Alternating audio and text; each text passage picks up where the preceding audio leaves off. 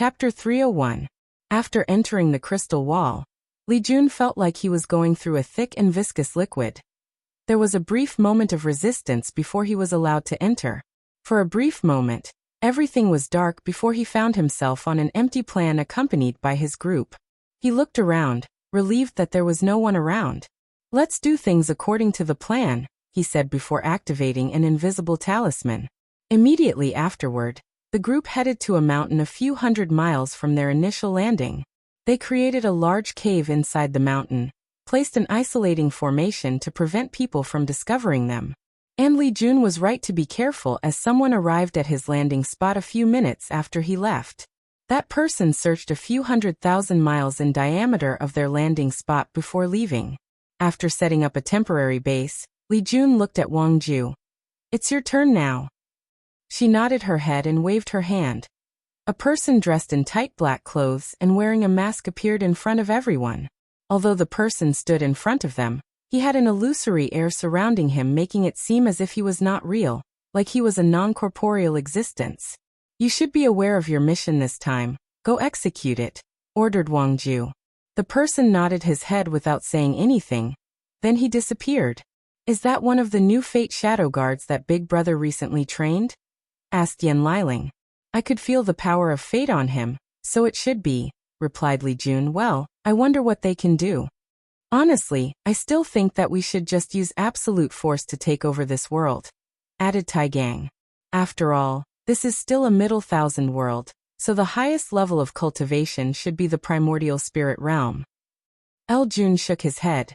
"This world involves Big Brother's grand plan, so we cannot afford to make mistakes. It's always better to be cautious. Plus, we all know that this world is strange." After the Fate Shadow Guard left the cave, he did not immediately find the nearest place where there were people living. Instead, he found a secret place to meditate for an hour. Unlike lower thousand worlds, the heavenly Tao of middle thousand worlds is more powerful, as such, is more restrictive to foreigners. So as soon as they enter this world, their powers will be momentarily sealed and weakened. Although this seal is not powerful, it still requires time to remove, hence one of the reasons that Li Jun decided to be more careful in this operation. After an hour of meditation, the shadow used a secret technique to trick this world's heavenly Tao that he was an aboriginal of this world by changing his fate line to be similar to the people of this world. And thus, he regained all his strength. The shadow proceeded to turn invisible before flying away. After flying for 2 days, he reached a small village. After observation, he did notice anything strange about it except for one thing, a statue. It was the statue of a beautiful woman dressed in a simple linen cloth that wrapped her body, wearing a crown made of tree leaves and branches. In both her hands, she was holding fruits and vegetables. Although the shadow only looked at the statue from a distance, he could feel a powerful and sacred breath from it. Additionally, intuition told him that if he approached close enough to the small temple that it was located in, he might be discovered. In the next few hours, the shadow used a spell to quickly learn the language of this world, which allowed him to know that this statue that all the villagers praised and worshipped was known as the goddess of fertility, Fan Qingqing. Every harvest season, this small village will hold a praying festival, and the goddess will lower blessing to their fields, making their crops more fertile than usual. So this world has gods? Is this some kind of cultivation system, or some kind of powerful race? The shadow continued to observe for a few more days. Unfortunately, this was a poor village, and the amount of information they knew about this world was quite small. As such, he decided to move on. The shadow did not go to the nearest city based on the information he gathered. Instead, he closed his eyes and connected to the River of Fate. A few minutes later, he opened his eyes and looked in a specific direction. Without hesitation, he flew in that direction based on his instinct. The shadow knew that his destination was far, so he wanted to use a void talisman to teleport himself and arrive at his destination sooner. However, he remembered the warning from Commander Wang Ju and decided to be safe. So after flying for a week, he finally arrived at the destination he divined. It was a city. Although the shadow thought that this city was quite small, he still learned from a few conversations that it was considered a middle to an upper-tier city in this world in terms of size. The shadow did not directly fly into the city, or use his invisibility to sneak in. As soon as he approached, he felt a strange power surrounding this city. This power was similar to the small village except way more powerful and concentrated. So he disguised himself as an ordinary person, lined up at the entrance, and paid the necessary fee. Luckily for him, this world also used gold and silver as a currency. Once inside, he pretended to be a tourist and visited different parts of the city. The information that caught his attention was the fact that there were many temples in this city, worshipping different gods. The temples had different sizes. Some were lavishly decorated, while others were quite simple or plain. One particular temple with a guy holding a flame was the most prosperous out of all of them. The shadow guessed that this was probably due to how powerful the gods worshipped were. After gaining a basic understanding of this city, he headed to an inn where many people gathered. He ordered a drink, sat in a corner, completely erased his present as he listened to the people's conversation. In the first few days, he did not gather any useful information. He still remained patient as he was confident in his divination. On the fourth day of his arrival, the shadow heard an interesting conversation in one of the tables close to him where 5 men were seated and drinking. "Haven't you heard?" "Heard what? Are you talking about the Chu family?" "That's right. What happened to the Chu family?" "They are quite lucky. Can one of you tell me what's going on?" "You want to know?" "Of course." "Well, I'm feeling a little bit thirsty." "Damn you. All right, the next round is on me." "Okay, I'll tell you. The young master of the Chu family awakened his divine bloodline." "Really? That means that he has the opportunity to become a god. How lucky he is." "It's not luck. The Chu family have been firm believers of the god of fire, Hua. With their dedication, even if their young master did not awaken on his own, they might receive a blessing from the god of fire for all their services over the years, and provided the opportunity to ascend to godhood." The table was quiet for a moment while all 5 of them had a look of envy on their faces.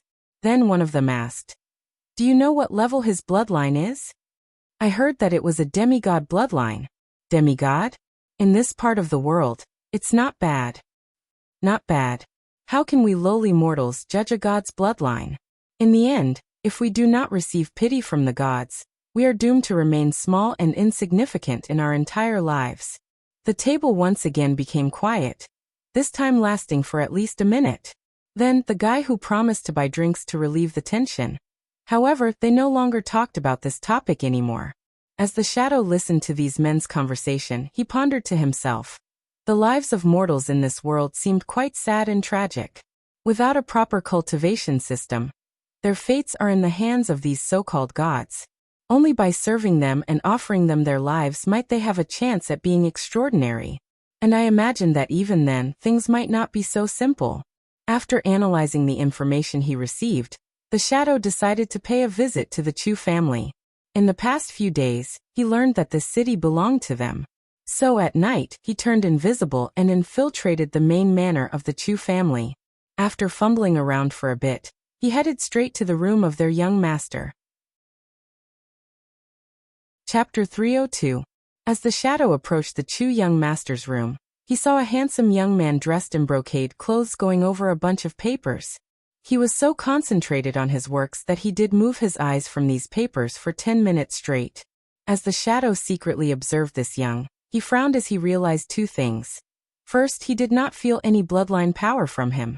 Second, and more importantly, this person who did not have any cultivation or energy inside his body already opened up his Niwen palace, and has a sea of consciousness. After noticing these flaws, the shadow decided to be more cautious and observed for another hour before taking action.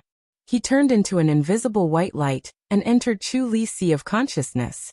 Immediately, the shadow found something wrong. He saw a small white cloud-shaped substance floating inside the sea of consciousness. Of course, he knew that this was Chu Li's soul, but what surprised him was the fact that there was a half-finished altar or shrine inside, and Chu Li's soul was floating on top of it. The shadow observed for a while but did not immediately take action. After recording the information he received, he approached Chu Li's soul. He wanted to secretly use the soul-searching technique to read this guy's memories. Unfortunately, when he got closed, he found a strange white light was attached to the latter's soul. and the light seemed to be connected to some powerful being. The shadow guessed that this world had gods and that Chu Li might be connected to one of them. And if he tries to search his soul, he might alert this god. After coming to this conclusion, the shadow decided to use another method. He turned into an insect and attached himself to a gray line that floated above Chu Li's head. It was his fate line. This was a secret technique that the shadow was taught that allowed him to read the fate line of others, just like Wang Wei. However, the shadow was not strong enough to read a person's entire fate line without being backlash. However, this technique called Gu fate reading was a downgrade version of Wang Wei's fate reading. It allowed the person to view one specific, but very important event of a person's lefeso. After attaching to Chu Li's fate line, the shadow experienced one of the latter's memories. In the memory, Chu Li was participating in a hunt along with many prominent young masters of the city. Everything was going fine. However, one of the prey that was supposed to be hunted during the hunt suddenly went mad and attacked Chu Li. To be exact, he was dragged away from his guards by the beasts. Chu Li thought that he would die at the hands of that beast. However, fate seemed to smile on him as the beast suddenly died while carrying him. Although injured, Chu Li survived, albeit only temporarily. So he dragged his body to a cave he saw near him. However, as soon as he entered the cave, he saw an old man sitting cross-legged with his eyes closed and a book in front of him. Chu Li thought that he had intruded on a person's home, so he quickly apologized. But it did not take him long to realize that the old man was dead. As such, curiosity got the best of him, and he took the book and read it. The first sentence on the front of the book was, "Whoever gets hold of this inheritance must swear to the heavens to spread it, otherwise he or she will not be able to open it." At first, Chu Li thought that someone was playing some kind of sick joke on him, but after trying to open the book and failing miserably, he realized that he might have encountered something amazing. So, without hesitation, he followed the procedure on the front of the book and made an oath to heaven. Then the book finally opened. After reading it with haste, Chu Li learned one of the greatest secrets of this world. The so-called gods in this world were not powerful beings or noble entities, but mortals that slowly cultivated to have such power. However, to prevent the rise of other gods that will compete with them for resources, they erased the existence of cultivation from ordinary people, and claimed that only through their blessings, or by inheriting divine bloodlines, people can get access to supernatural abilities. Of course, not all gods felt that way. Chu Li learned from that book that a certain number of them felt that it was better to spread the cultivation technique. Unfortunately, because of this conflict in ideology, a war occurred that led to the defeat of the gods who were for spreading supernatural powers. The majority of them were killed as a result, and only a few survived by hiding like rats and secretly spreading these techniques. After learning all this information, Chu Li did not rest and quickly returned home despite his injury. Luckily for him, his guards were searching for him and found him midway. After they rushed him home and had a doctor healed, the first thing that Chu Li did was to contact the fire god Hua and tell him about the book and his encounter. Their families have been serving the fire god for countless generations and had a way to contact him. As for the reason he did that, the answer was simple. Chu Li learned that there were 6 stages of cultivation, but the book he received only had 2 of them. So he hoped that by telling the fire god about his discovery, the latter might reward him. Of course, he was quite worried about his oath. Fortunately, his bet was correct. The fire god rewarded him with the method of breaking into the 3rd stage, and dealt with his oath. Of course, Chu Li had to make another oath. To be exact, he had to make 2 other oaths. One was to never reveal this secret to other people, and second, to offer his soul and undying loyalty to the fire god. During the process, he knew that if he did not make these oaths, especially the second one, he would be instantly killed. Luckily for him, the fire god did not immediately kill him on the spot after telling the truth. After settling everything, Chu Li began to review the cultivation techniques that he received, so that he could eventually start practicing. He learned that the first 3 stages are called Divine Shrine, Divine Power, and Divine Transformation. In order to enter the first stage, he needed a certain amount of reputation. And by using a secret method, he could turn his reputation into strength to open his Naiwan palace and have a sea of consciousness. Then he could use the reputation to create a divine shrine. The altar or shrine is the foundation of every god, so it is very important. At first, Chu Li was confused about what reputation was, then he learned that it was meant in the literal sense. As long as people talked about him, and he garnered a certain reputation, he could use this to create his shrine. Knowing this, Chu Li quickly used the power of his family to spread the news that he awakened a divine bloodline, thus quickly gathering a reputation as a god-chosen one.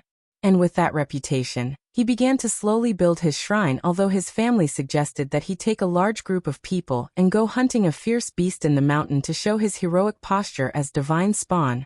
Chu Li quickly denied this idea as he knew that he did not have such ability. According to his inheritance, cultivators in the divine shrine realm are actually very weak as they do not have any real method of combat except for using their spiritual senses to either control mortals or create illusions. On top of that, as long as someone has a strong will, these methods will not work on them. Not to mention that ordinary weapons like swords and bows and arrows can easily kill them. Only after entering the divine power realm and creating divine energy inside their bodies could they actually be considered gods or supernatural. The shadow reversed back to his normal form after reading the part where Chu Li started to build his divine shrine. Immediately after that, he left the Chu family compound, and even the city. Once he reached the nearest deserted mountain, he created a cave, placed some anti-spying formation at the entrance, and contacted Wang Ju to report to her his discovery. Chapter 303. Inside a mountain cave, Wang Ju just received a bunch of information about this world from the few Fate Shadow Guard that she sent out. Unfortunately, only one of the shadow that came to this word can use the Gu Fate reading technique, as the others had different mentions back home. So the information gathered this time was not that much so. After briefly analyzing and summarizing the information gathered, Wang Ju showed them to the group so that they could discuss their next plan. "What do you think?" asked Li Jun. "I still believe that we should use absolute force to conquer this world. No matter, it does not change the fact that this world is only a middle thousand world, and with our strength, it should be easy to deal with it," said Tai Gang. Li Jun gave him a side look. He understood the reason he was acting somewhat out of character. In the past few hundred years, he probably felt that he was not much help and wanted to use this war to show his value. Li Jun ignored him and looked at Wang Ju and Yan Liling. "What do you guys think?" "The amount of information we know is still too little," said Wang Ju. "That's true. So far, we only know that this world is called the Heavenly Abode World.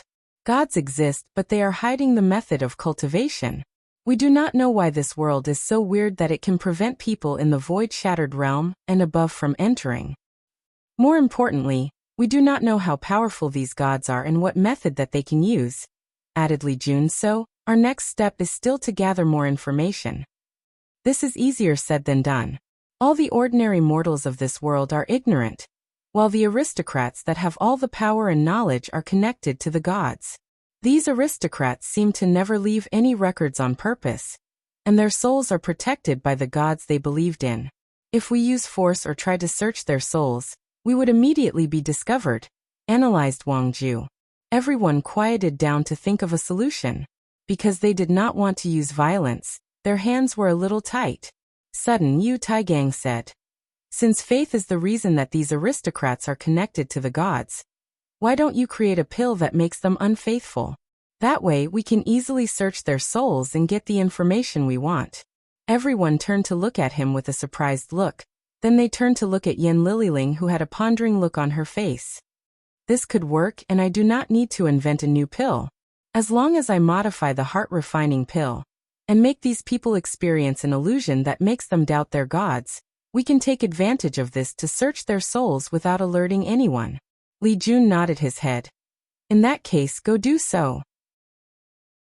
Meanwhile, he took the copy of the cultivation technique of Chu Li and started reviewing it. He hoped that by understanding it, he can be more prepared to deal with these so-called gods. According to the book, the first step of this method is to create a divine shrine by gathering reputation. As for what exactly reputation is, the note explained it as a lesser form of incense. The gods do not allow people who just begin their cultivation path to set temples and idols to receive faith or incense unless it is their direct descendants. So, other people have to use their reputation by spreading their names and deeds. After the divine shrine is built in the sea of consciousness, reputation can be used to create divine energy and enter the divine power realm. In this realm, the mortal is considered a saint and can use various spells. By constantly showing these spells in front of mortals, cultivators can gather more reputation. In the next stage of cultivation, divine transformation, the divine energy is liquefied into divine essence. And after being baptized by said energy, the cultivator's body will transform so that they cannot be harmed by any mortal weapons. On top of that, they can also fly in the sky. As a result of this, they are referred to as demigods. After reading all of the notes, Li Jun frowned as he pondered to himself. This cultivation system is somewhat similar to our origin system in the way that energy is compressed and liquefied to reach a higher level. Could it be that our sex founder once studied it? However, he quickly shook his head as this was not enough to show that there was a correlation between the two. He remembered that when he first learned about Otherworld's communities, his big brother once theorized that all cultivation systems could be classified into 3 categories: body, soul, and energy, which is in line with the concept of essence, spirit, and chi. Each system either used one or a combination of these 3 components. This divine system used spirit and chi, or the soul and energy, while their origin system is a combination of the 3. After reading this cultivation technique, Li Jun had a basic idea of the power of these gods, but he did not rush to make any conclusion as this was just one technique. So he waited. A few days passed and Yen Liling refined the heart refining pill, and it was sent to the previous shadow. Immediately afterward, he flew to a place called the Fire Kingdom.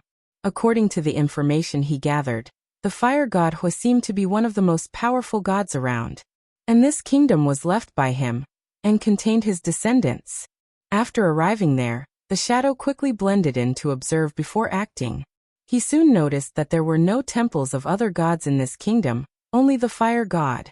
Additionally, the aristocrats of this kingdom are mostly saints with only a few demigods. However, the shadow quickly learned that the king of this kingdom is a direct bloodline descendant of fire god Hua, and is a true god. Although the shadow did not learn the meaning of true gods except for it being a title, he quickly inferred that this might be the name of people who cultivated the realm after divine transformation. After learning about this fact, the shadow decided to infiltrate the royal palace. The process was easier than expected as there was no formation surrounding it. The shadow has long noticed that the concept of formation does not exist in this world. In fact, even other professions like alchemy and talisman did not seem to exist. And if they did, they were not that developed. Nevertheless, there was still a weird and mysterious power that surrounded the Golden Palace. He guessed that it was the divine essence of the fire god that was secretly protecting this palace. Fortunately, compared to formations, this power was not as efficient in detection. So after taking a few days, the shadow was able to infiltrate the palace and mix into the kitchen, and replace one of the chefs that cooked for the king. The process of feeding him the pill was smoother than the shadow expected. The king had no guard whatsoever, and just drank whatever was given to him without having anyone checked beforehand. After pondering for a moment, the shadow realized why. The gods in this world considered themselves aloof, and with how strict power is controlled, there should be no mortals that could pose a threat to them. So they became arrogant. That night, after drinking that pill, the Fire King started having weird thoughts. To be exact, certain thoughts that he had secretly buried deep inside his mind were forced to resurface. As a king and descendant to the fire god, his path of ascension is not as smooth as he imagined. Although he managed to become a true god, his next step in cultivation is not an easy one. To get access to it, he has to properly manage the Fire Kingdom for hundreds of years. Then, based on his performance on how many new believers that he has developed for the fire god, he can access the next cultivation realm. On top of that, he also has to dedicate his life to the fire god, and his entire life, he has no chance to ever surpass his ancestor. As a result of this, the Fire King is of course unwilling. Unfortunately, there is nothing that he could do but bury these thoughts deep in his heart, and continue working for the fire god, and provide him with incense. That was until this pill activated and made it impossible for him to further suppress. And at that moment when his faith wavered, the Fire King's connection with his god was momentarily broken, and the shadow quickly attacked. Chapter 304. The moment that the Fire King's connection to his god was broken, the shadow quickly used his divine sense to search his soul. The so-called true gods were nothing but supernatural realm cultivators. As such, with the shadow's cultivation at the divine body realm, it was quite easy to search this guy's soul. After doing that, the shadow quickly returned to the kitchen and pretended nothing happened. To the outside world he was nothing but a regular mortal. As for the Fire King, he woke up long after that. And the first thing he did was to quickly bury these thoughts deep in his mind once again. Then quickly pray to the Fire God and offer his allegiance. The Fire King knew that his momentary lapse in faith would eventually be discovered by the Fire God, thus making it even harder for him to be acknowledged for his service and granted the opportunity to ascend to higher levels of godhood. Meanwhile, after observing for a few more days, the shadow sneaked out of the palace and headed back to send the information back to the commander. Unfortunately for him, an accident happened on his way back. While flying to his destination, the shadow suddenly stopped as he felt an intense pressure coming from above him. Immediately after that, a man dressed in black armor suddenly descended from the sky. The armored man looked at the shadow and said, "Outsider, I finally found you. Come with this god for your judgment." The shadow frowned after hearing this. Based on the aura of this man, he could tell that he was more powerful than the Fire King. He was most likely equivalent to him in terms of cultivation. He quickly overviewed some of the memories he just received from the Fire King, then asked, "Are you a void god?" "That's correct. Since you know about my strength, you should know that it is futile to resist. So come with me peacefully and do not resist. After you tell all the supreme gods about information of your world, we can consider being lenient on your punishment." The shadow could tell that this guy's voice raised a little when he mentioned another world, meaning that he was too excited and could not control his emotion. "Before I follow you, there is something that I would like to ask first," said the shadow with a humble tone in his voice. The armored man smiled after hearing this. "Go ahead. How did you discover me?" "That's easy. The goddess of destiny has calculated your whereabouts." The shadow slightly frowned after hearing this. From what he knows, the god of destiny was one of the 36 supreme gods, just like the fire god. However, that's not what he cares about. Logically speaking, as a person who cultivated a reduced version of the Transcending Fate Sutra, he should have some immunity towards divination and calculation. Yet, this goddess of destiny still managed to calculate his whereabouts. That god is not simple, thought the shadow. I have to warn the commander to be very cautious when dealing with her.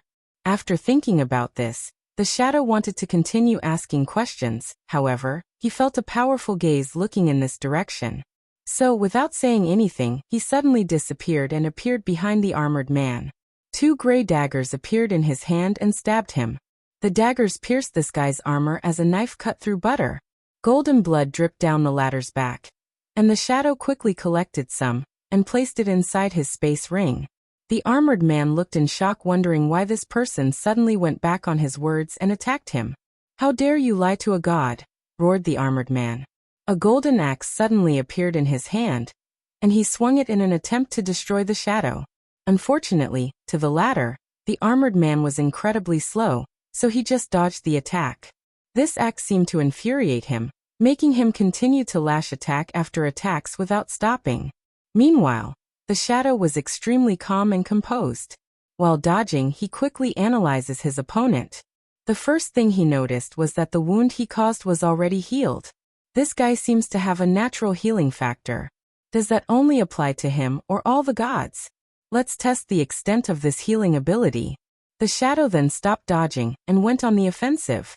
With his 2 daggers and the speed advantage, he started to cut the armored man in different places. All the man could see was countless hands appearing in front of him and cutting him. Although his eyes could see the movement of the shadow, his body could not keep up with the speed.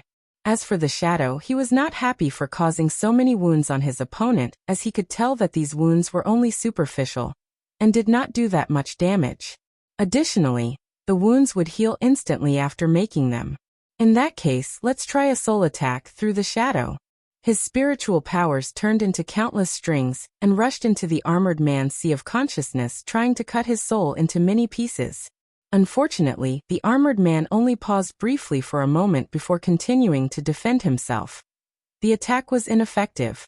It seems that with the power of incense protecting them, these gods are greatly immune to soul attacks. A gray aura suddenly appeared on the shadow's daggers. Then he immediately attacked. Before the armored man could understand what was going on, he felt an intense pain that made him scream out loud. After locating the source of the pain, he discovered that one of his arms was chopped off, golden blood flowing from it. What's even worse, the damn outsider was collecting his blood like it was a piece of merchandise. "You dare hurt this god's divine body," roared the armored man. "You dare." His eyes turned red, and an aura of madness suddenly enveloped him. He seemed to want to devour the shadow. Unfortunately, the latter just calmly looked at him. The evaluation of these gods was drastically decreased by the shadow well at the very least, based on this guy's performance. In this brief battle, he could tell that this guy was extremely arrogant, so he underestimated his opponent during battle. Additionally, he quickly realized that his opponent had little to no battle intuition or experience. It was like he was used to using absolute force to deal with his opponent. As such, he had never faced any real challenge in his life. If all the gods are like this, then it might be easier to conquer this world than expected, thought the shadow. However, he did not immediately conclude. After all, he has only met one god. After screaming for a few seconds, the armored man stopped, and the shadow noticed that the blood in his arm had stopped. However, he was happy that the arm did not immediately grow back. This shows that the regenerative ability of these gods had a limit. Unfortunately, the shadow was not happy for long. Suddenly, a bright star shone in the sky even though it was in the middle of the day. Then the shadow felt his surroundings suddenly change. The space around him solidified, and it became very difficult to move. Every single action required tremendous effort. Even his origin essence was running extremely slow. "Domain," muttered the shadow, then he quickly denied that. He suddenly remembered some of the information that he received from the Fire King. According to the cultivation system of the world, after divine energy is liquefied in the divine transformation stage, the next step is to further compress that energy into a seed and enter the divine seed realm. In that realm, cultivators are called true gods. However, above that is the divine abode realm or the void gods. In this realm, the seed inside these gods will blend into heaven and earth to create something called the heavenly abode, which is essentially a small world. The heavenly abode, which is located in the sky as stars, is where many of the believers of these gods are sent after death, and also the place where they cultivate other gods as part of their pantheon. One of the abilities of void gods is to use the power of their heavenly abode and dramatically increase their powers. All these thoughts flashed across the shadow's mind in just an instant. Then he continued to observe the armored man. He then saw some kind of energy coming from the sky and entering the man's body. Immediately afterward, his divine energy was replenished, and more importantly, his arm grew back in an instant. The armored man looked at the shadow with hatred in his eyes. "Thanks to you, I had to use so much incense to regrow my arm. For this, I will make you suffer for an eternity." The armored man suddenly disappeared before appearing behind the shadow's back. His golden axe shone brightly as he swung it down with absolute force, bringing down the might of a god. The next few days are Christmas Eve and Christmas, so do not expect any chapters. If I have time and am in the mood, I might release one. But please do not expect anything. Merry Christmas and Happy Holidays. Chapter 305. The shadow was shocked by the sudden appearance of the armored man. However, his reaction was top-notch, so he still managed to dodge the attack. While doing so, his training kicked in and he instinctively slashed his dagger at his opponent's weak spot. Unfortunately, a crystal wall suddenly appeared where he attacked and blocked it. The armored man once again disappeared and appeared instantaneously behind the shadow and attacked. His attack was blocked, but the shadow finally discovered the reason for the sudden increase in speed. The heavenly abode can allow him to use the power of space to teleport. Even that crystal that blocked my attack was a space wall. The shadow continued to use his insane reaction time to dodge all the attacks. Meanwhile, he was observing all the abilities of this god. As an elite of the Fate Shadow Guard, he was personally trained by Wang Wei himself to not only be a powerful intelligence gatherer, but also an assassin and warrior. He was trained to be able to react in many different situations. So to the shadow, this void god was incredibly weak because of how little fighting experience it had. Nevertheless, the opponent's ability to control space gave him an advantage. The shadow pondered whether to use a void-blocking talisman to prevent his opponent from teleporting. However, after thinking about the fact that someone else was watching this battle, he decided otherwise. He wanted to gather information from his opponent, not give them information about himself. A few minutes passed since the battle, and the armored man realized that he had not accomplished anything. He did not even wound his opponent once. This fact made him more furious, so he decided to be even more ferocious. Unfortunately for him, the shadow had already gathered enough information about his opponent, and decided that it was time to end this farce. He waved his hand. Then countless shadows came from the ground and encased the armored man. In just a few seconds, he turned into a massive black ball with strange characters or runes written on top. A thumping sound could be heard from inside as the armored man tried to break free from his restraint. Unfortunately, even his heavenly abode seemed to be isolated from him, so he was powerless. Under the shadow's control, the black ball started to shrink as he prepared to seal and capture him. Midway through, he felt something and raised his head to look at the sky. He saw a giant red hand burning with flame descending on him. The shadow's heart palpitated as he saw that hand. The power of law? He thought with shock. The supreme gods can use law? The shadow could feel the law of fire on that gigantic hand. From the information he gathered, this world was only a middle thousand world.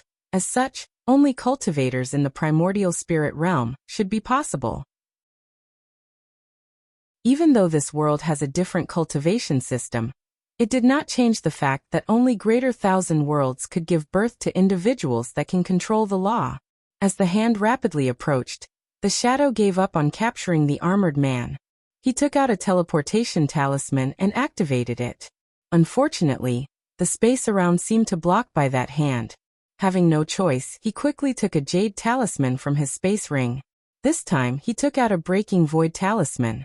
A white light enveloped the shadow and he disappeared from his location. The red hand that was descending suddenly stopped after noticing this. Then, a tyrannical device sense began to search the location he was along with the surrounding few thousand kilometers. After not finding anything, the divine sense expanded its search. Above the sky, in one of the stars, a man dressed in red slowly opened his eyes. He had a red goatee and his hair was replaced by flame. "I could not find the outside after searching the entire fire realm," muttered the fire god. After that, his consciousness traveled to a far distance. Close to the crystal wall was a temple floating in the space. The temple was golden and a noble breath exuded from it. At the entrance of the temple were 36 statues of both women and men. Of course, some of these statues looked nothing like humans, while some had their faces blurred. Inside the temple was a circular table with exactly 36 seats, and each seat had a character written behind them. Suddenly, an illusory figure appeared on the seat with the character fire written. It was the fire god. As soon as he appeared, a strange wave came from him. Then another person appeared to take a seat. "Fire god, why are you calling for a supreme god conference? Is there anything worth assembling all of us for?" "It's not me who wanted to call the conference. The destiny goddess told me to do so." "Do you know what it is about?" asked the thunder god. "It should be regarding the outsiders." The thunder god frowned, but he did not ask anything else. If it was anyone else, some of these gods might not come. However, since the destiny goddess called the meeting, everyone would give her face. A few hours later, all 36 supreme gods showed up with the destiny goddess, the last one. As soon as he appeared, her peaceful and ethereal temperament attracted everyone. Everyone was waiting for her explanation. "I'm sure all of you are already aware of the outsiders that suddenly appeared in the fire god's territory," said the destiny goddess. "So, asked the god of death with a little irritable tone in his voice. As the most powerful god in this pantheon, he is quite confident of himself. From what I remember, only a few of them came. They should not be a threat to us. Not necessarily. What about the world behind them? Asked another supreme god. As long as the crystal wall is still there, we do not have anything to worry about, retorted the death god. Alright, let's listen to what Minion has to say, said the life goddess.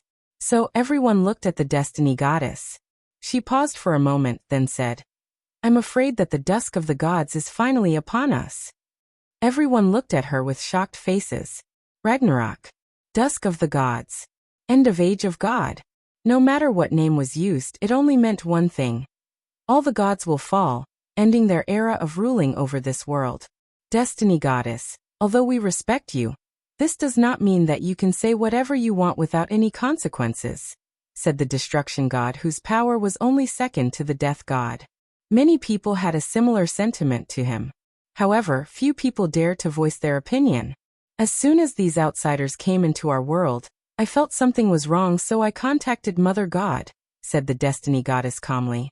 Immediately after hearing the word, Mother God, all of them started paying attention.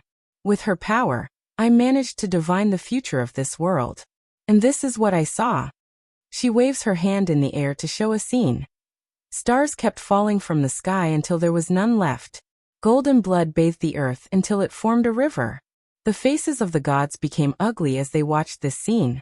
They knew that the stars represented their heavenly abode, and the golden blood was their blood. How is that possible? Said the life goddess.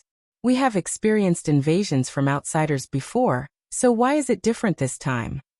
However, no one could answer her. Many people panicked a little, and after seeing this, the death god said, there is no need to panic. Fate or destiny is not set in stone. We can still change the future. What should we do then? Asked another god. We need to analyze the situation and come up with a proper solution, said the death god. If anyone has any suggestions, say now. However, no one said anything. Although the death god calmed some of them down, they were still worried. As the destiny goddess watched the reaction of these people, she was slightly disappointed. This is one of the weaknesses of the gods. After being protected for so long by the crystal wall, they have lost the ability to react during a crisis. Many of them probably never actually understood the meaning of the crisis. As for the more level-headed and clever ones, they might have their own selfish motive. In the corner of her eyes, the destiny goddess looked at the war goddess. She could not feel any dread from her, just the desire for war and conquest. I have a suggestion. I propose we bring the wisdom god to analyze the situation and gather information, said the destiny goddess. The little title god in your pantheon, said the death god. His divinity is perfectly suited for this situation. I think that's a good idea. What about everyone else? We agree. Many people also agreed with this course of action, so the destiny goddess called the wisdom god. Chapter 306. The majority of heavenly abodes of the gods in this world are usually the same. There is a golden temple in the middle. Countless believers and gods below the void god realm reside inside, and serve the gods said abode belongs to. Since gold symbolized divinity, nobleness, and extraordinary, the majority of gods have buildings or designs inside their abodes made of gold. They usually have statues made in their appearance made like that. In one of the abodes, the character for wisdom was written at the center of the temple, along with the phrase, "Wisdom is the driven force of all intelligent life forms." In one of the main rooms of the temple, an old man with long white hair and beard sitting on a throne with his eyes closed. He had a white robe on his body, and his temperament was sage-like. As he closed his eyes, countless invisible energy threads were connected to his head, and he seemed to be absorbing them. Suddenly, the old man opened his eyes, and a look of confusion and shock flashed across his eyes. He frowned for a moment as his fingers tapped on the throne, pondering deeply. He just received news that his leader, the destiny goddess, called him to attend a supreme god conference. As knowledgeable as he is, he knew that only when a real emergency occurred would all the gods place aside their differences and open the conference. However, He was confused as to why a little title god like himself was called to attend the conference. Due to his divinity involving wisdom, he did not have many fighting abilities. The destiny goddess should be aware of my capabilities, so most likely, she needed my expertise for something. The mind of the wisdom god rapidly moved and calculated. This might be my chance to become a supreme god. However, he quickly shook his head. The other supreme gods would never allow another one of them to be born even if it was someone like me who did not have much fighting ability. However, if everything goes well, I should be allowed to gather more incense and reach the peak of the divine incense realm. After making a preliminary plan, the wisdom god changed his clothes into a more presentable one, then waited. Soon after that, a golden light enveloped him, forcing him to close his eyes. Once they were opened again, he found himself in the middle of a room with 36 chairs floating on top of his head, forming a circular pattern. His heart skipped a beat. Then he immediately bowed. Zhihui has seen all the supreme gods. There is no need to be nervous, comforted the destiny goddess. We call you here to use your expertise to help us deal with something. Afterward, you will be greatly rewarded. It is my honor to serve all of you. After going through some pleasantries, the destiny goddess told him all the information that they knew so far, even about the dusk of the gods. Although they did not want this information to spread, they also agreed that it would be better to provide the wisdom god with all the necessary information, so that he can better analyze the situation. After hearing all the information, the wisdom god took a deep breath to calm down his nerves, then asked 2 questions. Destiny goddess, can I know how you were able to know the information of the outsider? And why can you do the same now? When the outsiders first appeared, I used the power of Mother God to increase my ability, so I could barely divine the appearance of the outsiders along with their most recent movement. However, after that, this method no longer worked. The wisdom god nodded, then looked at the fire god. Your Majesty, fire god, could you show me the battle of the outsider with your follower? The fire god frowned briefly after hearing this. He was wondering whether this guy was trying to embarrass him. However, after thinking about the situation, it was unlikely. So he waved his wand to display his memory of the battle. After reviewing everything, he closed his eyes and reviewed all the information he gathered. He connected to his wisdom divinity, and instantly his mind elevated. He became more intelligent, his calculating power reached beyond a supercomputer. His mind became more flexible as he could use the smallest of detail to extrapolate further information. An hour later, the wisdom god finally opened his eyes, and his complexion was a little pale. Did you come up with something? Asked the destiny goddess. Yes, a few things. Please elaborate. First, the opponent is obviously adept at anti-divination, hence the reason that they could not be tracked. Second, they are very cautious. Previously, most of the outsiders that came to our world are usually disdainful of the fact that this was a Middle Thousand world. So, they usually acted recklessly. Third, according to the information previously gathered, there were 4 people that came to this world. 2 men and 2 women. However, the one who fought against the fire god's subordinate was not part of the original 4. That can only mean that they have a way to carry people with them, most likely a space ring. Space ring? I thought this thing could only carry non-living things, commented the death god. Let him continue, said the life goddess. The wisdom god nodded his head, then continued. Fourth, if these outsiders have a space ring that can hold people, there is a possibility of them carrying an army with them. Fifth, the man who fought Void God Lu was extremely powerful. From the battle, it is obvious that he was highly trained and has plenty of battle experience.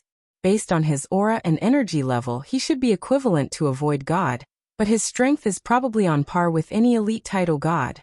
So we can summarize that their cultivation system is very advanced and powerful. Sixth, during that battle, the outsider used abilities related to fate, shadow, and sealing. The reason that the wisdom god brought this point up was because of the cultivation system of the gods. In the early stage of cultivation, using their divine energy, the gods can use spells or abilities of different categories. However, as they become more powerful, they become more restricted, especially after entering the divine incense realm and becoming a title god. In that realm, The gods have to choose a divinity which is essentially a law as their main focus and receive incense based on that divinity or law.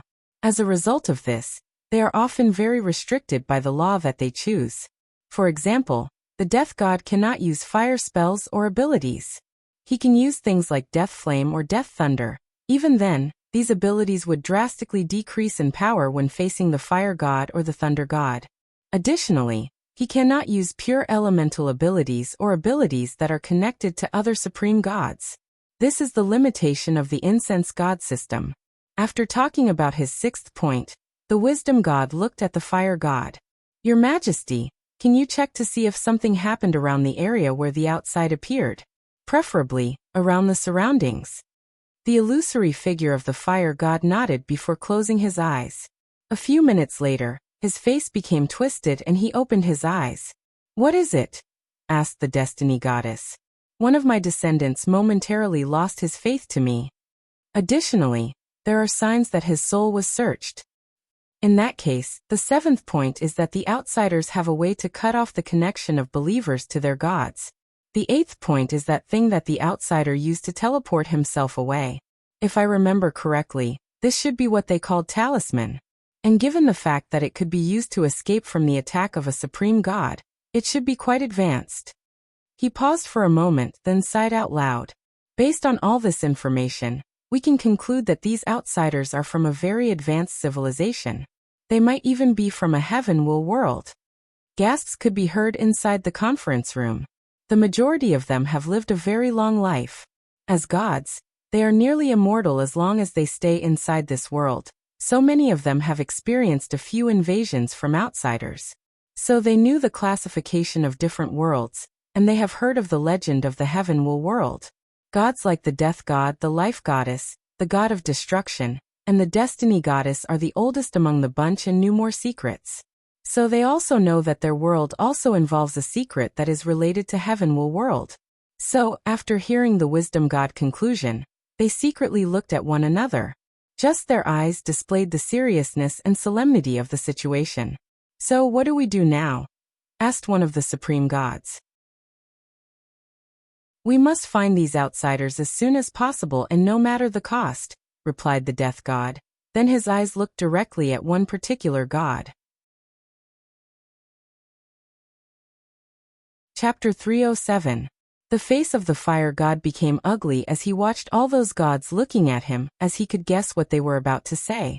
Absolutely not, he said with a firm voice.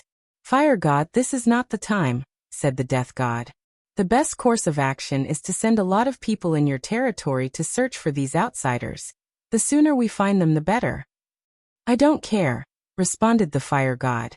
Think about the greater picture, said one of the supreme gods. Yes. This is not the time to be selfish. Selfish? Said the fire god with a sneer on his face. How many of you will truly be looking for the outsiders instead of using this opportunity to spread your faith in my territory? The room immediately became quiet for a few seconds before one of them pointed to the fire god and said, Our world is at stake and all you can think about is yourself. In response, the fire god glanced at him for a moment, then said, The wisdom god just said that these people are from a more advanced world than us that has mastered the power of space. So it is very possible that they have already left the fire realm, and could be anywhere in the 36 realms. How about all of you open the borders to your territories, and let other gods send in their subordinates and search for the outsiders? That way, we can cover more ground and increase the chances of finding them. The room once again became silent as no one said anything, even the death god. After seeing this, the fire god sneered. These people were happy to enter his territory to search, but it's their turn. They all became quiet. As the destiny goddess watched all of this happen, she mentally sighed. She understood one of the reasons that this world will fall. Unfortunately, there was little she could do about it. For the next few hours, the supreme gods argued about their next course of action. In the end, under the persuasion of the destiny goddess and the life goddess, the fire god decided to allow each of the supreme gods to send 3 gods into his territory. However, these gods can only be true gods and below, and if they show the slightest intonation to start spreading faith or forcefully capturing people, he would kill them immediately. The other gods agreed to his proposition. According to their previous agreement, in each realm ruled by a supreme god, there was a fixed amount of faith that the other supreme gods could gather. If someone broke that limit, he would be dealt with by the others. Once a decision was reached, all the supreme gods returned to their realm. Destiny realm, wisdom heavenly abode, the wisdom god returned to his temple. As soon as he was alone, he smiled brightly, instantly removing the solemn and calm look on his face. Although he could not influence the decisions of his superiors, he still received a lot of benefits. The destiny goddess promised to increase the population under him, so that he could gather enough incense to reach the peak of the divine incense realm. He then quickly calmed himself down. During the meeting, since he was under a lot of pressure, he felt that he might have missed some information. So he quickly reviewed everything again. However, he did get any new relevant information. "Did I really miss something?" muttered the wisdom god. Then he smiled and said, "Although I'm not good at fighting when it comes to using my mind, no one is on par with me. So I doubt I will miss something." After that, he no longer paid attention to this matter as he waited for his reward. He could tell that great changes were about to take place in this world because of the outsiders. To be precise, great chaos was about to take place. If he plays his cards right, he might receive a lot of benefits. In another heavenly abode, the destiny goddess opened her eyes. She looked dazed for a moment before sighing deeply. One of the reasons that she wanted to hold the conference was mainly to propose to the other gods to allow the birth of other supreme gods, to increase the strength of this world. With more supreme gods, their chances of surviving this calamity would drastically increase. Unfortunately, the others could not even agree on a basic set of actions for searching the whereabouts of the outsiders, let alone making such a major decision. The destiny goddess knew that all of them would immediately reject her proposition if she brought it up. After reining in her thoughts, she stood up from her throne and left her temple. Unlike most gods who had golden temples decorated with lavish embellishments, her temple was plain white with little to nothing beside one statue of her. And just like the statue, she was dressed in a plain white robe. An ethereal and mysterious mist seemed to cover her face. After leaving her abode, she directly teleported to another one. And this one was also unique. It was a library attended by an old man that looked like he was about to die. Age spots could be seen all over his face along with countless wrinkles. Despite this, his eyes were not murky. Instead, they were quite bright. "Your Highness, to what do I owe this pleasure?" said the old man. As the destiny goddess looked at the old man, she was momentarily dazed. "Record god, how old are you now?" "Your Highness, I'm 18, 324, 657 years old."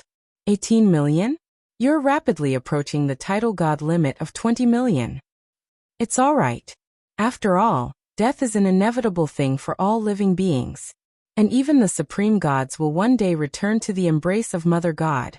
"That's true," muttered the destiny goddess softly. She could not remember how many god of record she has seen and buried in her lifetime.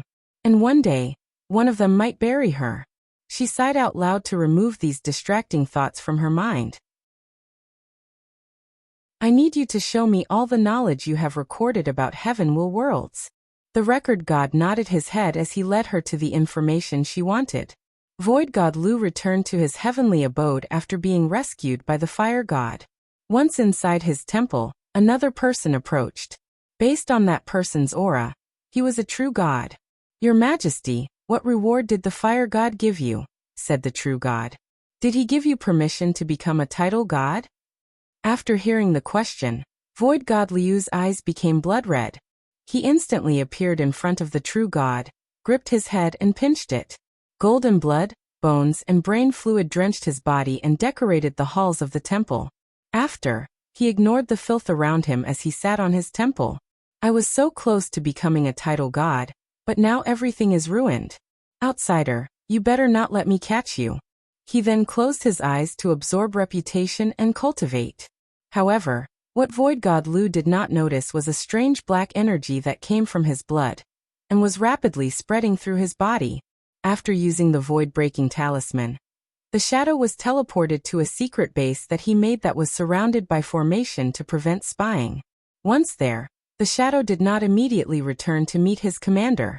Instead, he spent a few days cultivating the part of the Transcending Fate Sutra that involved anti-divination. He had to make sure that these supreme gods could not track his whereabouts anymore. After that, he took out a vat of golden blood. He immediately began to chant a weird formula. As a result, black energy came from his body and entered the blood. A few minutes later, he stopped and nodded in satisfaction. With this blood possession curse, it should be a lot easier for me to gather information. The shadow then sneered as he placed the blood away. He expected some sort of resistance when placing the curse. However, nothing happened. As such, he was quite disdainful of how lax or carefree the mentality of these gods is. It's like they have no sense of crisis. However, after thinking about it for a moment, he realized that everything made sense. These gods have been at the top of the food chain for so long since nothing could threaten them. So, they have lost their natural cautiousness, their fear of the unknown, and their awe of heaven and earth. In some way they are quite pitiful. Although the crystal wall has protected them from harm for who knows how long, it has also restricted the development of their civilization. Of course, the shadow did not pity these gods. To him, the weaker they are the better. After all, he came to this world to conquer it. The weaker the god civilization is, the easier the task will be to accomplish. Chapter 308. The supreme gods of this world can use the power of law? Asked Li Jun with a hint of astonishment as he looked at the shadow in front of him. So, I was right to be cautious. The information brought back from the shadow did bring the group a bit of surprise. With the strange cultivation system and the powerful crystal wall, this world must have a big secret. And most likely this secret involves a great emperor, commented Wang Ju. The others nodded their heads. They were truly surprised by the fact that the god cultivation system allowed cultivators in a Middle Thousand world to control the power of law. More importantly, the lifespan granted by this system is truly exaggerated. According to the information that they received, a true god can live up to 5 million years. That kind of lifespan is only possible for Supreme Realm true monarchs back on their world. So what do we do now? Asked Yan Liling. We can distribute the cultivation methods to all the realms to reveal the hypocrisy of these gods and weaken them, said Tai Gang. Yan Liling and Wang Ju's eyes lit up after hearing this, as this was a good method. By doing this, they can directly attack the source of the power of these gods. They're believers. With more people competing to become gods, the more intense the competition, and the fewer believers to divide between them. This would instead lead to infighting between them and reducing their power. Unfortunately, Li Jun shook his head in disagreement. If we only wanted to conquer this world, this would not be a problem. However, do not forget that we also need to gather faith for Big Brother's plan to work. So if we follow such a plan, this would lead to chaos. And chaos will lead to the death of countless ordinary people who are potential believers. The best option is to conquer this world with as few mortal casualties as possible. In that case, do you have a plan? Asked Yan Liling. Li Jun did not immediately answer. He waved his hand to show an image or a map in front of everyone. The image had 36 circles with different names written in the middle. They represented the 36 realms of this world. The 36 realms are essentially 36 worlds connected together. So my plan is... Everyone seriously pondered the feasibility of his plan. This could work, said Tai Gang. However, could the formation master we brought accomplish such a major task? Let's ask him, replied Li Jun. He opened his space ring and brought a young man from them. He was a disciple in the primordial spirit realm and a formation master. More importantly, he cultivated the formation rune body. After explaining his plan to him, the disciple pondered for a moment and said, Young Master Li Jun, your plan is possible. However, the resources needed for such a large project will be quite large. You do not need to worry about that. Just tell me what you need. If it is not enough, we can still contact the sect and get it. We have plenty of time. After the disciple gave Li Jun a list of things he needed, the group finally began to move around in this world. Of course, they still remained invisible and did not show up in front of the gods. Additionally, they did not stop gathering information. Origin Pill Dao Sect. Wang Wei, who was disguised as Lu Qing, opened his eyes. After that, he left his cave and headed to an open field in the sect. In front of the field was a large house with an old man sleeping on a chair. Once Wang Wei was close to him, the old man opened his eyes and looked at him. "Fifth young master, what can I do for you?" "Old Meng, I came here to cross my heavenly tribulation." "Oh, is the young master going to break through the supernatural realm?" "It's about time," said the old man. He stood up from his seat and entered inside the house, and a few minutes later, he returned with a ring in his hand and gave it to Wang Wei. After thanking the old man, he headed to the middle of the field and sat cross-legged to adjust his condition. 2 hours later, clouds gathered on top of the field, and Wang Wei raised his head with a look of worry. Although he was confident in his method to even fool any true monarchs, he did not know whether he could fool heavenly Tao. If his method fails, then this tribulation will be very powerful and risk revealing his identity. Luckily for him, the worst-case scenario did not occur. After clouds gathered for a dozen meters, they stopped. And after seeing this, his mouth could not help twitch. He remembered when he underwent his tribulation. Clouds covered the entire sect and beyond. Additionally, he was even treated as a devil cultivator and suffered from cleansing purifying flame and heavenly destruction flame. After complaining a little to himself, he prepared to overcome the tribulation. A fireball came from the sky and headed straight to Wang Wei. So, without hesitation, he mobilized his origin chi to create a semi-transparent barrier around him. Once the fireball hit him, Wang Wei was forced to take a few steps back. His internal energy became chaotic, and he almost spitted out a mouthful of blood. As for his shield, it was instantly destroyed. How weak is this guy? Thought Wang Wei to himself. Right now, he was only using Lu Cheng's power instead of his own. And yet, even such a small attack almost killed him.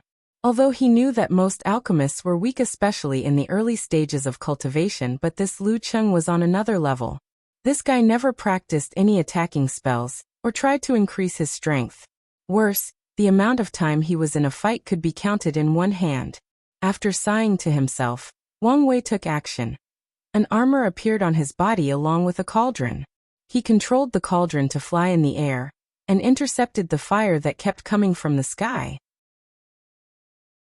Every time a fireball descended from the clouds, he would use the cauldron to contain and absorb the flame. The process lasted for an hour. Wang Wei thought that he would easily pass the tribulation like this. However, on the last attack, the fireball increased in size by at least 5 times in diameter. Additionally, it completely ignored the cauldron and headed straight for him. Not just that, even the armor did little. It only blocked the fireball for a brief moment before attacking his real body. Knowing the danger of the situation, Wang Wei quickly activated all the defensive artifacts and talismans in his space ring. This act brought him a few minutes to decrease the power of the flame by a few %. Nevertheless, his body was still hit by the flame and he was sent flying away. Intense pain assaulted all parts of his body, including his soul. Of course, to him, this kind of pain was nothing. However, since he was playing Lu Cheng, he had to release a few grunts for the people who were secretly watching. After the flame burned his body, he finally succeeded in his tribulation. The ancient lamp appeared on top of his divine altar along with his good fortune flame. During the process, Wang Wei could tell that based on this guy's foundation, he would probably only create a 9-9 colored flame. For a direct disciple of the sect master of an emperor lineage, this was quite mediocre. Fortunately, with the aura of the innate material that Wang Wei transferred to him, he could turn on the 10th color. Unfortunately, he was not satisfied. So, he secretly added some power from his real body to make the 11th color. After all, the more talented he was, the more chances that he would have in achieving his goals. In the future, he will have to slowly build this Lu Cheng's reputation as a genius through many methods. After overcoming the tribulation, Wang Wei was injured, so he hurriedly left the passing tribulation field and returned to his cave. Inside he took 2 things, 1 pill and an orb. These things were given to Lu Cheng by his master for his heavenly tribulation. He quickly ate the pill to heal his injuries. A mild medicinal power traveled throughout his body to heal him. While running his cultivation technique to accelerate the absorption of the pill, He quickly also absorbed the power inside the orb. The orb contained a small amount of chi luck that was refined so that it could be absorbed by people. And after doing so, Wang Wei could feel that an innate talent was slowly brewing inside his body. Although he knew that with such little amount of chi luck, the talent will not be much. He hoped that it would not be a normal level talent, but a growth one so that he can have room to maneuver in the future. Chapter 309. Wang Wei closed his eyes to witness his innate talent brewing. Countless runes that he could not understand appeared inside his divine sea. An hour later, they stopped and formed a complete picture. Then information about the talent was sent inside his mind. Luckily this talent is a growth one. With my ability, I should be able to slowly cultivate it to a high level. Immediately after healing his injuries, he decided to test out his talent. So he went to his alchemy room to concoct a pill. However, as soon as he got there, he received an invitation from a communication talisman. After activating it, he bowed slightly. Disciple has seen the master. Little Fifth, how is your injury? Thanks to the pill granted by the master, my injuries are completely healed. That's good. I've seen your tribulation.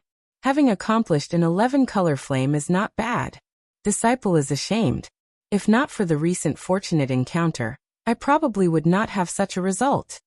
Is this guy already starting to doubt me? This should not be, thought Wang Wei to himself as he made his face look like he was sorry for disappointing his master. There is no need to be ashamed. After all, you are not a heaven chosen that will compete for the heaven will. With an 11-color flame, you can still break through the supreme realm and enjoy 1,000,000 years of lifespan. Disciple will do his best not to disappoint the master. Yi Lao nodded, said a few comforting words before disconnecting the communication. After that, he pondered for a few moments. Then his eyes suddenly turned golden red. He looked in the direction that Wang Wei's cave was, and he was slightly surprised by what he saw. He saw an orange dragon with a quarter of its body already turned yellow. Additionally, upon further focusing, he could see that a small part of the dragon's tail was turning golden. Another thing that he noticed was that the dragon who was usually curled up was now fully displaying its body as it circled the cave. It seems that Little Fifth's chi luck has started to awaken. Yi Lao was not surprised by this discovery as it was quite a common phenomenon. Some people are not born as geniuses or heaven-chosens with powerful chi luck. Instead, they have to wait after a certain time, or even in their life before their chi luck awakens, and they can slowly increase their fortune. Of course, unlike innate heaven-chosens, these people have to fight and suffer more for their destiny and fortune. After noticing the change in Lu Cheng's chi luck, Yi Lao waved his hand, and an invisible white light rushed from his cave and hit Wang Wei's chi luck. Immediately after that, it turned into its original orange color. After doing that, he continued to refine his pill. Meanwhile, back in his cave, he discovered that someone was spying on his luck, but he pretended not to know anything. After the white light hit his chi luck dragon, he was momentarily surprised, then smiled. This Yi Lao is not a bad master. He even hid his disciple's chi luck to protect him from others. He then went back to his business as he was prepared to refine pills. The previous owner of this body was a low-level Tier 2 alchemist, meaning that the highest level of pills he could refine were low-grade earth pills, which are used by supernatural realm cultivators. And from his memories, Wang Wei knew that the success rate of the refinement was quite low, especially since Lu Cheng did not have divine sense to help during the process.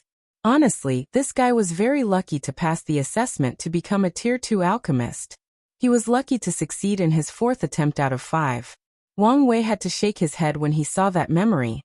He wondered how could the Alchemy Association be so lax to just give this guy such a rank after refining one pill. Of course, he also guessed that the Alchemy Association was not lax, but took into account Lu Cheng's master and bent the rules and gave him the rank. After taking out his cauldron and the herbs needed for the refinement, Wang Wei began. He did not immediately refine an earth-grade pill, but started with the lowest profound-grade pill. Before infiltrating this sect, he also minored in Pill Dao and had some attainment on alchemy. Unfortunately, even since Yan Liling joined the team, he has been a little negligent in his alchemy training. As such, he decided to start over and review the things he previously learned. A 500 years ginseng, root of a blood lotus, red dates, and fresh blood drained from a tiger demon heart.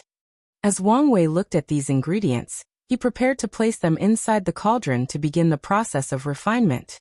Immediately, his talent activated. He cut off a few centimeters of the blood lotus root. The cut was extremely precise. Then he also shaved off a few pieces from the red dates. As for the demonic blood, he measured the quantity down to the milliliters. So that's why this ability is called precision. With it, I can use the perfect quantity and ratio when using any herbs. One thing that Wang Wei has always complained about alchemy in this world was the issue of ratio. There was no standard for the entire world, so most pill formulas were solely based on the alchemist who created them. Some alchemists created their own system of measurements, while others used vague descriptions like a pinch or a handful on their formula. Some of them even straight out asked people to feel the ratio that they felt was appropriate. As a result of this, alchemy relies greatly on talent, trial and error, and resources. So when he was young, he created a system of measurement for all the alchemists in the sect to use.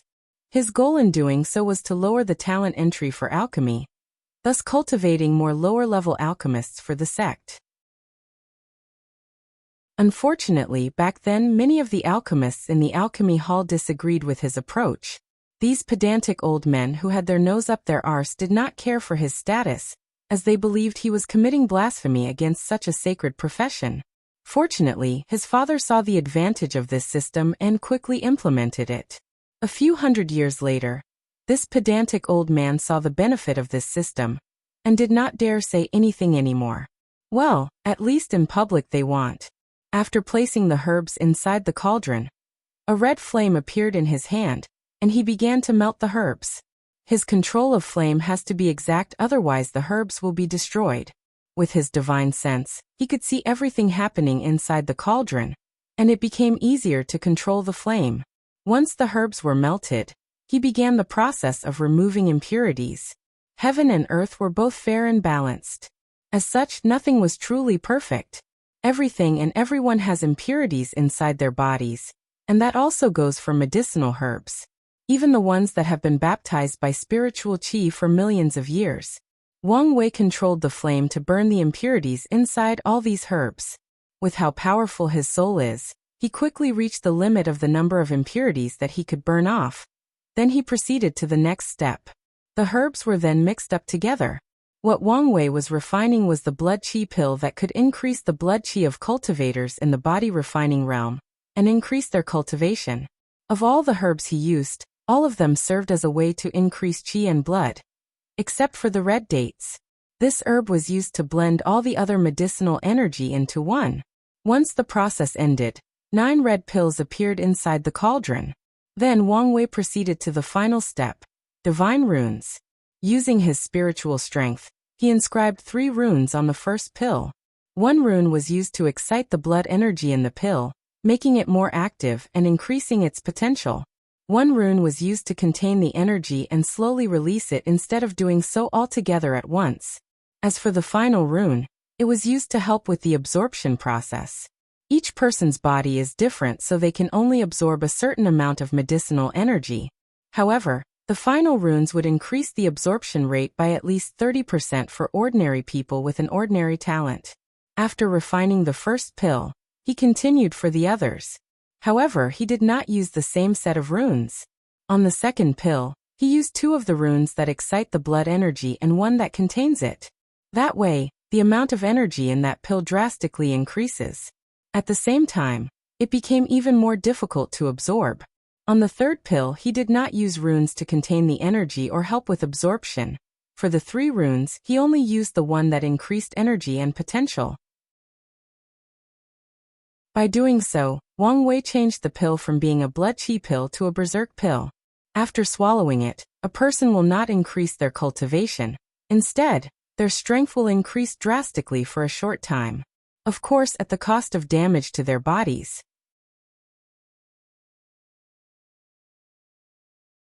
Chapter 310. Being able to control different runes to have different effects on a pill requires a very high talent and understanding of runes. As for Wang Wei, he has been studying divine runes ever since he was 5 years old, because he wanted to create a physique for himself. A few hours later, he opened the lid of the cauldron to look at the 9 floating pills. He used his divine sense to check the aura of the pill, then he frowned. 2 perfect quality pills, 5 superior and 1 average. It seems that I have indeed slacked off. Alchemy pills were not only divided based on tiers, but also quality. Every pill's quality is divided into inferior, average, superior, and perfect. The quality is based on how much the herbs were purified, the heat control, the ratio of the herbs used, and whether the divine runes were perfectly inscribed. After seeing the result, Wang Wei closed his eyes and reviewed the entire process of his previous refinement. With his perfect memory, he recreated the entire process in his mind without missing anything. I see. The fire was not controlled properly and burned a few medicinal energies. There was nothing wrong with the purification process, however. The runes were not as smooth as they should be when being engraved. After finding the problem, he tried again. He placed the same material inside the cauldron and began refining. The purification process went well, and he paid great attention to his control of the flame. Finally, when it was time to engrave the runes, Wang Wei's concentration reached its peak as he used his spiritual power or spirit to make the complicated patterns of the runes. The hard part about this process was the fact each rune was complicated and small, which meant that they required great concentration and precision.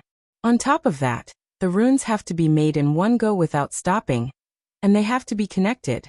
The Blood Qi pill is a low-level profound pill that only requires 3 runes. However, the higher-tier pills require hundreds if not thousands of runes. After engraving the last runes, the pill was finally refined. After checking it, Wang Wei discovered that 6 of them were of perfect quality, while the remaining 3 were only superior. Not satisfied, he did the 3rd attempt. This time, he finally achieved the level of all 9 perfect quality pills. What's more, all his attempts after that resulted in perfect quality pills. So he tried other low-level profound pills like body-enhancing pills, vitality-regulating pill, muscle-strengthening pill, etc. In all his attempts, the quality of his pills was perfect, so he concluded that he was now used to low-level profound pills.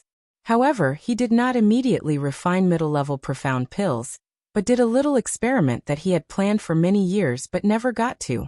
He placed the herbs for the Blood Qi pill inside the cauldron again to begin the refinement.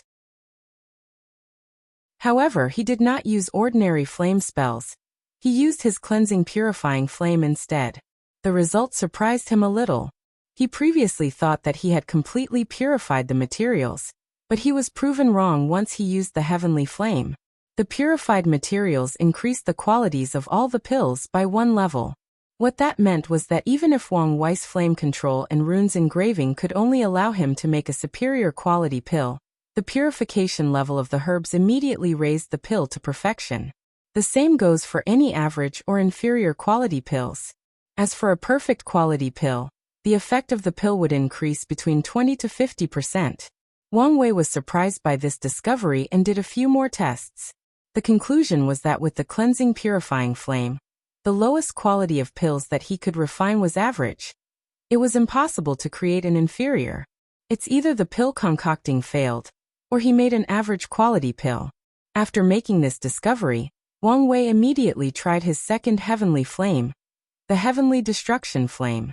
Unfortunately, using the black flame for alchemy proved disastrous for him.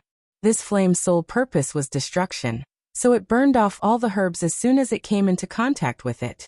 It was only on the 7th trial that he managed to make an inferior quality pill, and it barely reached that standard as it was close to being labeled a poisonous pill. Nevertheless, Wang Wei was satisfied with this discovery. He decided to continue using this flame for alchemy as a way to train his flame control. When he can make a perfect quality pill using the heavenly destruction flame, his alchemy will reach another level. Finally, Wang Wei had one last test to make. His chaos flame that was located inside his heart. A transparent flame that seemed both static and constantly changing color appeared in his hand. Then he refined the herbs with it. To his surprise, he discovered that the chaos flame was not only as good if not better than the cleansing purifying flame, it could also nourish the herbs and improve their quality. For example, the 500 years old ginseng turned into a 1,000 years old one. The root of the blood lotus became bright red instead of the dim red color. The red dates turned purple, and the blood of the demonic beast had a tinge of gold. Wang Wei looked at the 9 pills inside his cauldron that excited a mysterious and profound breath. He took one and swallowed it to feel the effect. And to his astonishment, the perfect pill was at least 5 times more powerful than a regular one. This low-level profound pill could be classified as a middle-level profound pill. He immediately did some tests and realized that no matter how bad the rune engraving process was, the pill will turn into perfect quality ones. And if the process is done correctly, the strength of the pill will increase between 5 to 10 times. No wonder the Flame Emperor was considered one of the greatest alchemists that ever existed, muttered Kong Wei. There were even rumors that he might have surpassed the Danyuan Emperor when it came to pill Dao. It's a shame such a powerful emperor did not create his own lineage. However, he may have left his inheritance somewhere in the myriad emperor world. After reining in his thoughts, Wang Wei finally began to refine middle-level profound pills. He chose a simple pill called Origin Qi pill, which is the upgraded version of Blood Qi pill used by Divine Sea Realm cultivators. Just like the name implies, it can increase the origin qi inside a cultivator's body and help them in their cultivation. With the right state of mind, he was able to perfectly control the heat and properly purify the material needed. When it came to rune engraving, he had to be more careful since the pill required 9 runes instead of 3. Many of these runes involved how to stabilize the divine, see once the medicinal energy rushed inside, and also to help with the absorption process. After refining the pills, 2 of them were of superior quality while the rest were perfect. So he refined a few more cauldrons until he could only refine perfect quality. Then he refined other middle-level profound pills like Divine Sea Expansion Pill, which increased the size of the Divine Sea and allow cultivators to hold more Origin Qi. Origin Qi Controlling Pill can help cultivators increase their control over their Origin Qi. Purifying Qi Pill, which can purify Origin Qi and increase the quality. Just like that, 3 months passed and Wang Wei never left his cave. He spent all his time on alchemy. In front of him was still a cauldron with 9 pills inside. And he was in the process of engraving runes on the pill. After engraving the 81st rune, the process was completed. So, he opened the lid of the cauldron and looked at the result with satisfaction. I've finally mastered making low-level earth pills and caught up with Lu Cheng's skill. Wang Wei himself could only be considered a middle tier 2 alchemist, as the highest level of pill he ever refined himself was a middle-level earth pills which are used by Divine Body Realm cultivators. After all, he could ask for any pill he wanted, and once Yan Liling joined the team, he became a little lazy. However, he was now going to take advantage of his current predicament to fully develop his alchemic talent. Alright, let's refine the middle-level earth pill. Unfortunately, he could not find any of the herbs necessary inside Lu Cheng's space ring. So he took out a talisman to ask for herbs. However, he suddenly paused midway. He realized that he was not in the Dao opening sect and could just ask for what he needed, and someone would bring it to him. According to Lu Cheng's memory, even as the disciple of the sect master, if he wanted herbs and materials, he needed to use sect points. After realizing this, Wang Wei wondered if he should just use the material inside his space ring. In the end, he decided otherwise and finally left his cave.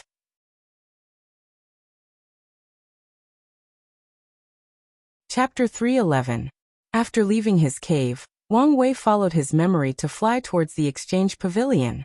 He soon arrived in front of a wooden house that looked like 3 houses stacked on top of each other. In the middle house, a plaque with the character, Exchange Pavilion, written in black. After entering inside, the first thing he noticed was that the inside was way bigger than the outside. He guessed that a space expansion formation was placed inside. Many disciples were walking everywhere inside, and no one paid attention to him. Based on body movement and facial expression, he could tell that some people recognized him, but they just ignored him. With a calm look on his face, he went to one of the many booths. He took out his token, and once the people in line saw it, They gave way for him, so he came to the front of the line. "What can I do for you, fifth young master?" asked the female disciple that was in charge of this particular booth. "I'm here to hand over some pills in exchange for sect points," responded Wang Wei blandly before taking a space ring and handing it over to the girl. She then used her divine sense to take the things out, and a look of surprise flashed across her eyes. She found a lot of superior quality profound pills. What's more, a few of them were of perfect quality. On top of that, there were more than 20 low-level earth-grade pill, and most of them were normal qualities, with 3 of them being perfect quality. As an alchemist herself, she knew how difficult it is to refine perfect quality pills, no matter the grade. On top of that, all of these pills came from Lu Cheng, the person with the least amount of talent amongst the disciples of the sect master. This girl had dealt with him before, and the quality of the pill he previously exchanged was nothing compared to now. Even the quantity was not as large. Despite all the thoughts that went across the girl's mind, her facial exchange still remained with the inviting smile. "According to sect rules, your total of points for all these pills is 9,875. Wang Wei nodded calmly. Based on the information he knew, this result was more than fair. So he handed his identity token to her, and after she placed it on a formation behind the counter, the number of registered points on the token increased. After thanking the girl, he headed to another booth that was opposite the previous one he was in. As the girl in the booth watched him leave, she was thinking to herself, the pills that Lu Qing handed over still have some residual heat inside them, meaning that he probably refined them himself. Previously, his talent was mediocre, but now he seems to have encountered some kind of fortuitous encounter. Otherwise, it could not explain how his alchemy has increased so much in such a short time. Should I tell the elder about this, or am I being too sensitive? Just in case, let's inform him. However, as soon as this idea came into her mind, an invisible and undetectable spiritual power entered her mind. Immediately afterward, she thought to herself, "I'm being too cautious. Maybe he was just lucky this time around and had more success than usual." Meanwhile, Wang Wei did not use his token to get in the front of the line this time, since it was not that long. While waiting, he thought to himself, "I wonder how deep Fu Kaiyin's control over this sect is." Just now, he quickly read the fate line of the girl in the booth and learned that she was secretly one of the people that supported Fu Kaiyin in the sect. After making this discovery, Wang Wei did a quick read on many other people, and more than 2/3 of the people behind the booths were his people. That meant that Fu Kaiyun had full control over people of power in the origin Daopil sect. "I feel bad for my cheap master. His sect is not under his control." Wang Wei was pondering whether he should get rid of Fu Kaiyun, so that his plan could go more smoothly. According to his original plan, he wanted to impersonate one of Fu Kaiyun's disciples since he had the most power in the sect. However, after his research, he learned that most of Fu Kaiyun's disciples will either die or become mediocre. They usually showed excellent talent in the early years, but later they became mediocre. As for the truly extraordinary one that had hope of inheriting his ability and skill, they all died under strange and mysterious circumstances. In the world, there has never been a lock that is kept locked forever. So rumors of the fact that Fu Kaiyun secretly killed his disciples have long spread to the world, leading to his terrible reputation. Of course, that's just one of the reasons. While Wang Wei was thinking about his next step of action, it was already his time. He looked at the disciple in front of him, and he knew that he was also one of Fu Kaiyun's people. "I need the material on this list," said Wang Wei. "Purple cordyceps, fire elemental petals, heart of tier 4 demonic beast, preferably one of the fire elements, 10,000 years old eukamia bark, and a blood concentrating flower," muttered the young man with a frown. What he just read was just a small part of the list. "These are all herbs to make middle-level earth pills. Are you sure you want to exchange them?" "Is there a problem?" asked Wang Wei back. No, there is no problem," hurriedly said the man. "All of these herbs will cost a total of 8,343 points." Wang Wei frowned after hearing this. Currently, he only has a little more than 10,000 points, but now he was about to use more than 80% of it. "It seems that I have to find a way to make more points. If I continue to exchange high-quality pills more often, It will be easy to be discovered. After handing the disciple his token to pay, he quickly used a spiritual hint on him and the people around him to not pay great attention to him and his action. Even the elder secretly protecting this place was not spared. Luckily for Wang Wei, that old man was only in the Saint realm, so he was not discovered. After doing this, he returned to his cave. However, he did not immediately start refining pills. Instead, he focused on the cultivation technique that Lu Cheng's had cultivated. Despite being a disciple of the sect master, he did not cultivate any emperor scriptures of the sect. Instead, he cultivated a technique that he accidentally discovered in a cave back when he was still immortal. The technique was called flame controlling art. And as the simple name implied, it taught cultivators how to control flame for alchemy. This technique was divided into 12 layers. Unfortunately, Lu Cheng only had 6 layers, and as such could only cultivate to the primordial spirit realm. Knowing that this technique had no future, he told his master about it so that he can change to a better one. However, Yi Lao told him that this technique was strange, and only by cultivating to the 6th level could he change to another one. Wang Wei always felt that this technique was special. To be precise, it seemed as if it was incomplete. And he was not referring to the fact that it only had half the layers. To him, it was like someone took a more powerful technique and simplified it to make it easier for other people to learn. Another thing that made him suspicious was the conversation that Lu Cheng had with Yi Lao when he first showed him the technique. The sect master was too nonchalant. A cultivation technique that could teach people how to properly control flame should be very valuable to an alchemy sect. Yet, Yi Lao did not show any interest after Lu Cheng showed it to him. He even swore an oath not to tell anyone else that he was cultivating it. After knowing that something was wrong, Wang Wei wanted to find the answer. So he used his power of fate to deduce the cause and effect of this cultivation technique. He wanted to find its origins. Unfortunately, his deduction did not produce any result.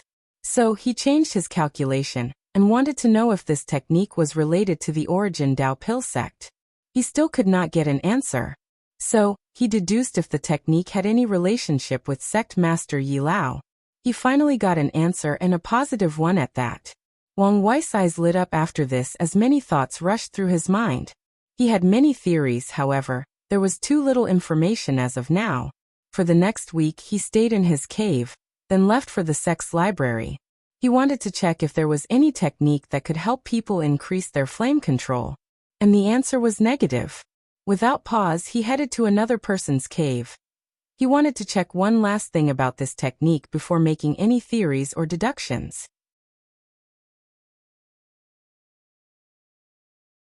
Chapter 312. After arriving at his designated cave, Wang Wei saw that the entrance had a formation. So he just stood in front and waited. He knew that the owner would be aware of his arrival.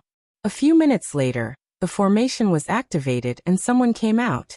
Wang Wei knew that person was a servant, so he just nodded his head to him and followed the ladder. Soon he was led into one of the rooms inside the cave. As soon as he entered, Wang Wei felt that heaven and earth changed. It was like he was in a different place where the laws were completely different. The feeling was similar to when he first arrived at the academy. A small world? Thought Wang Wei as he continued to follow the female maid. Although this was not the first time that Lu Cheng came here, he did not notice the difference between this small world and outside. After a few minutes of walking, he saw a vast field of land where countless medicinal herbs were planted. Some people were taking care of these plants. He even saw a few mortals taking care of some of the plants. With a little surprise, he looked at the plants that they were in charge of. With just a look, he realized why their presence was necessary. These mortals were taking care of a rare herb called the untouchable flower that could not be touched by cultivators. As long as the lowest body refining realm cultivator touched them, the energy inside their bodies would be immediately absorbed, and the flower would instantly change properties. It would change from yin and water nature to yang and fire nature.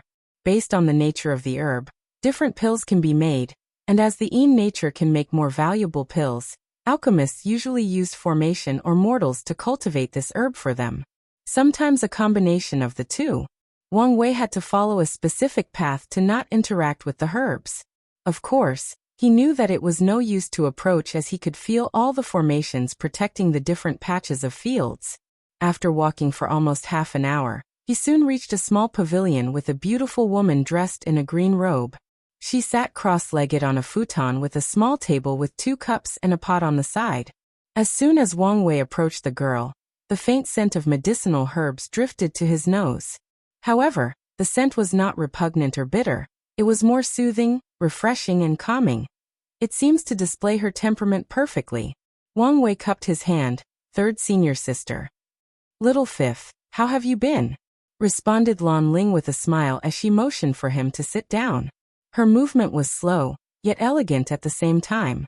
Immediately, Wang Wei felt his heart skip a beat, and he almost blushed. Fortunately, he rushed to control his Bodis reaction.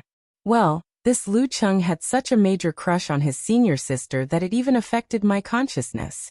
After sitting down, Lan Ling poured the tea for both of them. In the process, she used the perfect tea ceremony. The process was so beautiful that Wang Wei once again felt his mind and spirit peaceful and refreshed. This showed that she had cultivated her tea ceremony to the point of attaining the Tao. In return, Wang Wei also used proper etiquette. Whether it was him or Lu Cheng, they also learned about tea ceremonies. The only difference is that Wang Wei had to learn as a part of his aristocratic education, while Lu Cheng learned to have a topic to discuss with his senior sister. As Lan Ling watched Wang Wei drink the tea, she was slightly surprised. The reason for that was that his movements were perfect and had no flaws. In the past, her little junior brother did try to look more sophisticated and noble when drinking tea with her. However, she could see at a glance that he was trying too hard. But now his movements were natural, more fluent. It was as if he trained since he was young. Although his movement did not have the charm of people who studied the tea ceremony deeply, there was nothing to complain about. I have recently entered the supernatural realm, and had some understanding about alchemy. As such, I would like to ask senior sister to give me some pointers.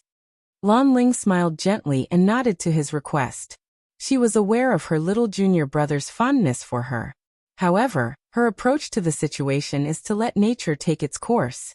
Although she did not feel the same way, she was not repulsive to him as well. Plus, their master did not forbid fellow disciples from getting together. Wang Wei began to ask Lan Ling questions about refining low-level earth pills. His questions started simply before going more in depth. However, despite this, his focus was not on the conversation. He was secretly observing her. The first thing he noticed was her cultivation level, void-shattering realm. And he could see that she was quite young for her realm. After realizing this, he also understood where the small world where the garden is located came from. Most likely, she made herself. With her cultivation level, it should not be a problem to create it with the necessary resources. After that, Wang Wei checked her fate line and he was shocked. To be exact, he was shocked for 2 reasons. 1, he saw a red string from her attached to his body. This can only mean that she has a fated marriage with Lu Cheng. If nothing unexpected occurs, these two will eventually get together. After seeing this, Wang Wei's first instinct was to cut the line. After all, he did not want any emotional entanglements. However, he quickly changed his mind. Lu Cheng was not dead, and once he finished with his mission, he could return his life to him. And the many benefits that Wang Wei will acquire during that time will serve as a way to repay karma to him. After making a decision, he focused on the second thing that secretly shocked him. He saw a lock on Lan Ling's fate line preventing his reading. Intrigued, he immediately studied the lock more closely. Then he understood what was happening. Most likely, many people were aware of his technique after he used it in the secret realm of Tao tablets back in the Emperor Enlightening Academy. So they created artifacts and cultivation techniques to block his method. After all, no one would like to have their fate read and reveal all their secrets. After seeing the lock, Wang Wei knew that he could use force to break and still read her fate. However, he could not do it sneakily and will alert her without a doubt. He even guessed that this was one of the reasons people came up with this method. If they know this technique is being used, they can use other methods to try to stop it. It seems that I have to use another method to accomplish my goal, thought Wang Wei, then said. Third senior sister, I've been pondering about refining a middle-level earth pill recently, but am not confident. I wonder if I could watch you refine one so that I could learn from you. Lan Ling was a little surprised by this sudden request.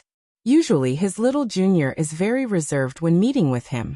And maybe due to some sort of inferiority complex, he rarely discussed high-level alchemy with her, and usually used it as a request to start a conversation, then change the subject. But now he even asked to refine pills for him. Albeit surprised, she still acquiesced. She thought that his confidence had increased after entering a higher realm of cultivation. So Lan Ling took out a cauldron from her space ring along with a few spiritual herbs. Then she concocted a fortune-enhancing pill in front of him. This pill could help divine body realm cultivators increase the strength of their good fortune flame, to accelerate the pace at which they refine their bodies. For the next 3 hours, Wang Wei pretended to focus on Lang Lin's every movement. Once she was done, there were 7 pills inside the cauldron, with 5 of them being superior and 2 perfect quality. Considering that she placed enough material to make 9 pills, this was a great feat. This showed that she was quite talented, and if she did not refine the pill on the spot and prepare more, there would be more and the quality would be better. After seeing her refinement, Wang Wei thanked her, and left with the excuse that he wanted to return to his cave to digest his new understanding. While walking away, Wang Wei only had one thought in his mind. I was right. She also cultivates the flame-controlling art.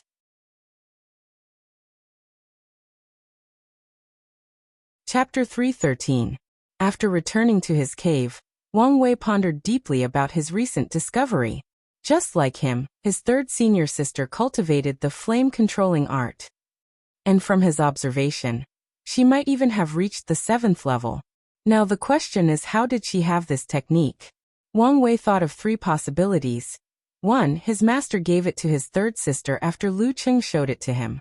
2. His master has created many inheritances of this technique scattered into the world, and he accepted people who have discovered the inheritance as disciples. Based on his previous calculation that his master had some relationship with this technique, this theory is highly likely. 3rd, one of the ancestors of the Origin Pill Dao sect was the one who left the inheritance, and his master is just in charge of collecting the disciple who received the inheritance. As Wang Wei pondered over these 3 theories, he quickly eliminated the first one. Based on his observation of Lan Ling, her foundation was established with the flame-controlling art, meaning that she has been cultivating it long before Lu Qing even entered the sect. As for the other 2 theories, either one could be true. Nevertheless, no matter the truth, he can conclude that this technique was not simple and held a greater secret. After concluding he wanted to know the answer, so he began to ponder how to find the truth. Directly asking his third sister or master will not yield any result. These 2 would probably use the fact that his cultivation was low to warn him not to intervene in this kind of mystery that could get him killed. As Wang Wei tweaked his brain to find a solution, he suddenly remembered the 5 saints that intercepted him when he was returning to the sect. Lu Qing is a pretty mediocre person in the sect, so who would send 5 saints after him? For what reason? The only special thing about him is that cultivation technique. I should not have killed all of them at once, muttered Wang Wei with regret. He wished he had left at least one alive to search for information. Nevertheless, he could guess who sent them. Fu Kaiyun.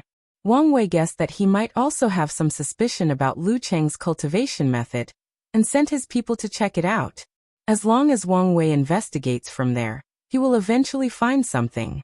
However, he did not immediately set out but instead started to take a deeper look at the flame-controlling art. Previously, he only took a glance at it and used the 4th level to break through the supernatural realm. A few weeks prior, after Wu Hong watched Wang Wei leave for the southern continent, she left the sect and headed for the western continent. She broke the space, and in just an instant, she crossed the central continent and arrived on the other side. Soon after, Wu Hong found herself on a mountain range. After sensing the nearest place with life, she broke the space and appeared there, floating in the air as he gazed downward. What she saw was a man dressed in a red robe sitting cross-legged in the middle of a village. He was absorbing a bunch of red energy that came from all the dead people of the village. Based on the blood on his body, Wu Hong could tell that this man had just slaughtered this village himself. and he was using their blood to cultivate. With just a glance, she could tell that this man's talent was horrible. The highest level of cultivation he should reach is probably the body refining realm 3rd or 4th layer. Yet this man's current cultivation level was the Divine Sea realm. To be precise, he was in the peak of Origin Lake. She could guess how many people he slaughtered to reach that level. Without saying anything, she used her divine sense to search his soul. The poor guy did not have the time to react or realize what was going on. He bled from all the orifices of his body as his soul was destroyed. So, I'm currently in Tiger King domain. Not far from the Children's Heart domain. Wu Hong waved her hand and all the bodies of these villagers were buried. And a large grave was erected in the middle.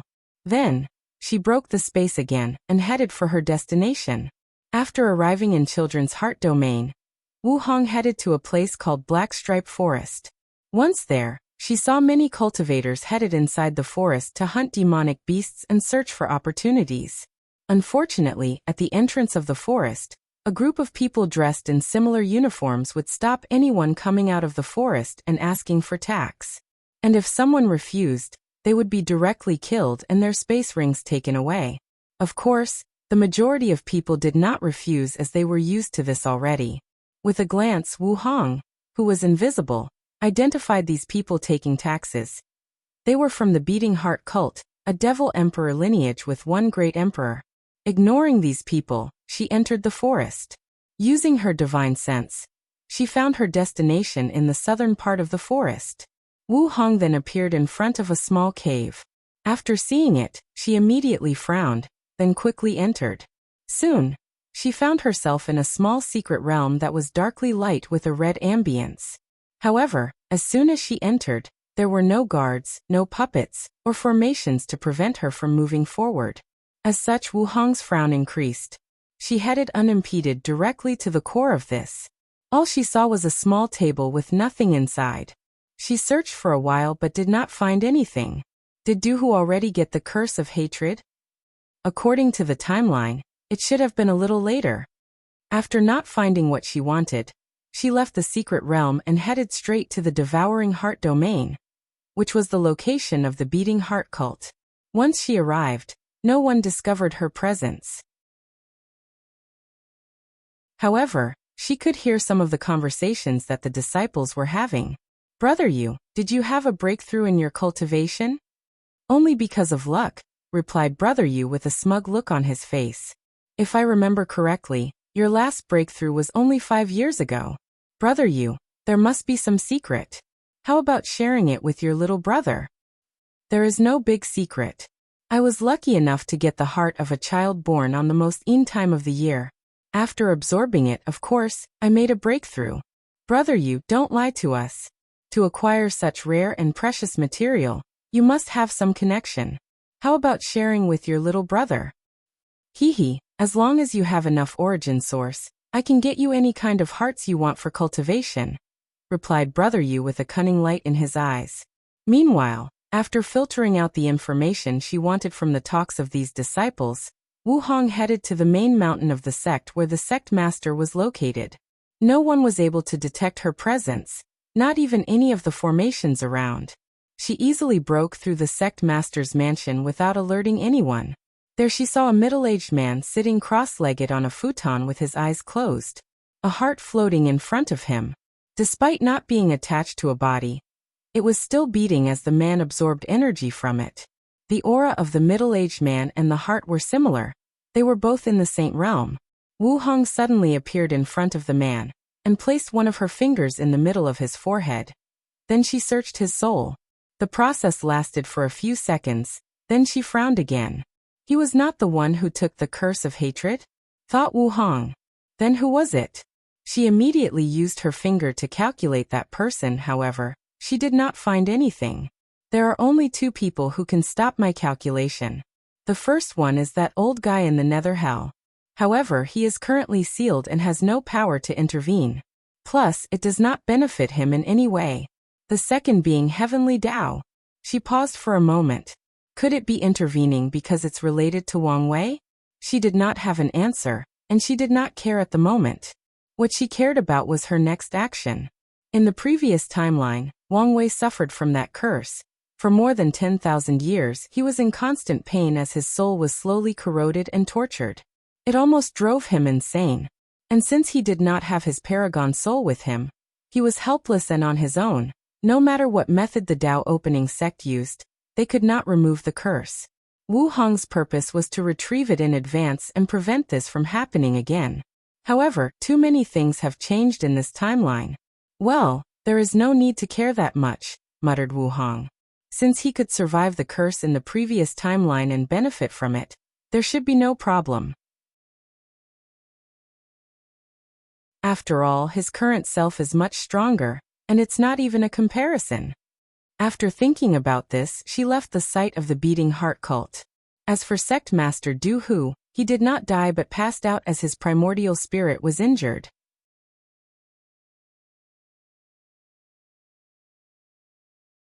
Chapter 314. After leaving the beating heart cult, Wu Hong broke the space and traveled back to the central continent. However, she did not return to the Tao opening sect, but headed to the east side of the continent. Soon, she found herself in the lifeless domain, which was located at the very corner of the continent, with the ocean that separated the continents not too far. She floated in the air as she looked at her surroundings. The clouds were red, and they were constant, static or never changing.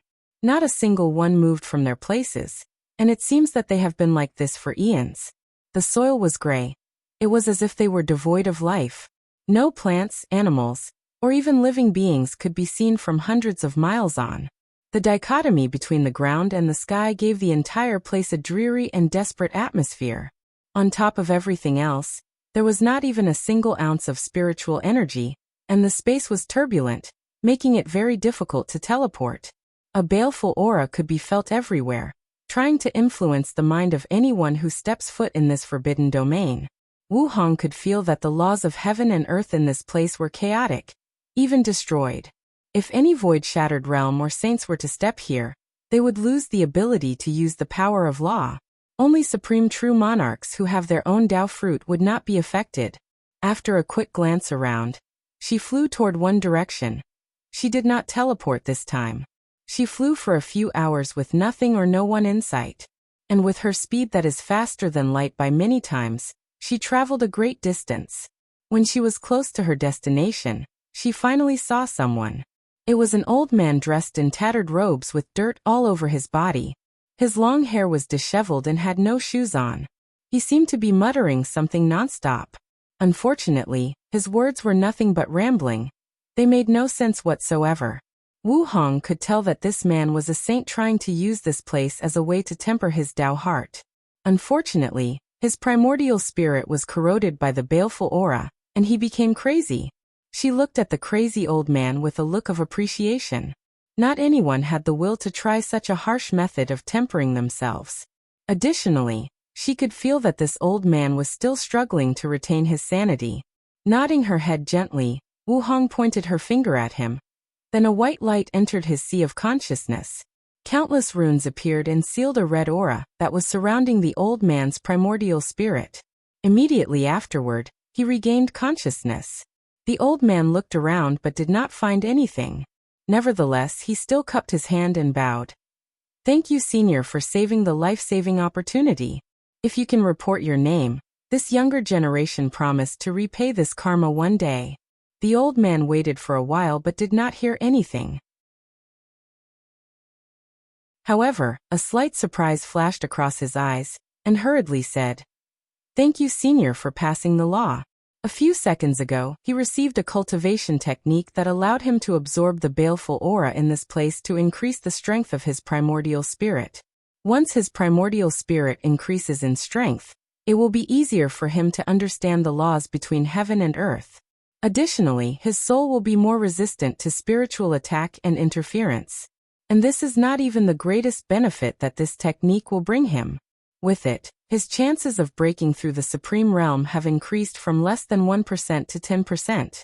For him, this was the greatest fortunate encounter of his life. The old man immediately knelt on the ground and kowtowed 3 times, then left in the opposite direction.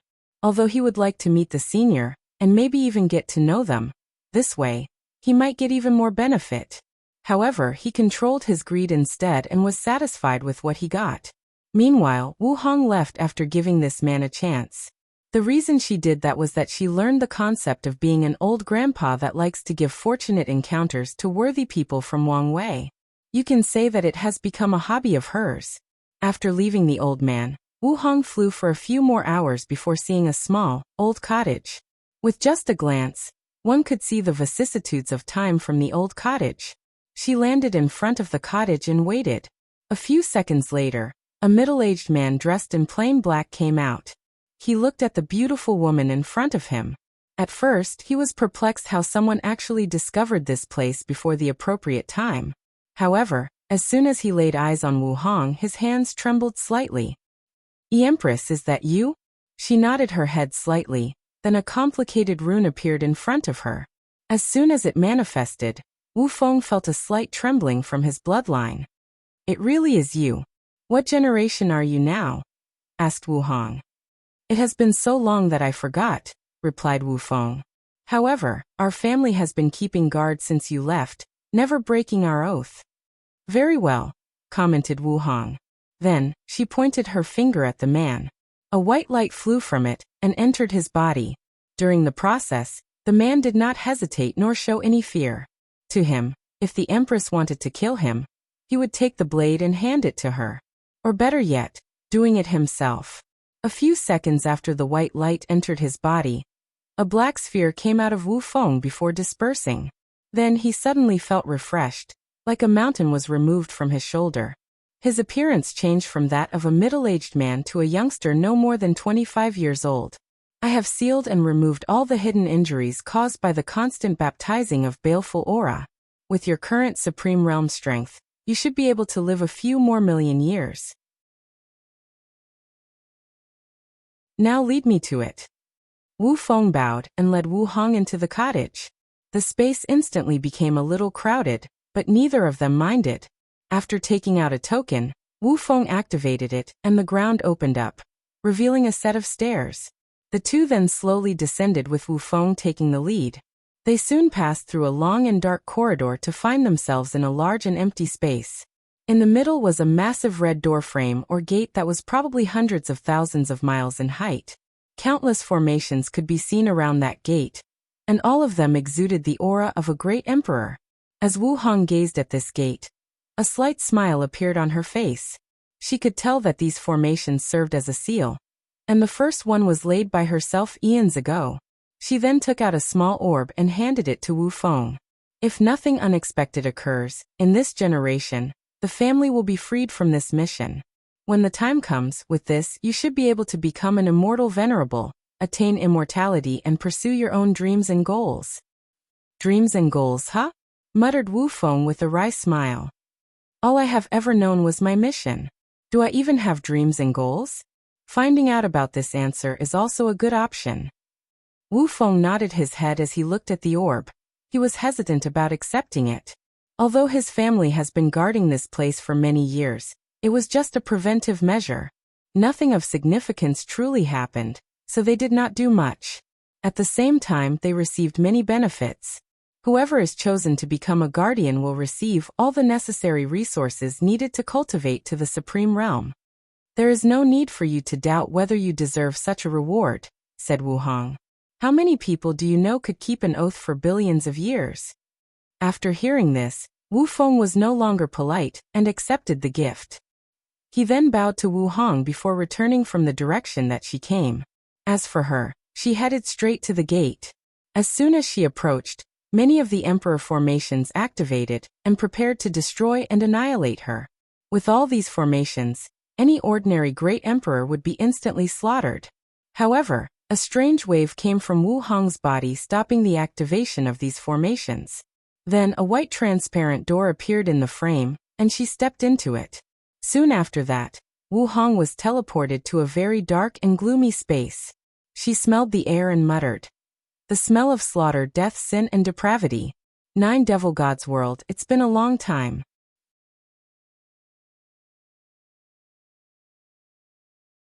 Chapter 315.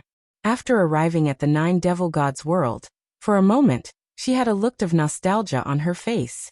The majority of her earlier years were greatly influenced by this world and its race. And even after ascending to the eternal ascension world, she faced some trouble from the devil race. In the end, once she became powerful, she almost slaughtered the entire race and wiped them out of existence. If some people did not plead with her, no one could have stopped her. After reminiscing for a while, Wu Hong teleported to the nearest large city. She has been gone for a while. She wanted to know what changed over the years. As she constantly teleported to her destination, Wu Hong could see that many places had weird weather phenomena. Thunder, flames, tornadoes, sword chi, and space turbulence existed in large quantities in most places, making 80% of the world inhabitable. As for the habitable places, the spiritual energy between heaven and earth was thin, resources were scarce, and the population was small. As for the devils that lived in this world, they all looked weird and fierce. The majority of them had humanoid bodies, but their faces were usually different animals like lions, tigers, elephants, etc. Most of them also had fangs, claws, and tails. Another prominent point about them was the fact that they were really tall. Most devils were at least 3 meters, and this was the minimum height. As Wu Hong floated over the city and watched everyone go by, she could see the desolate looks on these devils' faces. All of them seemed bleak and full of despair. They go about their lives like they have nothing to live for, no hope, no desire for tomorrow. Ignoring these devils, Wu Hong suddenly appeared in the biggest house of this city, the City Lord Mansion. With a wave of her divine sense, she secretly searched his soul. However, a frown appeared on her face soon afterward. She received little information from him. Well, I should not expect any from a little supernatural realm devil, muttered Wu Hong. She realized that if she were to search each city little by little, too much time might be wasted. In that case, let's not waste time. Her divine sense madly spread out from her body, and she searched everything in sight. She saw countless cities that were scattered all over, with great distances between them. As for the roads between these places, all of them were inhabitable by weak life forms. So few devils actually lived there or built any form of civilization. After searching a few million miles in radius, Wu Hong finally discovered a place worth visiting. Immediately, she teleported to a city far away. Young mansion. A bunch of devils sat inside a room discussing something. All of them looked exactly like humans except with a third eye in the middle of their foreheads. Patriarch, with this 100,000 years old willow tree branch, our Three Eyes clan can have another void-shattering realm powerhouse, said one of the devils to the man sitting on the throne. Indeed, that's good news, replied the patriarch. What's the good news? Suddenly ringed a voice. Haven't I already said it? The birth of a new void.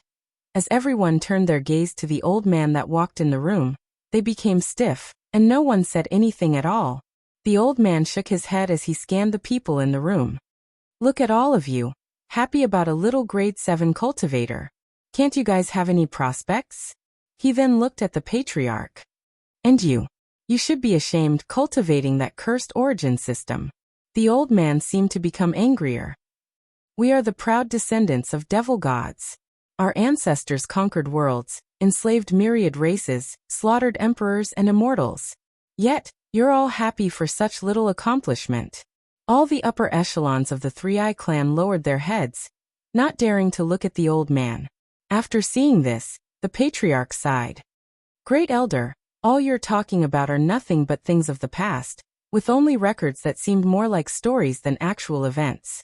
The sad truth is even if those things written in those ancient documents are true, it no longer matters. Our world is no longer what it used to be. Our clan has long lost its glory. We have to face reality. And the reality is, without cultivating the origin system, cultivating is almost impossible. The reality is a void-shattered realm is a great boost of strength to our clan, and could ensure our survival in the next few thousand years. You, said the great elder, then stormed out of the room.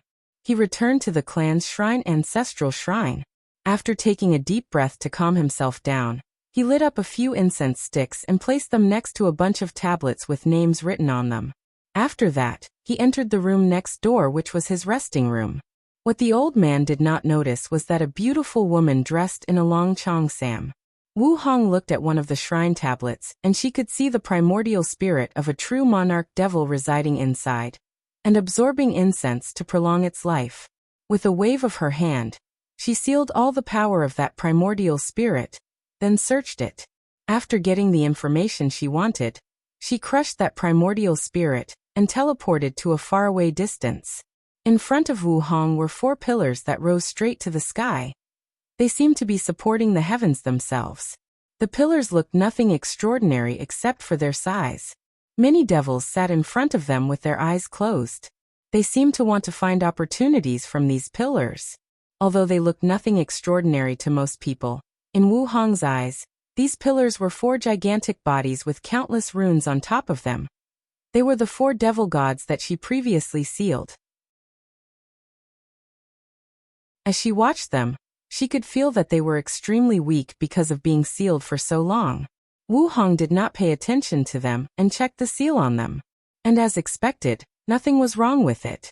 After all, she placed it herself and she knew how powerful it was. After nodding her head in satisfaction, she was prepared to leave. However, she felt something was wrong. As a powerful cultivator, she is in harmony with heaven and earth. If she feels that something is wrong, there must be a reason. Immediately, she released her divine sense to search the space of the seal, but nothing was discovered. She then calculated the secrets of heaven with her finger, but nothing was discovered as well. Then, her pupils turned purple, and she saw a bunch of threads attached to the devil god's body. These threads were not fate lines, but karma threads. Wu Hong looked at the 1,000 of threads. Then she found one that was special. To be exact, her intuition told her that this was the one she was looking for. She followed the thread. Her vision broke through countless restrictions of space to reach the place where the thread was connected to. Then, she saw a world that was connected to the 9 devil god world. Additionally, this world was very well hidden. Most ordinary great emperors would not be able to find it. As Wu Hong looked at this world, she frowned and thought to herself, another thing that has changed in this timeline. And this time, the changes might not even be related to Wang Wei. Wu Hong understood the concept of the butterfly effect. A single change could lead to countless ripples. And in this case, the ripples might even spread across space and time. After pondering for a brief moment, her vision continued to follow the thread and entered the world. She saw a large continent full of devils. At the center of that continent was where the most powerful force was located, and they happened to be the same race as the devil god that she used the karma technique on. Wu Hong continued to follow the thread, and she finally saw that it was connected to a young devil with a human face and 2 horns. After seeing this, she then looked at the karma threads of the other 3 devil gods. And they all led to the same world, except that they were located on 3 other continents. Wu Hong smirked and muttered, I see. These guys plan to kill themselves, then use their bloodline descendants to revive themselves. She did not care about these people's plans. How could it be that easy to get rid of her seal? In their situation, they can't kill themselves as her seal will actively prevent this. After smirking for a few seconds, she continued to observe the 4 continents of that world. Unlike the 9 devil god world, this small one is very prosperous with abundant spiritual energy and resources. Additionally, all the devils living there are the most talented and with the best bloodline. All the powerhouses of their races currently reside in that world. As she continued to observe, Wu Hong guessed that in this timeline, someone may have secretly helped the devil race preserve some strength. Otherwise, with her sealing the chi luck of this entire race, they couldn't grow to that level. It seems that this generation's cleanup will be quite interesting. She did not care about this small world and the survival of the devil race. With her observation, she could see that the most powerful cultivator in that world was a quasi-emperor. Let's leave this mess for Wang Wei to fix. Anyway, it's not my problem anymore.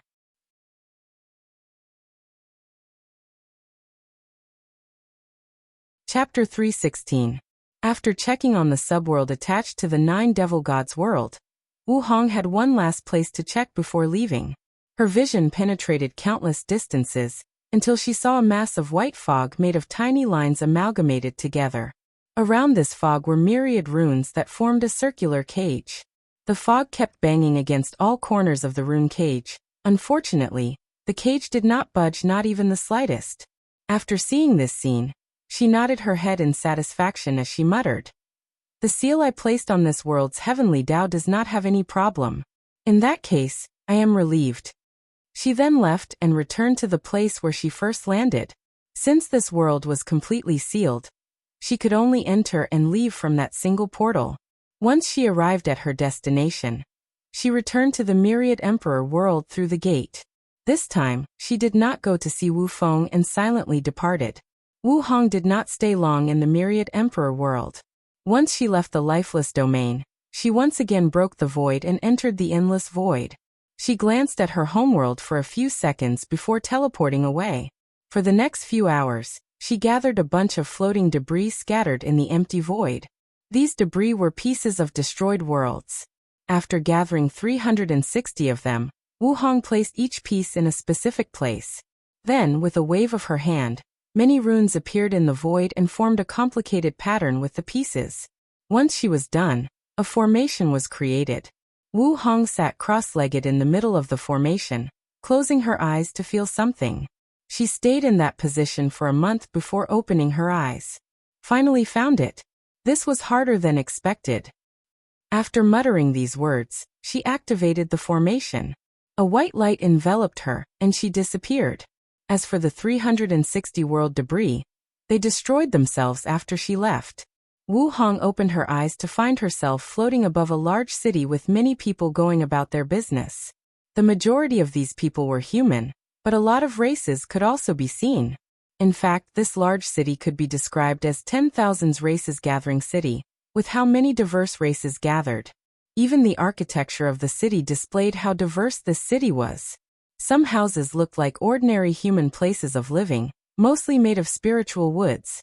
Some houses had spikes and creatures' heads as decoration.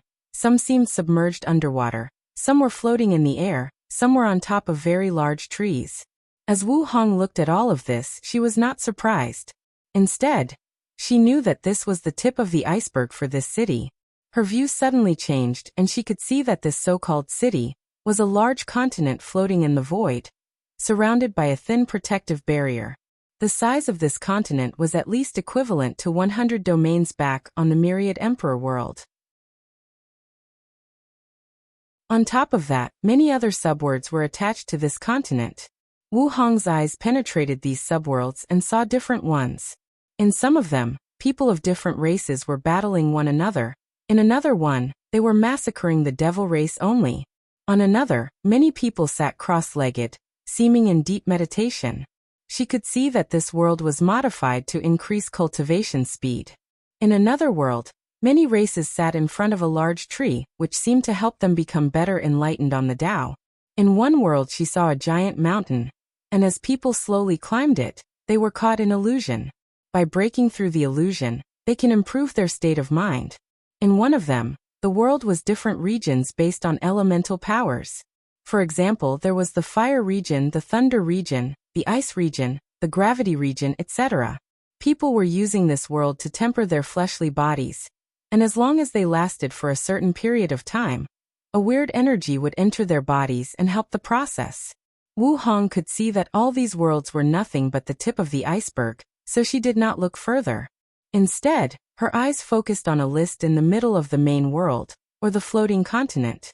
Her eyes looked at a specific name and thought to herself, "I can't believe that the person who attended the slaughter trial in this timeline is Lin Fan instead of Wang Wei." The name she was looking at was written in bold. Lin Fan, Absolute Chaos Physique, Myriad Emperor World, rank 2345th. She looked at the list for a moment, then said out loud, "Come out." A few seconds later, a handsome man dressed in a blue robe appeared next to her. He looked at her up and down. "Empress Wu. Who else would it be?" "How is that possible?" responded the young man. "You have flesh and blood and a soul. With how strict heavenly Tao controls the lower dimension, it should be impossible for you to leave a clone here. Old Thief Nether and many people have managed to do so. What's wrong with me doing it?" Old Thief Nether is nothing but a little Empyrean. As for other people, that was a long time ago when the control was not as strict as now. replied the young man. Well, aren't I also a little Empyrean? Replied Wu Hong nonchalantly. However, the youth shook his head as he stared at her. It seemed he was trying to figure out how she managed to leave a clone in the lower dimension. Wu Hong turned her head and finally looked at the young man. Chen Tong, this is the reason you're in this half-state of death. Your curiosity is too strong. Chen Tong smiled wryly before saying, Empress, what can I do for you? I need the path-seeking stone in your hand. What? Absolutely not. Although the path-seeking stone is only considered a supreme-level treasure, it is something sought after by even paragons if the circumstances allow for it. Don't be stingy, replied Wu Hong. This thing has little effect on you. True, but I was still going to use it for the final winner of the trial. By now, you should have absorbed enough chi luck from all these heaven chosens after conducting so many trials. With so much, you should be able to revive yourself, return to your peak, and once again become a paragon. So, you do not need the stone that much, said Wu Hong. Chen Tong remained quiet after hearing this. The reason he established the slaughter trial was not just to absorb chi luck, but also as a way to form strong karmic debts with these heaven chosens that managed to become great emperor. And one day he will ask them to repay that debt. With the path-seeking stone, he can create a strong karma debt with the final winner. Of course, he did not want to give it up so easily. As for the reason he did not give it to Empress Wu and form a karmic debt with her, that's because powerful individuals like her can ignore karmic debts after becoming great emperor. The ones before that have to be paid, otherwise, they will become little problems in the path of cultivation. But the ones after that are of little significance unless they are truly unimaginable.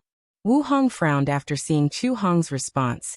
Then she said in a cold and ruthless tone, Give me the stone, or I will destroy your remnant soul, and take it for myself. You, said Chen Tong, his face turning red in anger. Then a memory hidden deep inside his soul surfaced. It was the memory of the first time she met Empress Wu. He had just become a paragon, and he was quite confident. After meeting her, he was curious about why she was so powerful, wondering if she had some kind of secret. So he started to investigate her and calculate the secrets of heaven to learn more about her. However, he did not get far in his search when a gigantic hand made of countless runes descended on him. All the formations in his cultivation palaces were instantly destroyed. The paragon artifacts have blown away. His paragon body was destroyed, his Dao foundation damaged, and his soul injured. Chen Tong remembered the powerlessness he felt in front of that hand. If it was not that she was just warning him, he would have fallen after that. What's worse, this kind of injury took him a few yuan epochs to completely heal. After thinking about that memory, Chen Tong snorted coldly, waved at him, and sent her a brown stone that looked remarkably ordinary. After receiving the stone, she checked it before nodding her head. With this stone, Wang Wei can quickly finish the last step of refining his blood. Wu Hong then waved her sleeve and a book appeared in the void. Don't say I took advantage of you. With this book, the process of re-establish your Dao foundation should be easier and more perfect. She then teleported away.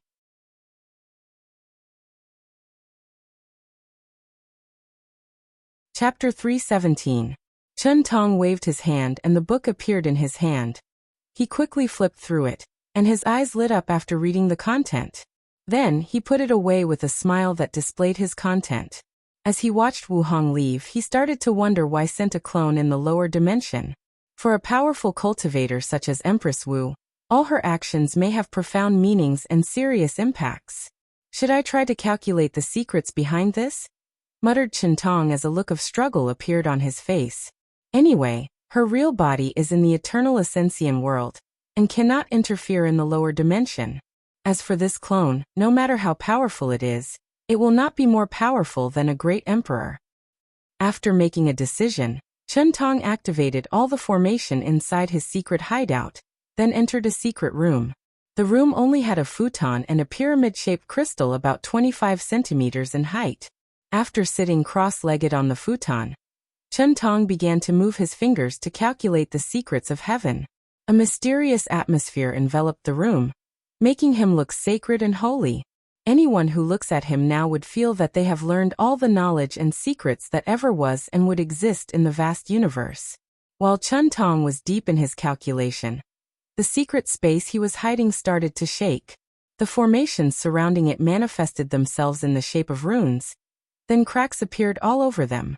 Chun Tong opened his eyes with a look of horror, coughed a mouthful of soul blood.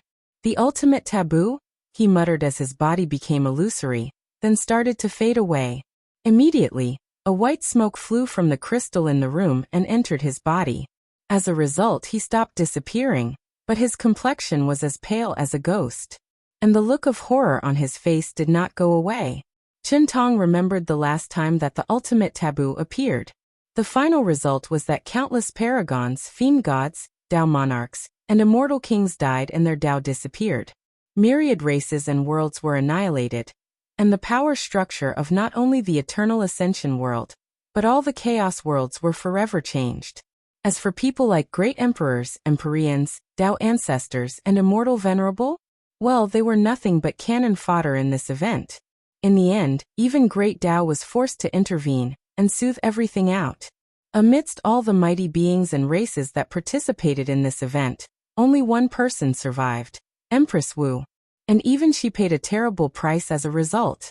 As for Chun Tong, when that event occurred, he had already left the eternal ascension world to explore chaos. And once he heard about it, he hurried back home. Unfortunately, as soon as he returned, some people did not want him to participate and reap the benefit, so they besieged and killed him. If it was not for the powers he was granted as an eternal emperor, he might have been dead for real. Chun Tong took a deep breath to calm himself down to remember the information he had about the ultimate taboo. Could the Empress want to try again? He muttered. Probably not just her, but many of these dead old guys are probably waiting for the situation to revive themselves. In that case, should I hurry up? Once his thought process reached there, Chun Tong stopped as he seemed to remember something. He gritted his teeth as he cursed. I can't revive now. Damn those 7 parasitic bastards. They used to be nothing but a bunch of weak cowards, but now... Chun Tong stopped talking as he felt a mysterious power blocked by his formations. He knew that it was his cursing of those people that made them sense it. If he was at his peak, this would not be a problem. Unfortunately, now he is nothing but a remnant soul. So he sighed deeply while thinking to himself, you guys will have your day of reckoning. He then sat back on his futon and used the crystal to stabilize his injury. He knew that his injury was very serious and would even greatly delay his resurrection. Nevertheless, he was still satisfied with the information he just received. With it, he can prepare earlier and have an advantage. This time around, he was determined to participate in the ultimate taboo and reach the benefit. As for the danger that lies ahead of him, he did not care. To him, truly dying in the pursuit of the Tao was worth it. After Wu Hong left the slaughter trial, she did not travel far before feeling Chun Tong's prying into her secret. Honestly, she was not surprised as this was his character which has not changed after so many years.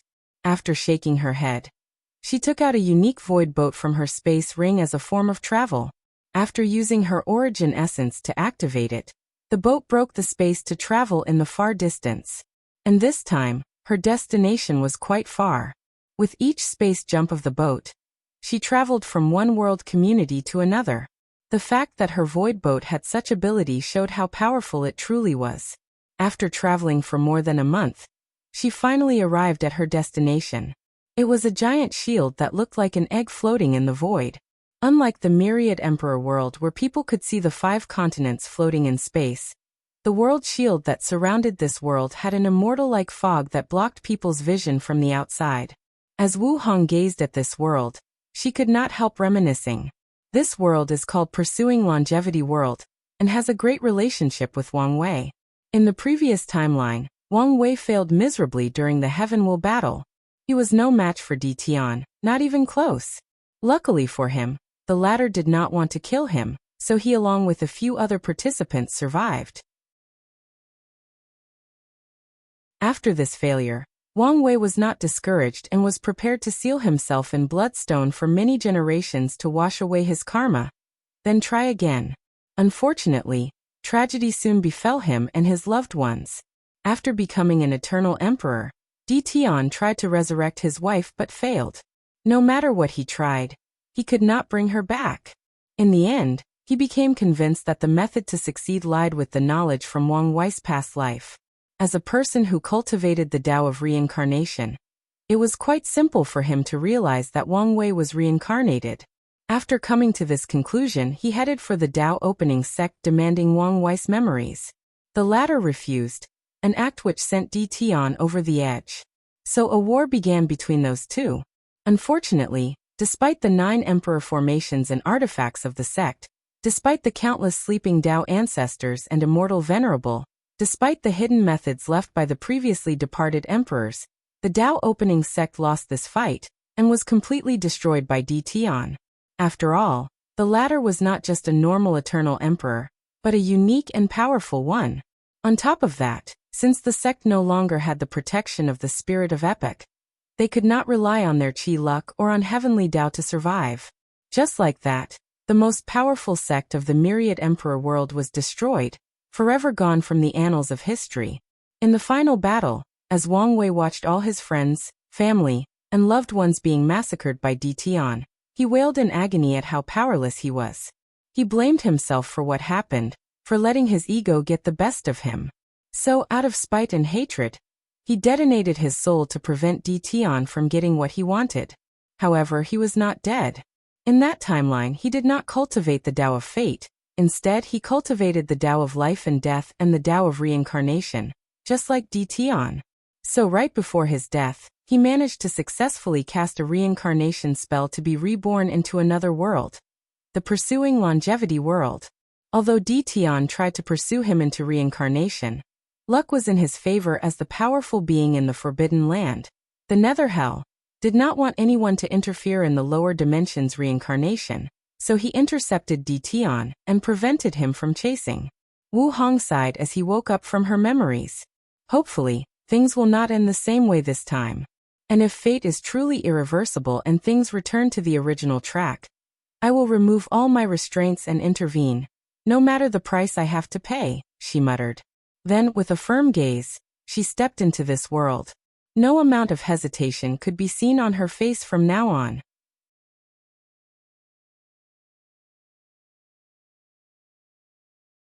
Chapter 318. As soon as Wu Hong entered the pursuing longevity world, she felt a terrible constraint of the surrounding. It was like she was a giant squeezed inside a small bottle. The smallest of movement, even breathing too hard, would cause the entire bottle to collapse. Additionally, not long after she entered, she could feel a mighty and indifferent will slowly waking up, and it seemed that it was because of her. This world's heavenly Tao seemed very active. Is there a reason for this? Thought Wu Hong with a frown on her face. From her knowledge, the response of heavenly Tao to foreign intruders is different. For lower thousand worlds, heavenly Tao is very weak, so it's very protective of its world. So anyone with cultivation higher than the divine Altair realm, it will try its best to expel invaders. Middle thousand worlds is a little different. Their defense mechanism is that it will restrain the cultivation of any foreigners. So once they enter, they have to spend time adapting to the laws of the world. This is especially prominent for cultivators from different world communities who cultivated different systems. As for Great Thousand Worlds, their heavenly Tao will not interfere with any foreigners below the supreme realm. However, once a foreign true monarch enters, his or her cultivation will be suppressed, making them adapt to the laws of the world, just like foreigners of Middle Thousand World. Lastly, Heaven Will World. The heavenly Tao of this level of world usually does not care about foreigners that intrude into their world. Even with foreign great emperors, the only time they will interfere is if such a level of cultivator starts destroying the world. Then they will release divine punishment thunder to stop them. For example, if a supreme realm foreign cultivator intruded into a heavenly world and started slaughtering cultivators and mortals alike, heavenly Tao will not care. However, if a great emperor, Tao ancestor, or a mortal venerable did that, then it would intervene. Of course, all this information is for most worlds. Some of them are special and follow different regulations, just like the world that Wu Hong was currently in. As soon as she entered, She felt that the heavenly Tao of this world was awakened and heading towards her way. Not wanting to deal with many complications, she immediately sealed most of her cultivation and breath. Soon after doing this, she felt that the will coming towards stopped and retreated. Wu Hong then finally looked around to notice her surroundings. She found herself floating in the air with a large ocean underneath. The majestic blue sea stretched in all directions, with nothing else in sight. Wu Hong wanted to use her divine sense to search the surroundings, but did not dare do not alert this world's heavenly Tao again. After reviewing her memories, she guessed as to why this world was preventing her from using her power. Although she could not use her divine sense, her sight was still quite powerful. So she scanned a few million miles in all 4 directions, but still did not find anything except for the endless sea. In the end, she relied on her intuition to choose a direction and flew that way. For the next month, Wu Hong constantly flew in one direction. Due to this world's restriction, her strength was greatly restricted, and so was her speed. So, it took her a month before finding the nearest place with people living on it. Luckily for her, during the journey, she was attacked by many sea beasts and a few flying demonic beasts. Killing them made the journey less boring. Plus, she finally conquered a purple-winged vulture and used it as a transportation means. After searching his soul, she knew the direction of the nearest city. Once she arrived at the nearest island, she placed the vulture in her space ring, then became invisible. Wu Hong knew how attractive she was, and if she appeared in front of all these cultivators, some poor guy will be tempted to either flirt or use force to get her body. Then she will be forced to massacre him along with his family. After landing on Maple Island, Wu Hong headed to the nearest inn to listen to people talking, hoping to gather some useful information. In the first few days, she only learned that the vast sea was divided into countless different territories with thousands of small islands making a territory. The territory she was currently in was called Bamboo Leaf Territory, and the leader of this territory was the Lan family. Wu Hong then secretly flew to the Lan family's main island. If I remember correctly, Wang Wei was born in the Red Sky Territory in a mortal family. The mortals in this world live a terrible life. Cultivators do not care about them, and the environment is not suitable for farming. So they have to hunt fish to survive. Unfortunately, the sea belongs to sea beasts, so they are constantly attacked. And once a beast tide occurs, many islands habited by mortals usually suffer great casualties. As for the role of cultivators, they treat mortals as breathing machines. The talent for cultivating in this world is very rare, and requires something called a spirit root. Unfortunately, only a few people have them. Once a mortal reaches the age of 14, they will be tested to see if they have a spirit root. The ones who have it are taken by cultivating families or sections. Their families will be taken care of in return, and do not need to worry about food and housing. The more talented a child is, the higher the treatment that their family will receive. After flying non-stop for 3 days, Wu Hong finally reached her destination, Ice Butterfly Island. She headed straight to the largest city on the island to listen to some news. Inside an inn, Wu Hong sat at a table by herself. Oddly though, no one paid attention to her, as if she was non-existent. She was listening attentively to the people speaking around. "Have you heard?" asked a drunken man. "What?"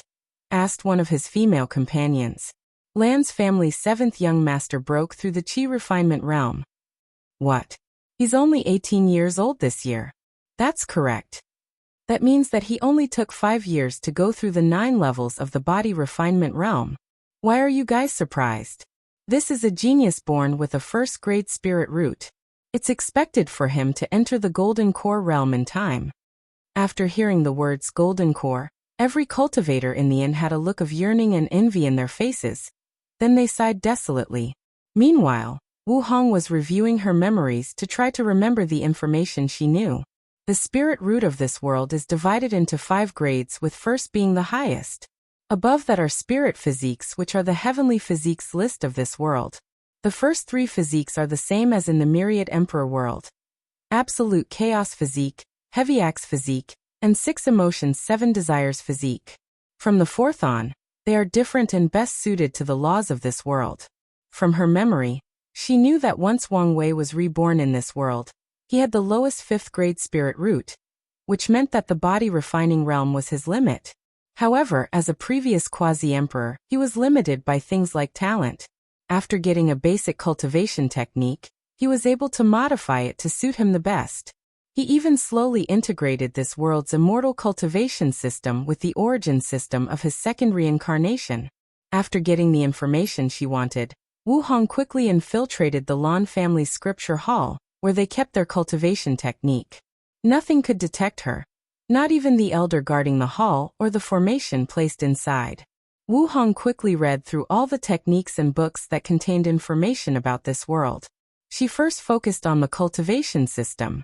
Cultivators in this world start with the body refining realm, where they use the spiritual qi of heaven and earth to temper their bodies. After reaching a certain level, they go through a process called qi building, where they introduce qi into their dantian and enter the qi refining realm. Once the amount of qi inside their bodies reaches a certain level, they have to liquefy it and turn it into mana. By then, cultivators have entered the foundation establishment realm. Once mana reaches a certain level, it will have to compress again into a core, thus entering the golden core realm. This realm is very important for immortal cultivators as they can ascend from the mortal world to enter the spirit realm. After learning about this, Wu Hong knew that her guess was correct. The reason that Heavenly Tao suddenly took notice of her was the fact that her power exceeded the mortal world. If she used too much of it, she could destroy it. After finding the truth, Wu Hong was not happy as she faced another problem. She could not directly break the void to enter the spirit realm. Every time she tried, she felt a strong warning.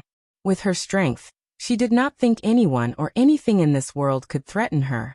However, she came here for a reason and did not want to confront this world's Heavenly Tao, otherwise he could be exiled and prevented from ever entering this world again. So, she decided to find another way to ascend. She planned to study this world's technique and imitate the aura of this world's cultivator. To be precise, imitate the aura of a golden core cultivator, then ascend to the spirit realm. Unfortunately, the Lan family's cultivation technique could only reach the peak of the foundation realm, so she had to search elsewhere.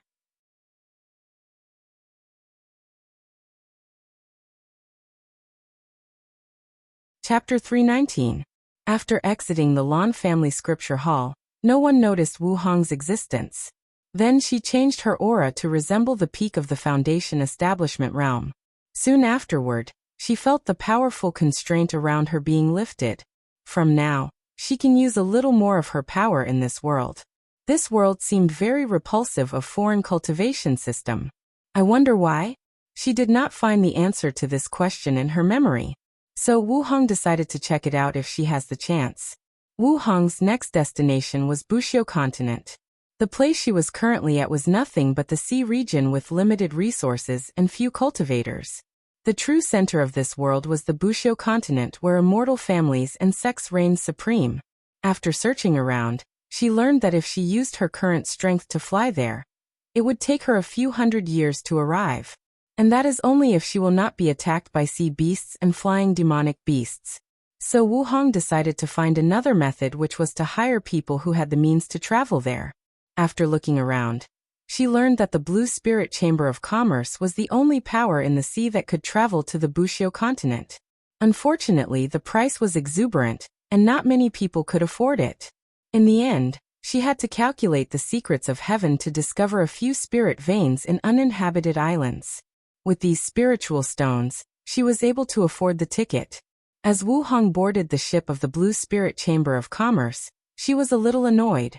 With her strength, she doubted anyone in this world was truly her match. Unfortunately, all her strength was restricted, limiting her means of doing things. For example, if she was not limited, she could either break the space to arrive at her destination or fly there. At worst, she could even refine a flying treasure to get there. Unfortunately, this method did not succeed. Even after using the refining method of this world, the level of treasure she could use was only slightly faster than her peak flying speed. Her next plan was to control the higher-ups of the Blue Spirit Chamber of Commerce and use their long-distance transmission array.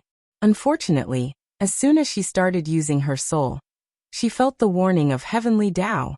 In the end, out of frustration, she was forced to use the legal means to arrive at her destination. So after going through many transmission arrays, she arrived at her destination in just 3 months.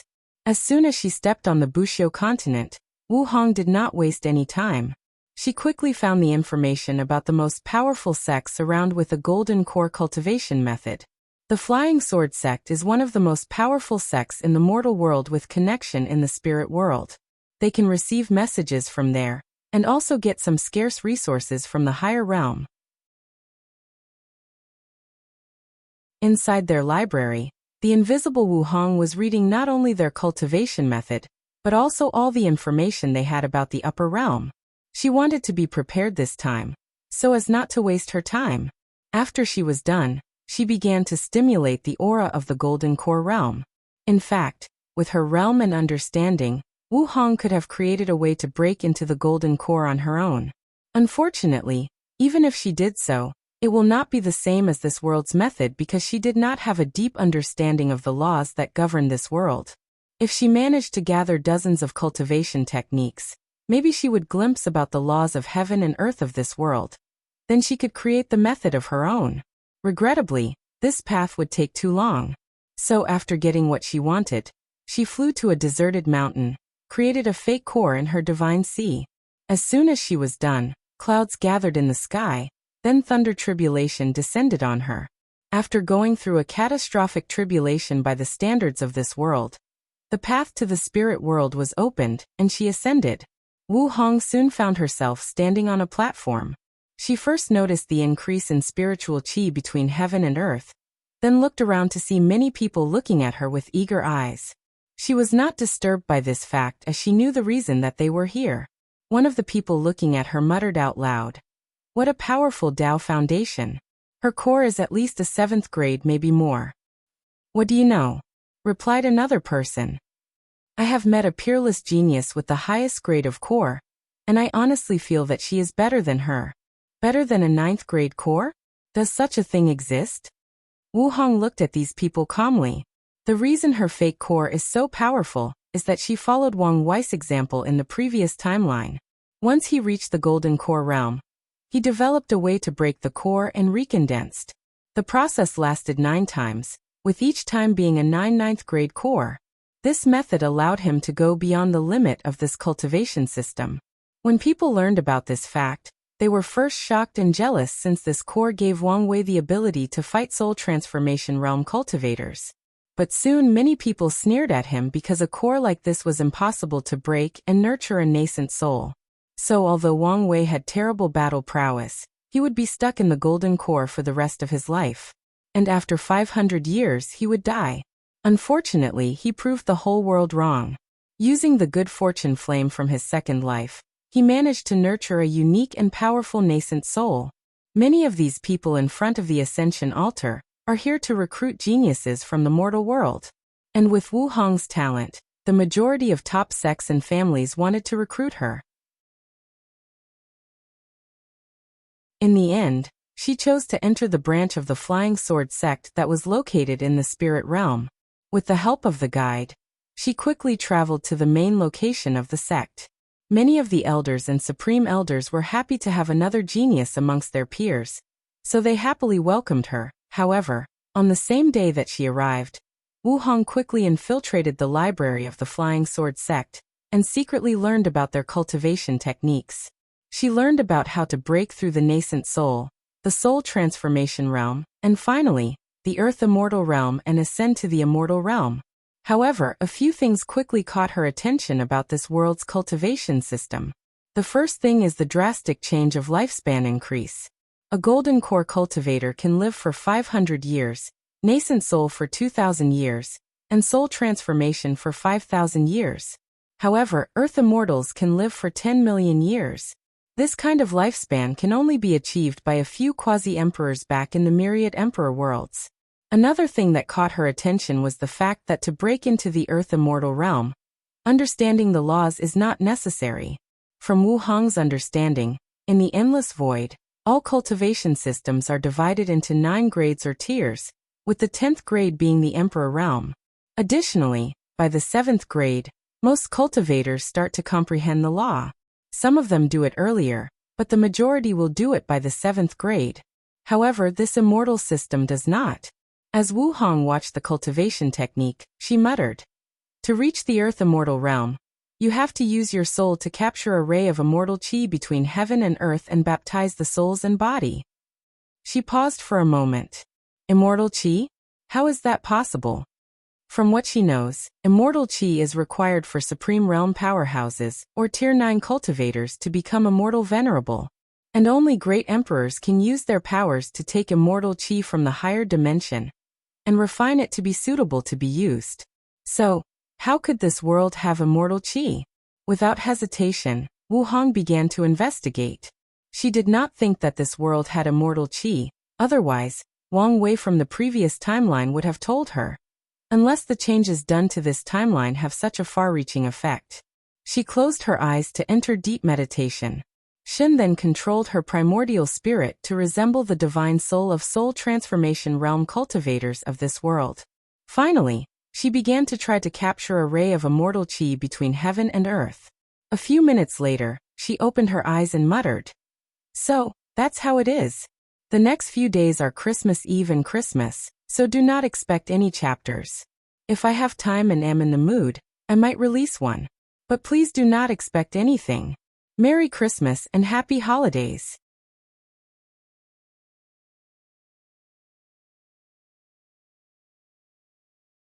Chapter 320. From her research, she discovered that this world does indeed have immortal qi, but a downgraded version of the real one. However, even with this off-brand version, it still granted the cultivators of this world a very long lifespan. After making this discovery, Wu Hong became more interested in this world. She wanted to find the source of this downgrade immortal qi. This secret alone might be worth more than the reason she came here. With hesitation, she left the compound of the Flying Sword sect to a desolate place and immediately simulated the aura of an earth immortal. Then, just like what happened to her in the mortal world, tribulation thunder descended from the sky, then she ascended to the immortal world. The first thing that Wu Hong noticed after arriving was the fact that her strength was no longer limited. She no longer felt like she was in a suffocating cage.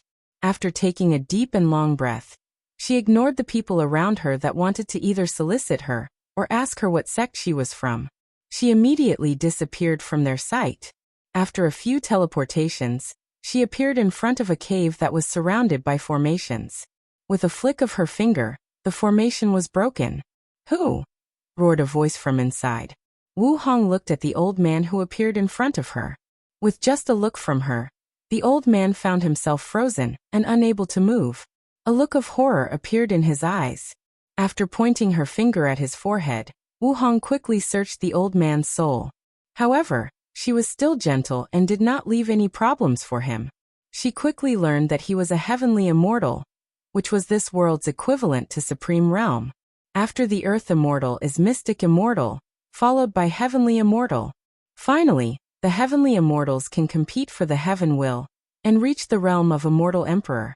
"My guess was correct," muttered Wu Hong with a voice only she could hear.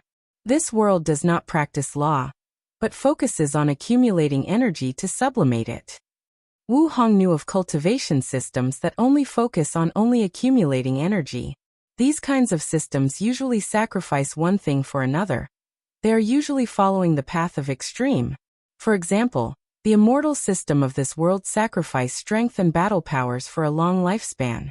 The average heaven immortal can live for more than 200 million years, which is more than 200 times the average lifespan of a Supreme Realm true monarchs.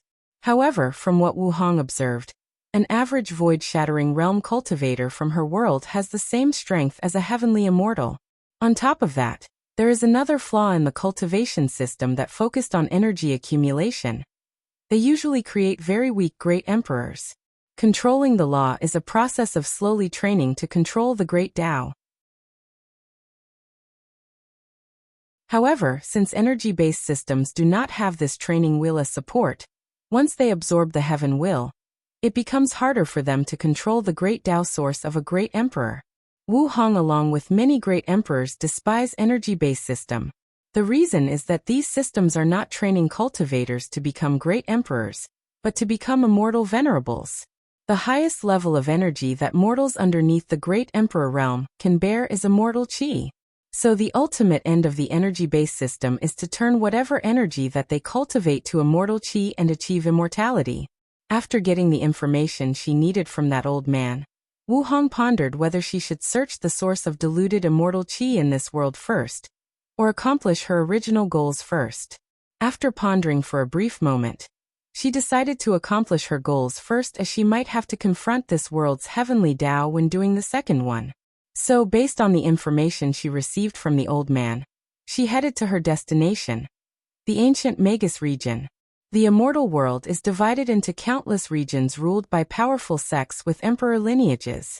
However, the ancient Magus region is one of the few ownerless regions of this world, because it was the site of an ancient battlefield where countless powerful beings fought and died. As a result of this, many secret realms and inheritances left there.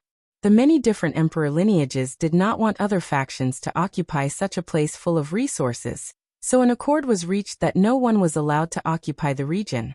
After arriving at her destination, Wu Hong could see many cultivators flying in the air, heading to different places trying to find a fortunate encounter. They usually used a sword, a gourd, or a crane. These were the most flying tools. After a quick investigation, she quickly realized that the cultivators of this world relied too heavily on their magic weapons. This should be a way for them to make up for their lack of combat powers. Nevertheless, she had to agree that compared to the origin artifacts of her homeworld, the magic weapons of this world were indeed way more powerful. Wu Hong used her memory to search a specific secret realm. After entering it, she became very cautious. Instead of using her absolute strength to rush straight to the core, she passed the trials one by one. While standing in front of a formation, she casually punched it, then the number 500 million gene appeared. I understand now how Wang Wei was the only one who managed to pass this trial in this world. With him recultivating the ancient desolate body scripture, it should be easy for him to reach the minimum requirement of this trial. After muttering these words, Wu Hong waited for a few seconds before she was teleported to a simple room with only a small mat in the middle. On the mat sat an illusory old man dressed in a black robe. The old man had one distinguishable feature about him. His skin was bright red. With just a glance, Wu Hong could tell that this was just a recorded message. My name is Dao Monarch Qianwu. If you're reading this message, it means that I have already fallen. Although I had expected this outcome, it still saddens me that this finally arrived. Honestly speaking, I have no real request. As a Insurgents Heaven Chosens, my life was fantastic and I have no regret. My only wish is that you do justice to my inheritance. After the old man's figure disappeared, 2 books appeared on the mat. Wu Hong sighed as a look of respect appeared in her eyes. In the endless void, the final destination of all cultivation systems can be summarized into 3 paths: the Emperor Path, the Tao Path, and the Immortal Path, which corresponded with the 3 realms of Great Emperor, Tao Ancestor, and Immortal Venerable. The Emperor Path is the superior one, and the difference in strength between the other 2 is quite vast. An ordinary Great Emperor can easily slaughter hundreds of Tao Ancestors and 10,000 Immortal Venerables. The gap is simply immeasurable. However, nothing is set in stone. Between heaven and earth, there are a few geniuses who decided that they will not succumb to their fate. They won't bow down their heads. Through secret techniques, weird cultivation techniques, or powerful weapons, these geniuses managed to decrease the gap in strength between them and great emperors. They are called Insurgents Heaven Chosen. There is only one way to become one of them: having the strength to defeat a great emperor at the same level. Wu Hong has actually read about Tao Monarch Qianwu, as he was one of the most powerful insurgents Heaven Chosen of his time. When he was in the Tao Ancestor realm, he could defeat great emperors. When he was in the Tao Ruler realm, he could defeat Empyreans. And even when he entered the Tao Monarch realm, he could defeat Paragons. During his era, the power of the insurgents Heaven Chosens reached its peak. Unfortunately, his overwhelming influence was detrimental to the power of Paragons, so his existence could no longer be tolerated. In his last battle, he fought against 4 paragons for a month before he was executed, and he still managed to heavily injure one of them. This man should have been a legend in the world, a hero whose name spread through the ages. Regrettably, the people who orchestrated his death did not want this to happen, so they forcibly erased his name from history. It was only because of Wu Hong's high status and strength that he learned about it. With a wave of her hand, the 2 booklets floated to her. One of them explained the life of Tao monarch Qianwu. Unfortunately, it was only his early life. Wu Hong used her divine sense to write the rest of the story based on what she knew. Then, she placed a seal on it that required the right occasion to be removed. As for the second book, it had the title, Fiend God Body 12 Revolutions. After flipping through it quickly, she sighed. It's a shame that only the first 9 revolutions are in here.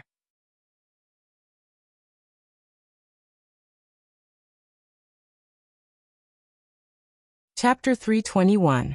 After taking away the inheritance, Wu Hong's mission in coming to this world has ended.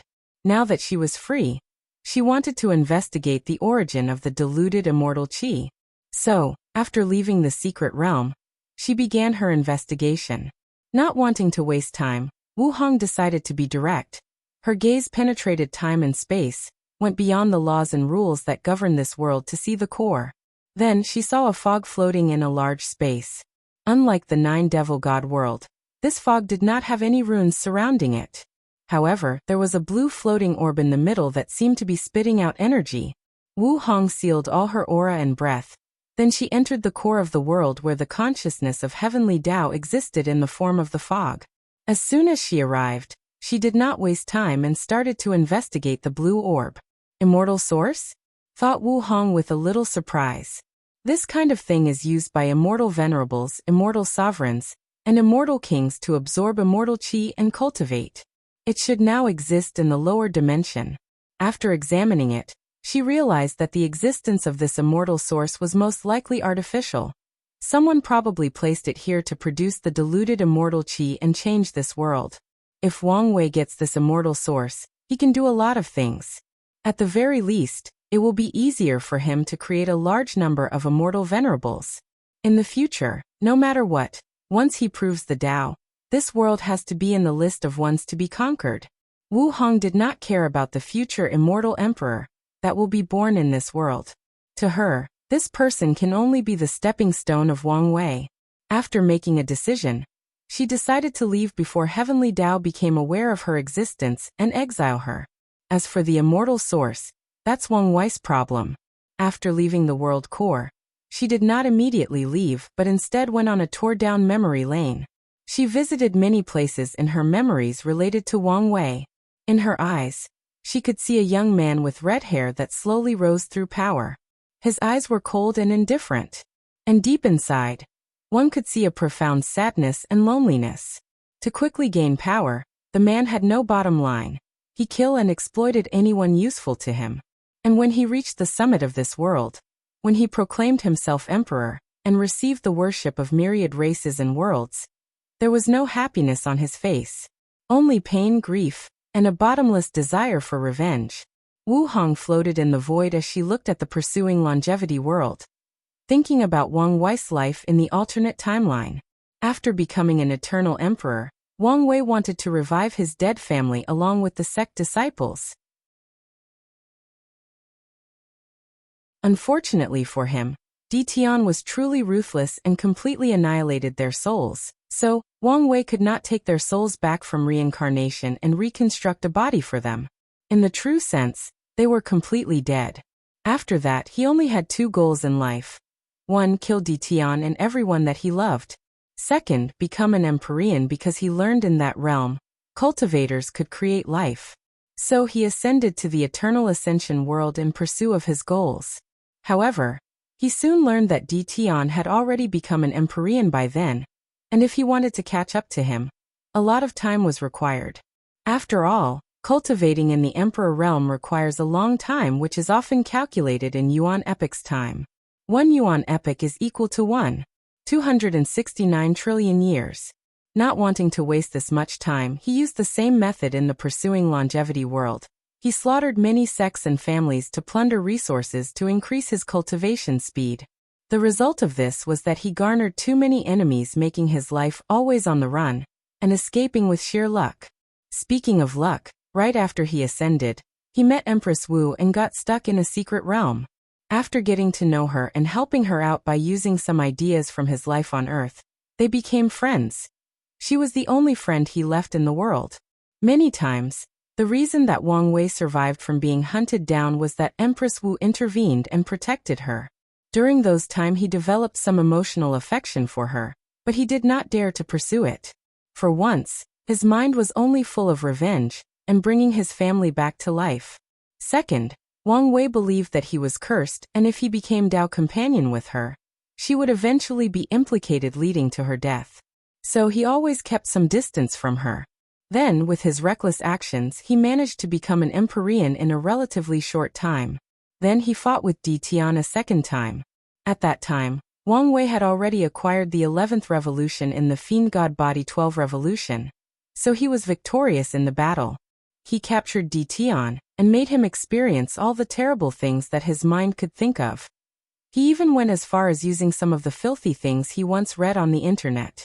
After venting his anger, he killed Di Tian. Unfortunately, this act did not bring him any peace. It could not fill the deep and empty hole inside his heart. So he used his power as an Empyrean to recreate his family in sections. Everything looked exactly the same. Their bodies, bloodlines, souls, memories, and experience. Unfortunately, Wang Wei knew that they were not the real thing. They just looked like it. This fact almost drove him to madness. At that moment, Wang Wei realized that his life was nothing but a joke, and fate was playing with him. At the lowest point of his life, when he was about to give up everything and join his family in the beyond, it was the Empress who talked him out of it. She prevented his Dao heart from shattering and giving up on himself. This was a defining moment in his life as he finally determined his path forward. He wanted to change the ultimate fate of his family and sect. So Wang Wei became obsessed with the Dao of Fate. He abandoned his original Dao and started cultivating the Dao of Fate. He wanted to become a paragon with that Dao. Unfortunately, with the political situation of the Eternal Ascension world at that time, becoming a paragon was not an easy thing. On top of that, he had made too many enemies. So he entered chaos to find opportunities. After suffering countless tribulations, he got his wish and became a paragon with the Dao of Fate. After returning home, he discovered that the Empress situation was not good as many people wanted to kill her. That day he slaughtered more than 5 paragons, countless Dao monarchs, and immortal kings to save her. Then he finally achieved his long-last wish. Reversed the fate of what happened that day. The day that he lost everything. With his family and loved ones back, the weight on his shoulder was finally lifted. He then proceeded to propose to the Empress, whose words were, "Took you long enough." One would think that this was the end of the story, and that those two would live happily ever after. Unfortunately, things were not that simple. Wang Wei owed some other people some debt that created many conflicts with his relationship with the Empress. Once Wu Hong's thoughts reached there, her face suddenly changed. If Wang Wei was here, he would be quite surprised as the look on his Dao companion's face was something he had never witnessed before. Jealousy. Wu Hong gritted her teeth as the face of a beautiful woman appeared in her mind. Damn you, Su Junyao. She took a deep breath to quickly calm herself down. Anyway, this timeline is different. I doubt Wang Wei will ever meet her. And even if he did, without all the emotional debts he owed her, it will be useless. She paused for a moment, then giggled to herself. What am I worried for? This version of him is even more ruthless than the other timeline. Even if he owed her any emotional debts, he will not care. Especially if her actions will be detrimental to our relationship. After saying that, Wu Hong no longer cared about this issue. She waved her hand and a void boat appeared. She controlled it to break the space, heading in some direction in the endless void. Happy New Year and hope that this one is better than the last. May God, Buddha, the Tao, or the universe bless all of you in your future endeavors.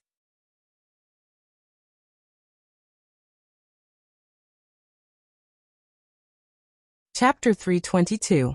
Myriad Emperor World, Southern Vermilion Bird Continent, Fire Tempering Domain, Origin Pill Dao Sect. Wang Wei opened his eyes. 3 days have passed since he decided to cultivate the controlling flame art, and he has reached the 6th level. This technique is not that difficult, especially since he already witnessed the power of the 7th level from his 3rd senior sister. On top of that, Lu Cheng already cultivated to the 4th level, so he only had to learn the 2 remaining levels. Unfortunately, his current research on the mystery of this cultivation technique has come to an end. With his current identity, the best way to find out is to either ask his master or his 3rd senior sister. Unfortunately, his master only told him to cultivate to the 6th level before coming to him. Although Wang Wei has already done so, Lu Cheng had only cultivated to the 4th level a few months ago and used this opportunity to break through the supernatural realm. So he could not explain to his master how he managed to reach such a level in just a few days. He did not want to raise suspicions. After placing the task about the flame scripture in the back of his head, Wang Wei entered the small world inside his space ring. Soon, he found himself in a large pool full of blood. After turning to his original body, he used his nail to make a small cut on his wrist. Golden blood dripped down, however, the blood did not fall on the ground. On the contrary, it went back inside his body, and the wound closed by itself. I have already tempered blood. Now it's time for the 2nd step, muttered Wang Wei. Without hesitation, he removed his clothes and jumped inside the pool. As soon as he entered, he began to run the ancient desolate body refining scripture. A white light flew from the blood pool and entered his golden. A large amount of vitality was then infused into his body. The blood refining part of the scripture was divided into 3 parts: blood tempering, vitality absorption, and enlightenment. The first part is self-explanatory. Use any means necessary to temper the blood inside the body. Remove the impurities until the blood is thick and golden. Wang Wei used the cycle of the 5 elements from his organs and his good fortune flame to temper his blood, so he already reached the requirement. As for the second part, all he needed to do was absorb a large amount of life force or vitality. 3 hours after entering the blood pool, the color had changed from bright red to a watery white color. Wang Wei looked at this with a frown on his face. He waved his hand and the water in the pool disappeared. He clutched his hand in the air, then the space broke. Immediately afterward, a bunch of demonic beasts appeared from the cracks. There were different varieties of them: Golden Lion Race, Battle Ape Race, Golden Rock Race, etc. There were more than 10,000 of them, and all of them had 2 things in common.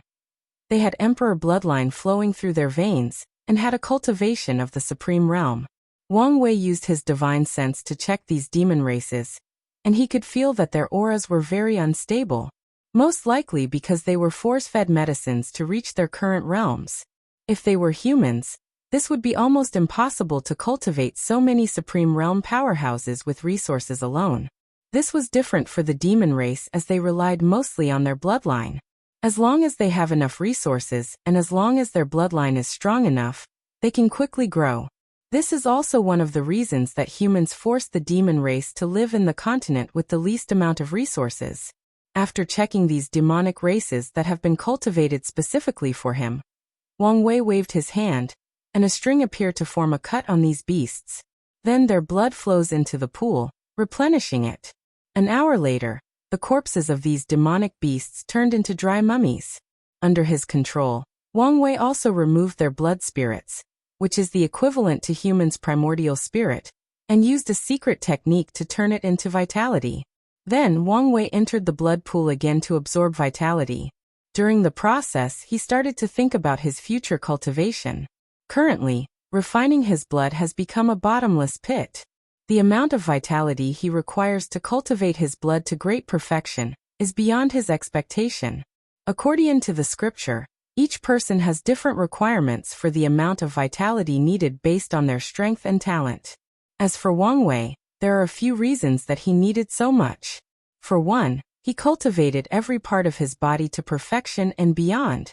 Second, his body refining talent drastically increased after refining Ji-song's body. Third, after opening his 7 chakras, his body took another leap in strength. Finally, and the main reasons, He decided to cultivate his organs before cultivating his blood. On top of that, he used innate materials for his organs, making his foundation and strength reach an unimaginable level. As a result of this, he has to pay the price for his actions. Luckily for him, his family is rich and can give him all the resources he needs. But Wang Wei is still not satisfied. According to his calculations, he will take a lot of time before his blood reach saturation. Furthermore, he still has to deal with the third step of refining his blood. So he began to ponder ways to reduce the time needed to succeed. His first plan is to ask for the sect to give him an emperor pill that has a lot of vitality. However, he denied this plan as this would be a waste. His body is not nearly strong enough to withstand such a powerful pill. Plus, using such a level of resources because he did not want to waste time seemed unnecessary.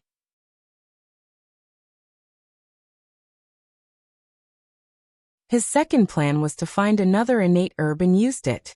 Regrettably, this plan was still not practical as the sect no longer had any innate material. Maybe he could get some from other sections. After pondering for a moment, Wang Wei thought of another possible option: the wood essence he used for his organs. As an innate herb full of vitality that can even heal a great emperor, logically speaking, it should be enough for Wang Wei to temper his blood. The majority of the vitality he is using to temper his blood comes from it. However, there is a problem. Innate materials are different from emperor tiers one for a reason.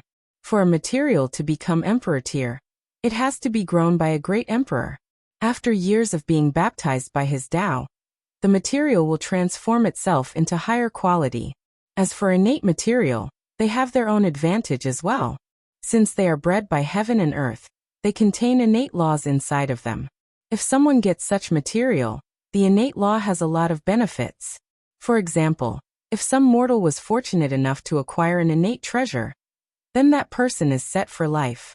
They can study the innate laws inside of the material, and it became very easy for them to cultivate and comprehend the law.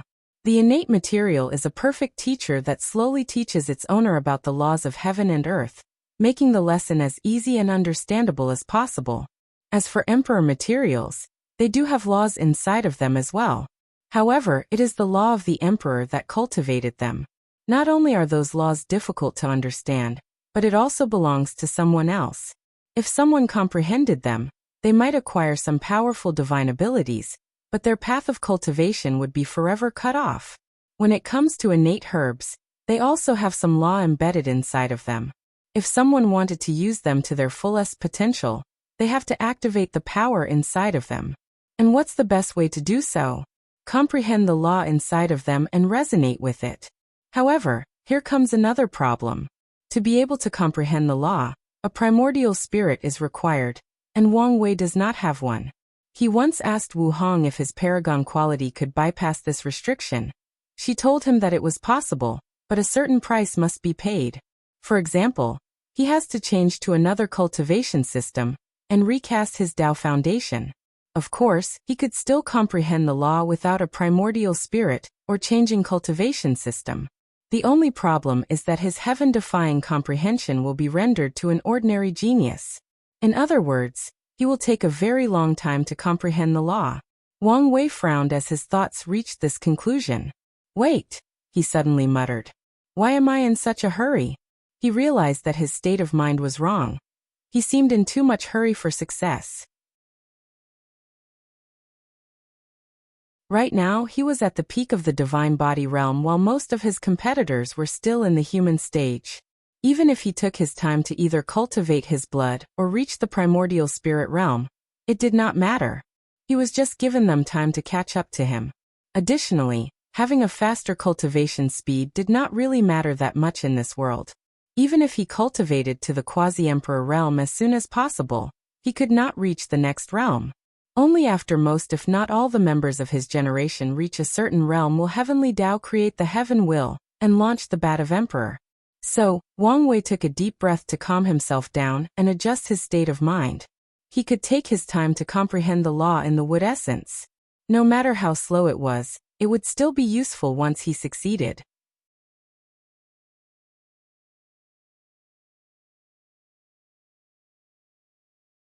Chapter 323. After calming himself down, Wang Wei decided to take his time and not rush. He will do the best he can to speed up the process, but if he failed, then that's fine. It's not a big deal. Plus, he already had an idea in mind. In the exchange pavilion, he saw that sect points could be used to exchange the Phoenix Heart Pill, which is one of the most famous pills unique to the Origin Pill Dao sect. Alchemists are weak by nature compared to other cultivators, as they spent most of their time refining pills. As such, in ancient times, they focused on better ways to save their lives in case of danger. Most alchemists have healing pills on them in case they need to heal, but it is still possible to be killed even before they have the chance to take it out. So many alchemists of the Origin Pill Dao sect who wanted to deal with this problem came out with a solution: the Phoenix Heart Pill. Although the name has Phoenix in it, the pill recipe does not have anything to do with that legendary innate demon. The pill is one full of vitality that is lodged inside the heart of the alchemist. Once he or she is injured, it will instantly release the vitality to heal them. This was a way for alchemists to acquire a powerful healing ability similar to body refiners. Unfortunately, over the years, the material to make this pill has become very rare. So, it is not as common as it used to be in the ancient emperor era. Now there are only two ways to exchange for this pill. One is being the heaven chosen of the Origin Pill Dao sect that will compete for this generation's heaven will. Wang Wei pondered whether he should show enough talent to become the sect's heaven chosen. However, after thinking about it deeply, he refused that idea. The current political landscape of the Origin Pill Dao sect was a mess. His master, despite being the sect master, has very little power and is constantly fighting with Fu Kaiyun. If he were to become the sect's heaven chosen, he could foresee that Fu Kaiyun would do everything possible not only to assassinate him, but also reduce the number of resources he would receive. There is no way he would be treated with the same level as the Dao Opening sect or other emperor lineages. Furthermore, becoming the sect's heaven chosen would draw too much attention to himself. Even though his rise will still force him to clash with Fu Kaiyun and his faction, it was not on the same scale. Additionally, although Wang Wei had faith in his fate-stealing technique, he did not want to take any unnecessary risk. So the only option left for him is to acquire enough sect points to exchange the pill. Although this process will take longer, if he plays his card right, it will be fine. After making a preliminary plan, Wang Wei spent the next 3 months inside his cave refining pills and preparing for the future. Then he left. He headed straight to the testing pavilion. His goal was to raise his alchemist rank. One of the advantages of being a disciple of the leader of the Alchemist Association was the fact that, unlike other people, he did not have to go to any of the branches or main branch to test his rank. He could do it inside the sect and the information will be sent to the proper authorities. While Wang Wei was flying to his destination, he quickly caught a group of people surrounding 2 people competing against one another. Of the 2 people competing against one another, one of them caught his attention. It was a girl dressed in blue clothes, sitting on the floor with a cauldron in front of her. The girl was in deep concentration as she refined her pill. Unlike her opponent that only had a few dozens of materials near him, she had hundreds of them. To be precise, 320. She would take the material and place it inside the cauldron, control the flame to burn the impurities, then mix them together. She did so with all 320 materials, mixing them in the right ratio. A few hours later, her opponent started to inscribe runes on the pill, but she was still removing impurities from the material and mixing them. Once everything was done, she started to condense the liquid herbal mixture into pills. Soon, both of them were done and they showed their pills. What they were refining was the top-level Earth Tier pill, Primordial Spirit Condensing Pill. This pill allowed the primordial spirit to be more condensed and increase in strength. Once the 2 competitors finished their refinements, they opened their cauldron at the same time to compare. The boy managed to refine 4 pills, with 3 normal grades and 1 superior grade.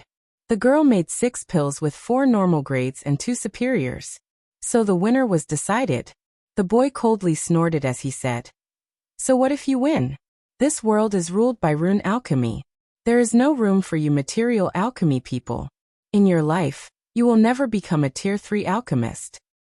After saying that, he left without looking back. All the people who watched the battle left with a few people sighing in pity. As for the girl, she was calm during the entire process, even when she left. Meanwhile, Wang Wei, who was watching this competition, began to rummage through his mind to remember the information he read about material alchemy in the sect's library and secret archive. In the ancient emperor era, after Wang Wei's ancestor Emperor Qiyuan gained the title of Tao Father and started the era, many people were competing for the title of ancestor, including many alchemists who wanted the title of alchemy ancestor. At that time, the only existing form of alchemy was what the boy called material alchemy, as the concept of using runes for alchemy did not exist yet. Runes were only used in talisman making, weapon refinement, and formation. Material alchemy revolved around combining many different herbs to accomplish a certain effect by the consumer. It did not rely on runes for anything. At that time, this kind of alchemy was steadily being developed, until the Danyuan Emperor appeared and developed the concept of rune alchemy. Unlike material alchemy, rune alchemy had many advantages, the main ones being the few materials needed in the process. As long as the few main materials of a pill are used, runes can be used to replace the auxiliary materials. As for material alchemy, each pill required hundreds of auxiliary materials. Furthermore, the higher the pill, the more material required. The profession of alchemy is a resource-burning one, as each alchemist require many trial and errors before successfully refining a pill. When it came to material alchemy, each failure was the loss of hundreds or thousands of materials.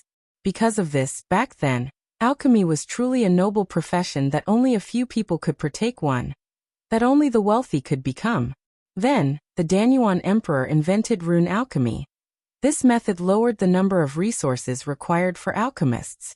Because of this form of alchemy soon became mainstream in the world. And once he managed the alchemy ancestor, proved the Tao and acquired the title, this form of alchemy became the orthodox one practiced by all the cultivators of the myriad emperor world. From historical records, Wang Wei knew that at that time, material alchemy was still a very powerful type of alchemy practiced by many people. The alchemy ancestor did not discriminate against it, and even preached about learning from it, and taking some of the advantages it had. Unfortunately, his descendants were not as open-minded as him. The other great emperors of the origin Pill Dao sect started a campaign to forever suppress it. They destroyed countless pills recipes, ruined the reputation of material alchemists, and erased some of their contributions to the world. Things got so bad that at some point, the only recipe for material alchemy left could only refine top-level profound pill, that only divine altar realm cultivators could use. It was only after the sect did not produce a great emperor for so long that material alchemy got a chance to breathe and develop. However, without many people developing it, the highest level of pill that they could make now was top-level earth pills. While floating in the air, Wang Wei was thinking about the alchemy ancestor and rune alchemy. From the records he read, material alchemy is the mainstream of the majority if not all worlds in the endless void. Most alchemy system is a variation of this. Using runes for alchemy probably did not exist. In one of the books that he read, it was implied that the concept of rune alchemy was most likely invented by the alchemy ancestor, and spread through other worlds' communities. Based on the little information that I've read about Danyuan Emperor, why do I feel that this guy was not ordinary? That he was more than he seemed on the surface, muttered Wang Wei as he watched the girl fly away. Personally, he also agreed with rune alchemy becoming the mainstream of the world. Based on the resources needed to cultivate an alchemy master. Imagine if material alchemy was the mainstream of this world. After so many eras, how much resources would have been used and wasted? The number is simply astronomical. Not to mention that there would never have been as many alchemists throughout history without rune alchemy. Although, he still thought that the great emperors of the origin Pill Dao sect went too far on their suppression of this form of alchemy. Although these guys used the issue of resources as an excuse for their actions, Wang Wei could see that they were doing it for luck. With rune alchemy being invented by their ancestor, once it became mainstream, their sect would be blessed with abundant qi luck and ensure their survival for many eras to come. Without such abundant qi luck, their sect might not have cultivated so many great emperors. They might become as miserable as the sect created by the formation ancestor. After shaking his head, Wang Wei continued to fly to his destination.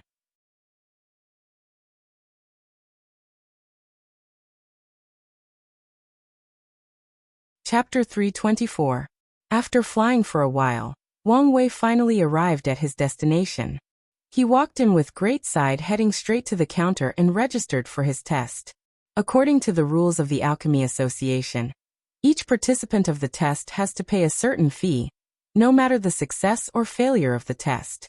Because of Lu Cheng's master and status, he can receive a discount for the fee. Unfortunately, it was not free, secretly complained Wang Wei. Although he was rich, Lu Cheng was not. So with a pained expression, he paid the fee for the test.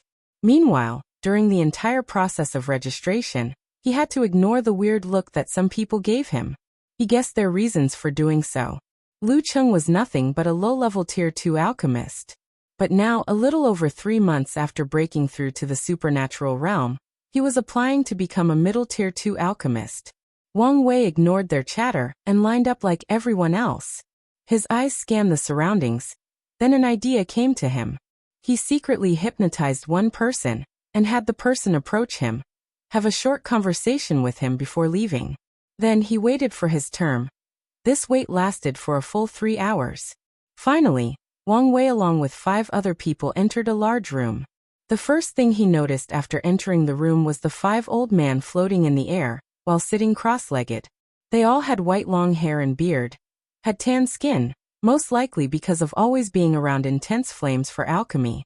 Additionally, a faint scent of medicine could also be detected from them.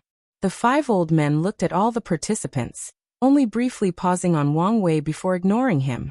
The old man in the middle, who was referred to as Elder Feng Lai, said, "You should all be aware of the rules.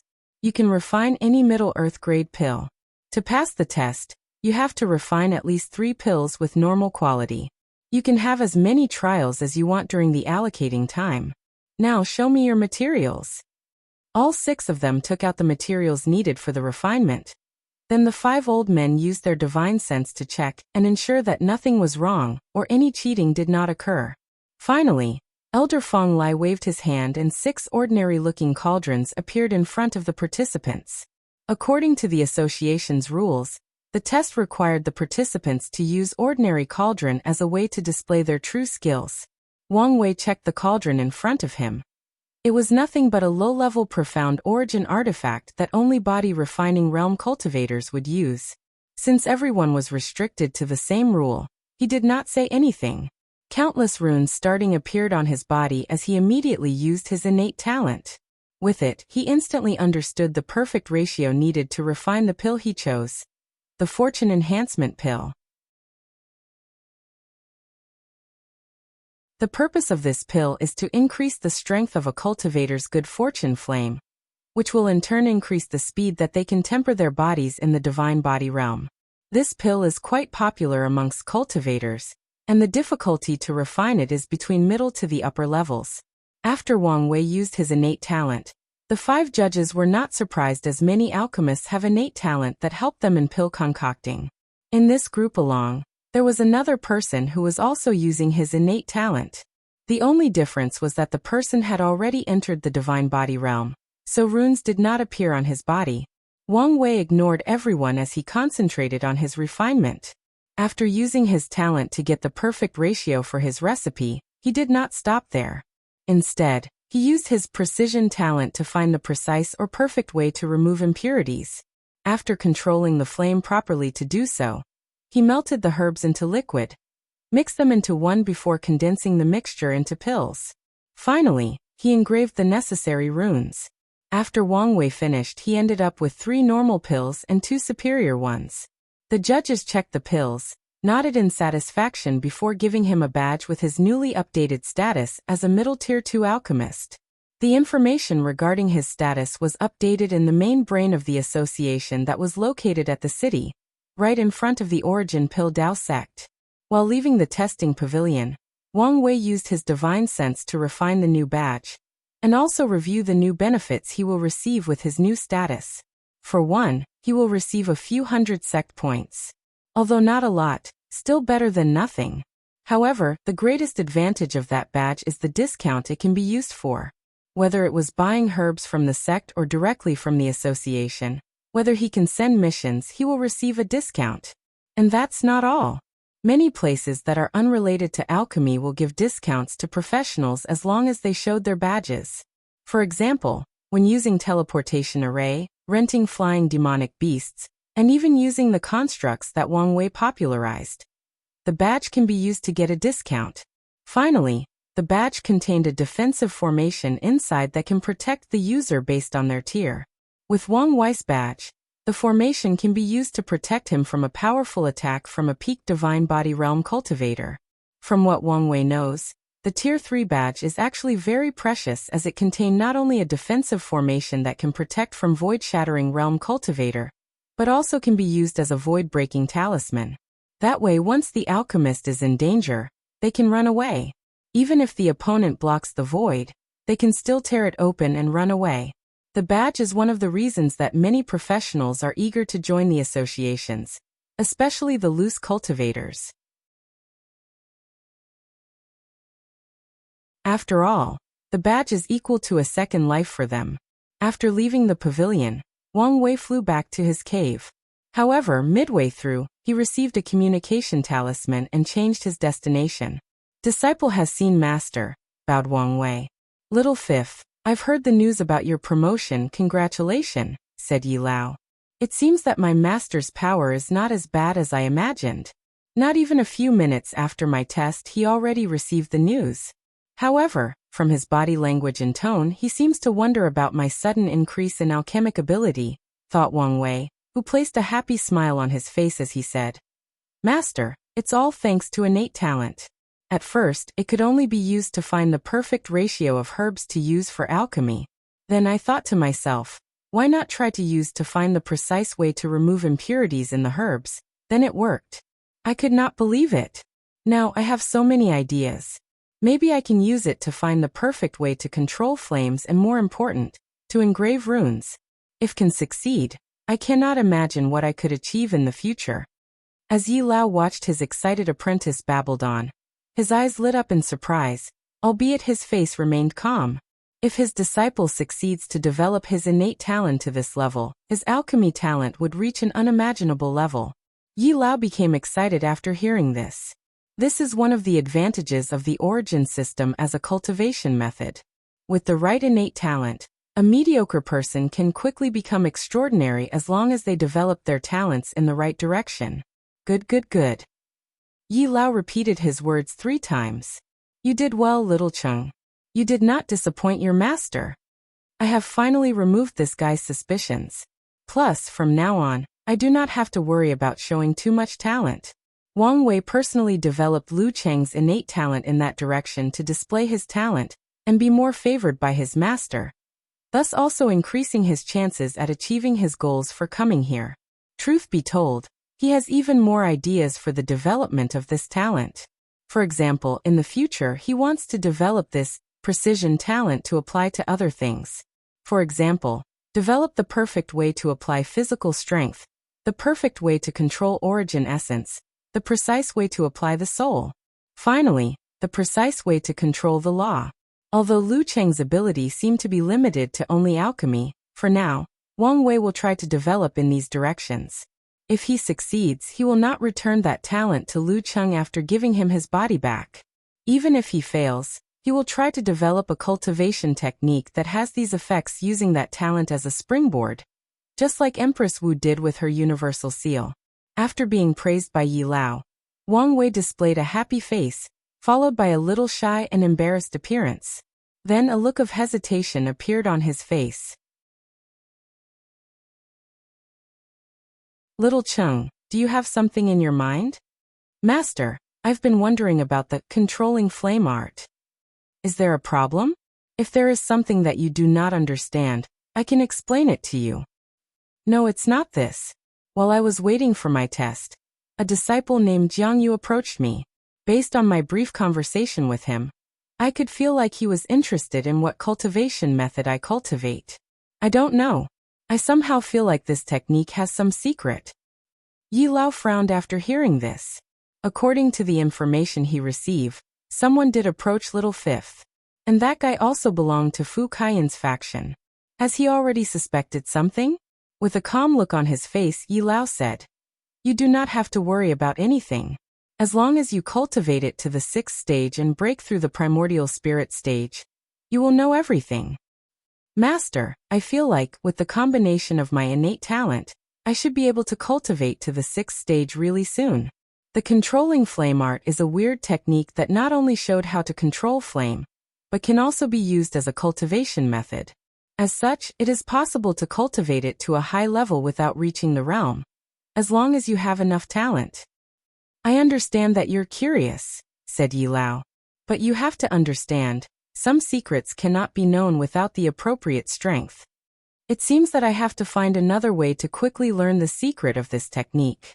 Wang Wei nodded his head, chatted with his chief master for a while before returning to his cave. "Sorry about the mistake. I even got the chapter title wrong using the S title."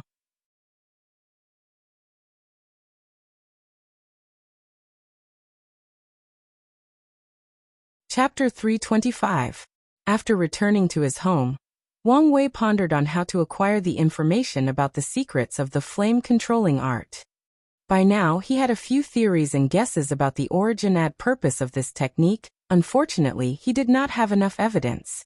Intuition told him that this cultivation technique might be related to his purpose in infiltrating this sect. So after making a preliminary plan, he moved on to something else. Today, during the test, one of the participants caught his attention. To be precise, the pill he refined caught his attention. The guy refined a pill called Divine Organs Replacement Pill. In the human stage of the divine body realm, tempering the organs is one of the most difficult processes. Unlike the other body parts, once injured, it is very difficult to heal and could lead to permanent damage. If not tempered the appropriate amount, then once a cultivator break through the shattered void realm, and their bodies are baptized by the law, then their organs will collapse leading to instant death. This is where the Divine Organs Replacement Pill came into place. Once consumed, a cultivator can instantly grow a fake, divine organ capable of withstanding the power of law. Of course, using this pill meant that your foundation is not solid, and the void-shattering realm will be the end of the cultivation path. Furthermore, there is also a high chance of failure when doing this. Nevertheless, for many people with poor talent, this pill is a lifesaver for them. Before coming here, Wang Wei had heard about this pill but never saw one. This is because the recipe is exclusive only to the Origin Pill Dao sect. After watching that disciple refine that pill, he finally realized an important aspect of his infiltration that he had overlooked. His situation was the best possible time for him to steal many of the secret recipes that the Dao Opening sect did not have, and bring them back. In terms of alchemy or other professional heritage, the Dao Opening sect has a complete heritage that goes all the way to the emperor tier. This is all because of the effort of the second great emperor of the Li family, Li Zheng, who took the name Miscellaneous Study Emperor. As his name suggested, this emperor was interested in studying many things during his life. He studied pill refinement, talisman making, weapon forging, formation, divination, yin-yang calculation, puppeteering, medicine nurturing, beast breeding, beast controlling, etc. He went as far as studying things like literature, poem, calligraphy, chess, military development, and many more. With his long lifespan and talent, he studies too many things. Although he proved the Tao with the 5 elements and created the 5 elements foundation scripture, he did not stop studying all kinds of miscellaneous things after becoming a great emperor. One of the reasons that the Dao Opening sect has so many pill recipes, knowledge about runes that allowed them to cultivate professionals on their own, is because of him. The Miscleanout Study Emperor single-handedly increased the foundation of the sect. Despite this, it did not change the fact that compared to sects that specialize in different professions, the sect was still lacking in many aspects. However, Wang Wei discovered that he had the perfect opportunity to close the gap with these specialized sects and further increase the foundation of his own sect. Well, at least, when it comes to alchemy. After making this realization, he decided to learn as many recipes as possible while here. If necessary, he has to use his status as the disciple of the sect master to his advantage. So, with a complete plan for the future, he got back to his alchemy. He was also taking this time to study the other profession as well. In recent years, he has been slacking. Heavenly Abode Realm. Li Jun looked at the disciple in front of him. Is it done? Yes. After more than a year and countless resources, it's finally finished.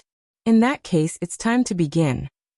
Because of the difference in time flow, although only 3 months passed in the Myriad Emperor world, a year and a half passed in this world. During this time, the gods have been searching for Li Jun's group non-stop. Well, at first they were. After searching for a few months and not discovering anything, the majority of these gods started to give up. To them, they were mighty and lofty divine beings. How could they waste their time doing something as lowly as searching?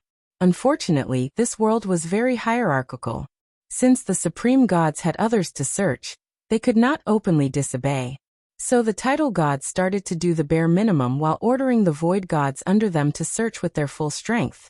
At first, the void gods did so, but after not their search was proven futile, they also started to do the bare minimum while ordering the true gods under them to their best searching. In that way, things started to escalate as the upper gods ordered their subordinates to do their best while they slacked off. In the end, only the little divine shrine cultivators, who were only slightly more powerful than mortals, were forced to search with all their strength. As for the supreme gods, the majority also did not care. They thought that maybe the outsiders already left their world. When it came to the Destiny Goddess prophecy, they believed that she might have been wrong. If not for the fact that she brought up Mother God during the council meeting, not many people would have believed her anyway. Today was ordinary for the people of the heavenly abode world. Even the gods thought so as well. Many of them were doing their usual daily 30 minutes to hour investigation before returning to their heavenly abode. However, something out of their control occurred. In the death realm governed by the death god, countless circles with runes inside of them rose from the ground into the sky. There were thousands of them covering the entire realm. Formation, muttered the death god with an ugly look on his face. He immediately wanted to act, but it was too late. The formation activated and surrounded the entire death realm. Immediately, the gods felt a change between heaven and earth, especially the void gods and above. They could not get access to their heavenly abode, meaning that they could no longer use its power to increase their strength, heal themselves, or replenish their divine energy. And they cannot use the power of space. More importantly, they cannot even enter their heavenly abode as the formation blocked the space. The gods inside these abodes found themselves stuck and unable to leave. A dark energy wave suddenly appeared in the sky. Then a middle-aged man dressed in black clothes appeared in the sky. He was the death god. Because his heavenly abode is fused with him, he used his power of law to break the space restriction. Unfortunately, only he could leave. The good news was that he could still use the power of his abode. As the death god looked at his realm, he could see countless armies surrounding different strategic places, mostly areas in the Death Kingdom where the power of incense is most concentrated. Just like the Fire Realm, the most powerful force in the Death Realm is a kingdom created by the Death God and ruled by his descendants. Most supreme gods use this political structure as a way to rule their realms and make it easier for them to gather incense. With a single glance, he judged based on these armies' aura that they were elite and well-trained, and his gods were not matched for them. So he prepared to intervene. However, as soon as this idea came to his mind, a young handsome man wearing a golden red armor appeared in front of him. Upon first contact, the death god could feel a terrifying fighting intent from this young man, followed by a familiar breath. After pondering for a moment, he realized that this breath was similar to his. It was the breath of death. You must be the outsider who invaded our world. That's correct, replied Li Jun with a calm smile on his face as he looked up and down at his opponent. You know, things do not have to be so complicated and bloody.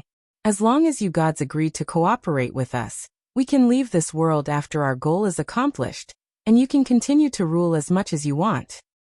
And what goal would that be? I declined to comment. Hee, laughed the death god sarcastically. Your words are not sincere. If you really wanted to cooperate, you should have contacted us and stated your terms and conditions. You are partially correct about this. However, One of the fundamental truths of the universe is that only people of equal strength can negotiate with one another. The Death God's face became ugly as he said with a slightly raised voice, "So you guys want to kill the most powerful god to display your power, then advocate for communication and diplomacy?" Li Jun paused for a moment. "To be honest, we did not know that you were the most powerful god. We chose to attack you simply because your realm is the largest territory of all the supreme gods." This answer infuriated the Death God. His opponent's meaning is obvious.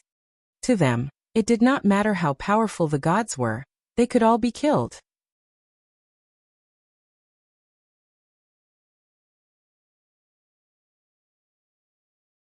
Chapter 326. Li Jun internally shook his head as he watched the agitated Death God. When searching for information about the Death Realm, of course, the group learned that it was the largest area, but also ruled by the most powerful god. Li Jun remembered when he was 5 or 6 years old, and was going through his first enlightenment with children of similar age. In the first battle class he took, the teacher once asked what was the most important thing in a battle. The majority of children would say things like having powerful strength, being invincible, or having an invincible heart. His big brother Wang Wei answered that having the proper strategy before any battle. The teacher praised him but said that he was wrong. The teacher told him that the most important thing is the state of the mind. First, make sure that you are in a calm state of mind. Then do whatever possible to disturb your opponent's state of mind. According to that teacher, any extreme emotion is detrimental to battle. As long as a person is not calm enough, they could not apply their full power. Even if a person can gain an increase in strength because of rage, it is only momentarily and would also make such an opponent have many flaws in his actions. In that class, that teacher boldly declared that no matter what cultivation a person is, even a great emperor, without a calm state of mind, they cannot fully display their strength. So the teacher taught them how to use their words to agitate their opponent. Li Jun remembered how his big brother's lips twitched in disbelief and muttered softly, "So we're learning on to trash talk." Li Jun once asked him what trash talk was, but he refused to answer him. It was not until they began to cultivate and asked again that he learned. His brother then taught him a bunch of vulgar ways to insult an opponent to disrupt their state of mind. Li Jun was shocked and swore that unless he was truly in despair and on the verge of death, these words will never come out of his mouth. After all, his mother raised him properly. Li Jun ignored the angered Death God. With a swing of his arm, a weapon rack with 18 different weapons appeared behind him. This was his proven Dao artifact. Li Jun took out a blue halberd before the rack disappeared. His aura skyrocketed as he locked on to the Death God. "Are you ready? Today should be your last day in this world." The Death God did not answer him, but waved his hand. He mobilized the power of the law to create a gigantic black hand, descending on Li Jun. The sky became gloomy as the hand covered it. Countless souls screaming and wailing could be seen and heard from the hand. Boom! The hand hit Li Jun, causing a massive energy wave in the sky for hundreds of thousands of miles long. Luckily, the formation that surrounded the realm prevented the shockwave of this attack to hit the ground. The wind blew away the smoke in the position of Li Jun. All the people on the ground looked with bated breath. The gods had a sneer on their faces, while both Li Jun's slaughtered Dao Legion and Tai Gang's undead legion had a calm look on their faces. Once Li Jun's body was revealed, there was not even a scratch on him. His head was raised in the sky, seeming to look in a certain direction. "That's how it is," he muttered to himself. "How can you be perfectly fine?" asked the Death God with slightly trembled hands. Although this was not his full strength, he still used more than 70%. Yet his opponent was perfectly fine. Li Jun sneered after hearing this. After his defeat at the hands of Feng Lijuan, although he benefited from Wang Wei's words and entered enlightenment, he was still a little lost. He wanted to drastically increase his strength in a short time, so he wanted to find the war talisman from the talisman ancestor. However, Wang Wei told him instead of relying on something so uncertain, it's better if he trained more. So Wang Wei trained him. He turned Li Jun into a proper body refiner. Unfortunately, Li Jun did not have the talent to cultivate the ancient desolate body refinement scripture. To cultivate this scripture, specific talent is required. The talent to find the Tao rhyme or essence of heavenly materials and treasures. Wang Wei's grandfather, despite his cultivation talent, did not have this specific talent. As for his father, he did not want to cultivate this scripture. His path was that of a pure swordsman. And swordsmen do not need powerful bodies. They pursued the extreme of attacks. To a swordsman, the best defense is the ultimate offense. If the swords in their hands cannot kill their opponent, they do not need to have a strong body to survive. To them, this was a shame. Wang Wei does not believe in such extreme ideologies, so he's not a swordsman. Although Li Jun did not have the talent to cultivate the scripture, Wang Wei made cultivate the overlord fist. After beating him an inch to his life many times, his fleshly body became stronger. On top of that, Wang Wei created a technique specifically for him called treasure body tempering, since other body tempering method did not suit him. This technique was inspired by the desolate scripture. Instead of absorbing the Tao rhyme or essence of a material, Wang Wei created a way to absorb the material itself inside the body. By treating the body as an artifact and refining it with heavenly ores and materials. This technique does not lose to the overlord fist, or even the ancient desolate body refining scripture. In terms of potential, it's all based on how far Li Jun can develop it. The only downside is that too many artifacts are required to temper each part of the body. Luckily, Li Jun is also considered a rich second generation. And this was not the end. Wang Wei also sealed a diluted divine punishment thunder in his body to always temper his body. Ignoring the death god, a spear appeared in his hand while the halberd floated in the air next to him. He held it over his shoulder like a javelin, before using his all strength to throw it. Boom, boom, boom. 5 sonic booms occurred in the air as rings of clouds appeared in the spear's path. Then, it turned into a red light before rushing straight into the sky. All the people in the death realm, from the lowest of mortals to all the gods, could hear the sound of the spear breaking the sound barrier. As they watched that red light disperse the clouds, dispersing the heavens itself, only awe was left in their hearts. Meanwhile, the death god's complexion paled as he guessed the target of the spear. It was his heavenly abode. Once something happens to his abode, his strength would fall dramatically. So no matter what, the death god has to stop the spear. He wanted to instantly teleport in front of the spear. Unfortunately, the formation laid by Li Jun and the others reinforced the space of the death realm. As such, it became impossible for the lower gods to teleport, while very difficult for the death god. Once he realized that his flying speed was faster than his teleportation, he turned into a black shadow as he rushed to the spear. Without any hesitation, the death god burned his divine power to increase his speed. Despite the spear's head start, he still managed to catch with it after a few seconds. Standing in front of it, the death god held the spear with both hands trying to catch it. It's unfortunate that the force behind the throw was beyond his capability, so he could not stop it. So, the spear continued towards his destination as it pushed the death god upward. Having no other choice, he decided to try another tactic. A black aura came from his body trying to corrode the spear using the power of his death law. This tactic was soon proven futile as nothing happened. A red aura appeared on the spear to block his attempt. Truth be told, even without that aura, the chances of the death destroying it are slim. The spear is a peak heaven grade 1, meaning that it was equivalent to the void-shattering realm cultivator, who controls the power of law. With Li Jun's resources, it should be easy to have a supreme tier artifact. However, proven Tao artifacts are different from ordinary ones. It does not rely that much on materials. For a proven Tao artifact to grow in grades, it has to be constantly nourished by the owner's origin essence, spiritual power, and general strength.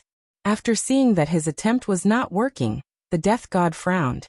He was constantly being dragged towards his heavenly abode by the spear, and he could not stop it.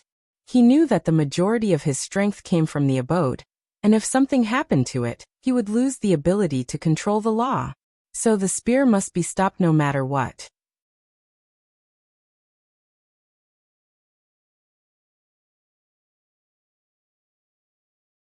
Chapter 327. Since using pure strength could not stop the spear, the death god decided to use tactics. So while holding the spear in one hand and being dragged, he took out a scepter with the other hand. He concentrated all his power and hit the spear again, this time not trying to stop it, but changing its direction. Then the death god moved away from its path. The spear flew to the sky at maximum speed until it hit the shield that surrounded the death realm. It did not penetrate it, only slightly shook it. This small reaction did not matter for the people inside, but this was important news for the ones outside.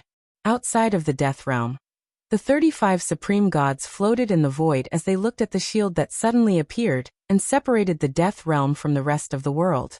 They finally realized that the outsiders have started to act against them. And what shocked them was that their first move was so large in scale. Previously, when they faced invasions from other worlds, of them were as powerful or efficient as this one. As such, the majority of them became flustered and did not know what to do. They began to argue between them about their next course of action. Luckily, the Destiny Goddess and the Life Goddess stood up and took charge. They asked the remaining people to use all their strength to try to break the shield and see what was happening inside. Unfortunately, no matter what method they used, the shield remained unaffected. But they did not stop their assault. Meanwhile, the death god became more furious after Li Jun's attack. In his infinite life, he had never suffered such humiliation. He looked at his opponent furiously, before flying away to his heavenly abode. Under his control, the abode turned into a small star, and was absorbed by the death god. Instantly, a powerful aura emanating from his body covered the entire death realm. The aura was powerful, deadly, making the souls of all living things tremble and worship him. Fortunately, the Slaughter Legion and Undying Legions had a vast amount of slaughter chi in their bodies from their intense training. As soon as that aura wanted to invade their minds, a red aura suddenly enveloped these legions and protected them. As for people like Wang Ju, Tai Gang, and Yan Liling, they could not care less about such tactic of intimidation. Li Jun raised his head to look at the death god as he muttered to himself. His strength increased from the beginning of the shattered void realm to the peak. He can even be considered a half-saint. The fighting intent in his eyes increased. Although he was only in the divine body realm, his strength was equal to people in the saint realm after being trained by Wang Wei. He could kill ordinary saint, fight equally to genius saint, run away from heaven-chosen saint. Only heaven-defying saints like sect master Wang Tian could instantly kill him. Of course, this classification only applied to people who just entered the saint realm. So, the death god's current strength could only slightly raise his fighting spirit. He rushed towards his opponent with the halberd in his hands. With his armor, he looked like a god of war going through war. He swung it down with tremendous force. The death god was momentarily caught off guard by Li Jun's speed and reaction, so he could only instinctively raise his scepter and block. A powerful force came from the clash, forcing him to fly away a dozen kilometers before he managed to control himself. Once again, the death god felt humiliated. As a god, he was forced into this situation. He raised his hand and said out loud, "Death Judgment." A huge book suddenly appeared in the sky, gleaming with the power of law. It locked on Li Jun and began to scan his body and soul with some weird method. Finally, characters that composed of his name were slowly being written in the book, and Li Jun could feel that his lifespan was slowly dissipating. He could feel that once his name is completely written, he would die. He controlled his origin essence to turn into death chi to surround his body. Then he cut off the connection of this book to himself. Regrettably, his actions were partly successful. He did not completely cut off the connection, but drastically decreased the rate at which his lifespan is decreasing. According to his calculation, he probably will lose 5 years of lifespan after 24 hours. To him, this was plenty of time to end this battle. Li Jun looked at the death god, who had an ugly look on his face, and swung his halberd once again. This time he did not use direct confrontation of brute strength, instead used an origin ability.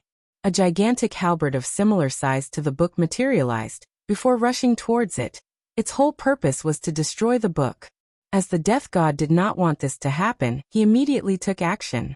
A colossal arm came out of his body to block the spear.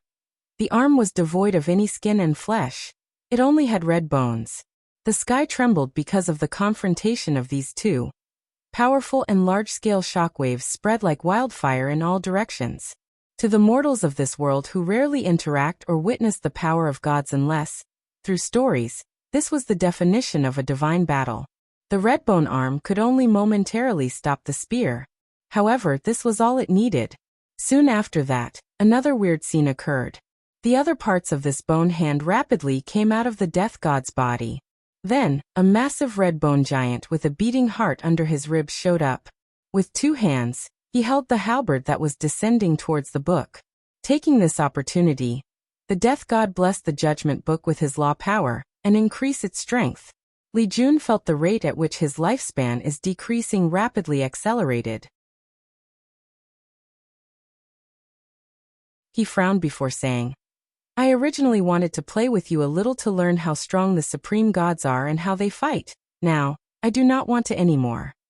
After hearing that the supreme gods could use the power of law, Li Jun and the group knew that this world was not simple, and wanted to gather more information. So their plan was to use this fight to learn about the gods.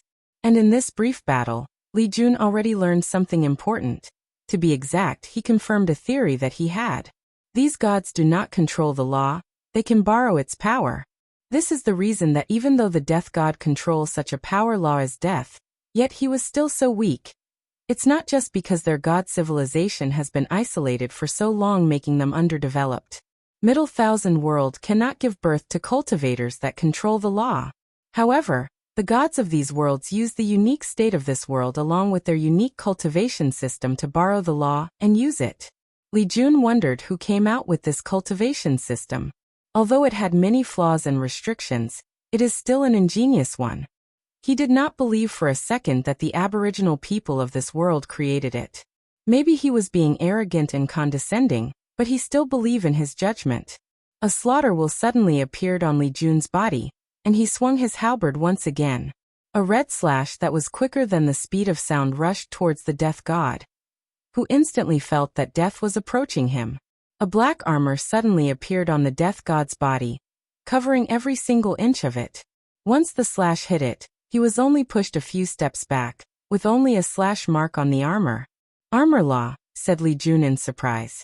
This is a secret technique that is controlled by most holy land and above in the myriad emperor world. It allowed a void-shattering realm cultivator to condense his power of law into armor as a life-saving method. In any dangerous situation, a void-shattering realm cultivator with this secret technique is most likely to survive than ordinary ones. This technique is strictly controlled to ensure that disciples of these high-level sects have an advantage over lower-level sects that do not have a deep background or foundation, and loose cultivators.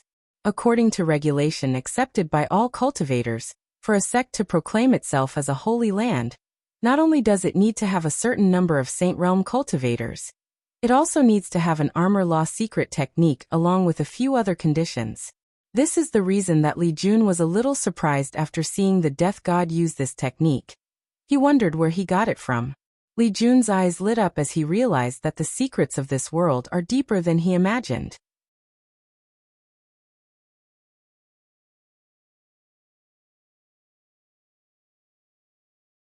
Chapter 328. As Li Jun watched the armor around the death god, although he was a little surprised in general, things did not change much. With the armor law, a void shattering would be immune to most non-law related attacks. So, even if thousands of primordial spirit attacked them at the same time, it would not cause them any damage. Nevertheless, there is still a limit. As long as an attack reached a certain level, it can still be broken. So he decided to use an attack from his newly created Slaughter Dao code, from being enlightening by the 3000 Dao orbs. A river of blood that covered the entire sky appeared behind Li Jun. He looked like the sovereign of blood, like a mighty god of war that has only left trails of blood and destruction behind him. Li Jun raised his halberd to control the blood sea, but suddenly stopped. In his mind, he could hear the sound of breaking followed by a cry of intense pain. It finally dawned on him that this world was only a middle thousand world, and could not withstand a certain threshold of power. His current attack has passed that threshold.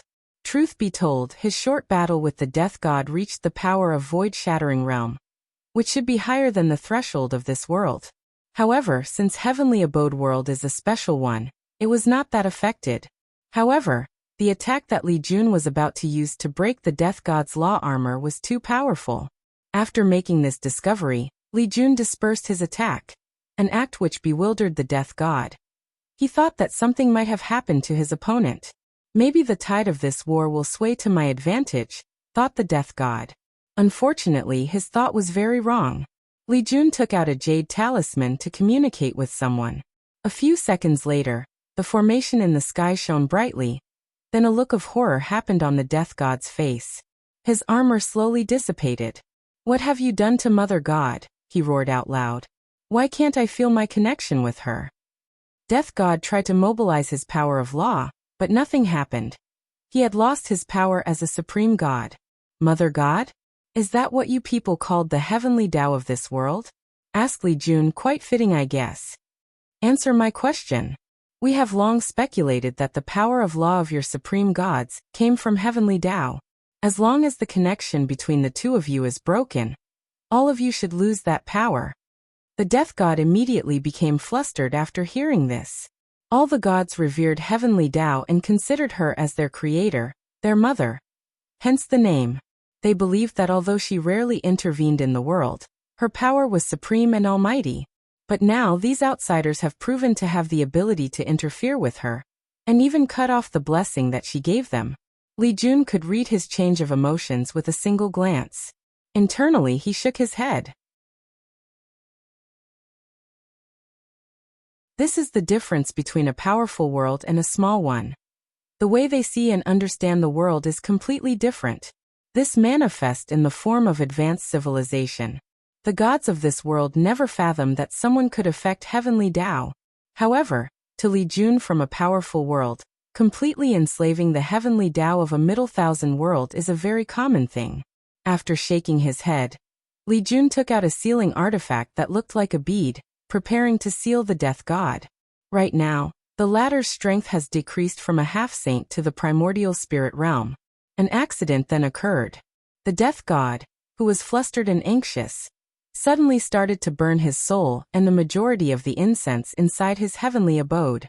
Li Jun flicked his finger to throw the bead at an incredible speed. Once it arrived in front of the Death God, the latter was instantly swallowed by it. However, Li Jun could feel that he was a step too late. As he held the bead in his hand, he could see the body of the Death God inside, seeming to be in a forced sleep. After sighing, he used a teleport spell to arrive on top of the Death Kingdom capital. Although in the Myriad Emperor world, cultivators in the Void-Shattered realm can break the void to teleport, a few Emperor lineages have developed space spells. However, a requirement of origin essence is required before learning or using the spell. Otherwise, the user will instantly be drained of his energy. "Did something happen?" asked Yan Liling after seeing Li Jun's arrival. Yes, the Death God used some kind of secret method to bypass the formation and send some information outside. "Would that affect our plans?" "Most likely," replied Li Jun nonchalantly. Nevertheless, he did some that worried. He then handed the bead to Wang Ju. "See if you can search his soul to gather any information." "Where are you going?"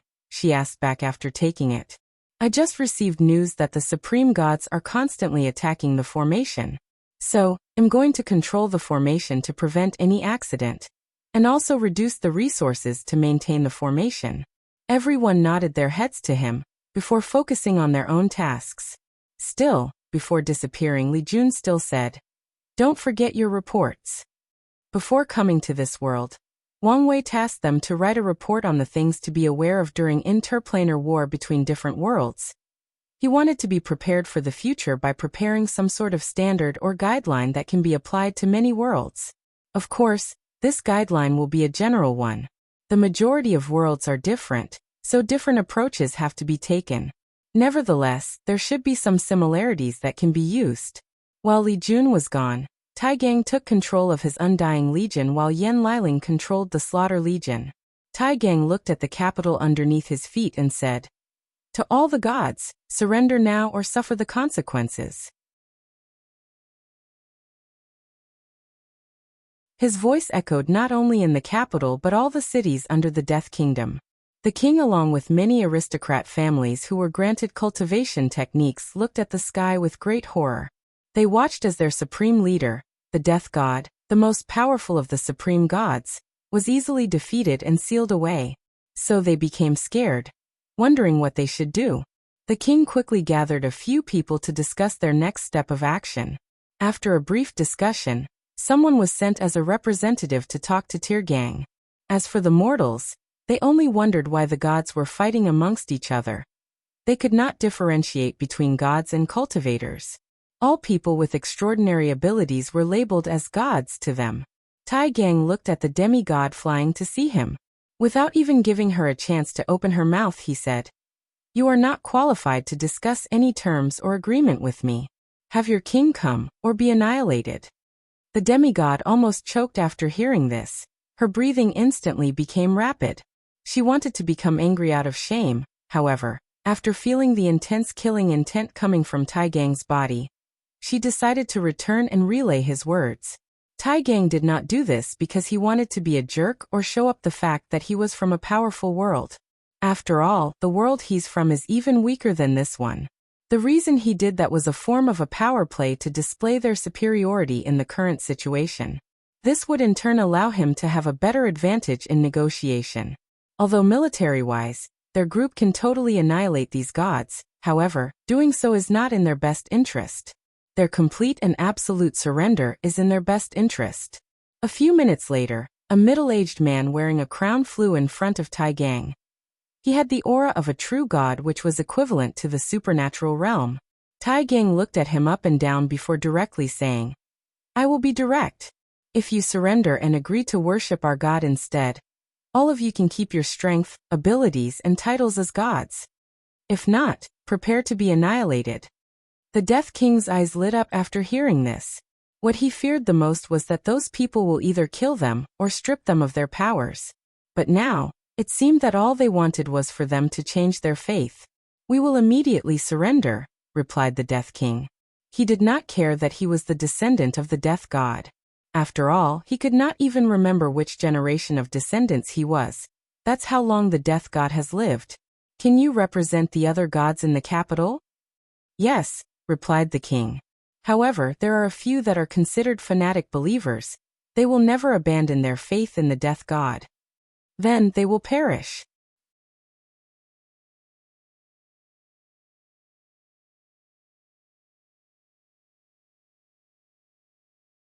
Chapter 329. Fanatic believers are the greatest assets of most gods. Because of their strong belief, they provide the gods with the greatest number of incense.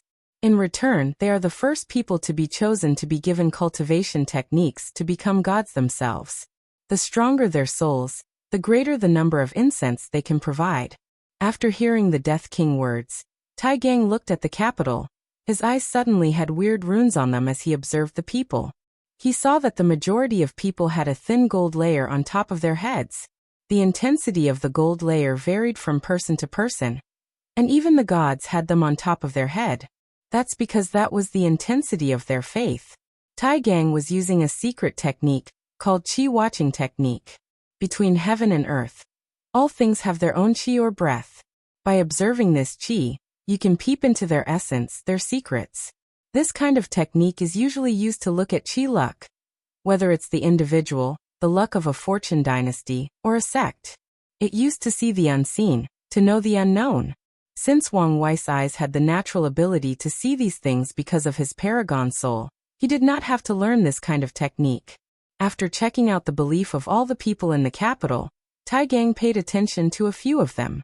All of them had a bright and pure golden light on top of their head, signaling that their faith in the death gods was unparalleled. Tyrant flicked his hand, sending myriad lights from his body. Each light hit one of the fanatic believers below the true god level, placing a mark on them. Finally, he ordered some of his men to go capture these people with the mark.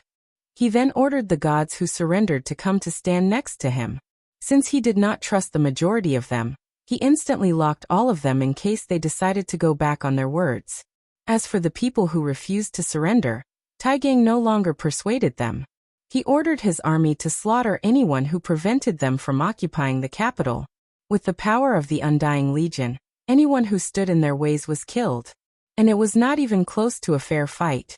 The gods were slaughtered and their golden blood flowed like rivers. Their bodies were then collected for further study. Conquering the capital along with the following cities was quite easy. A fact which greatly annoyed Tai Gang, as his immortal army did not have a chance to truly display their undying ability with his innate talent. Luckily for him, this battle was not close to being over. The majority of gods were stuck in their heavenly abode and could not leave. So were their legions of gods. So after rapidly settling all the territories of the Death Realm, Tai Gang began his crusade in these abodes. His first victim was a title god who went by Corrosion God. As soon as he invaded the heavenly abode, Tai Gang saw a large army made of demigods and below waiting for him. This made him very happy, so he ordered his legion to begin attacking. Then the nightmare of the Corrosion God began. It did not take long before he discovered that the soldiers in this army were immortal.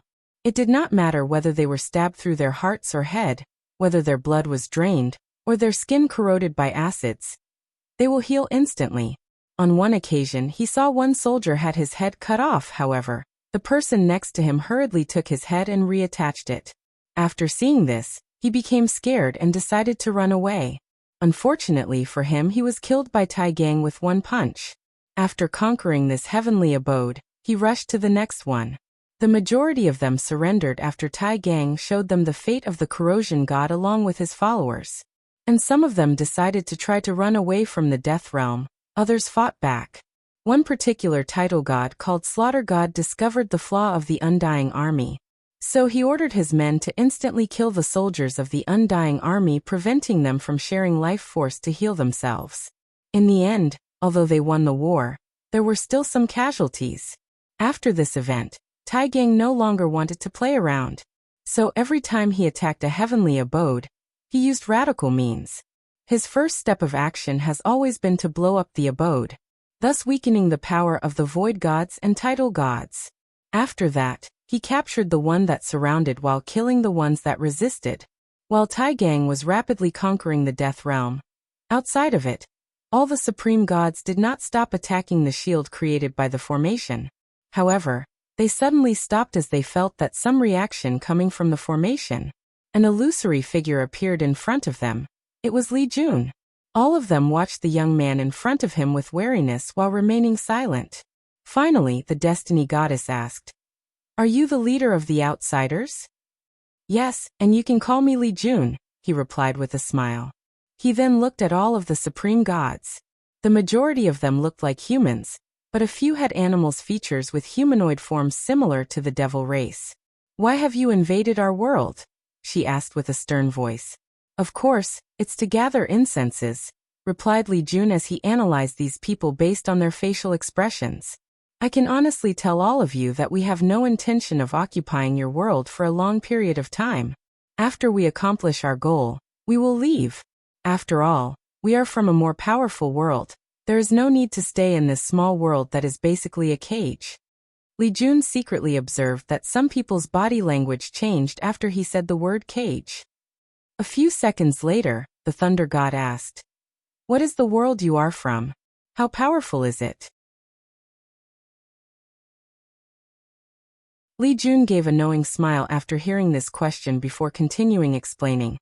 "In the endless void, there are myriad of worlds, and they are divided into 4 grade.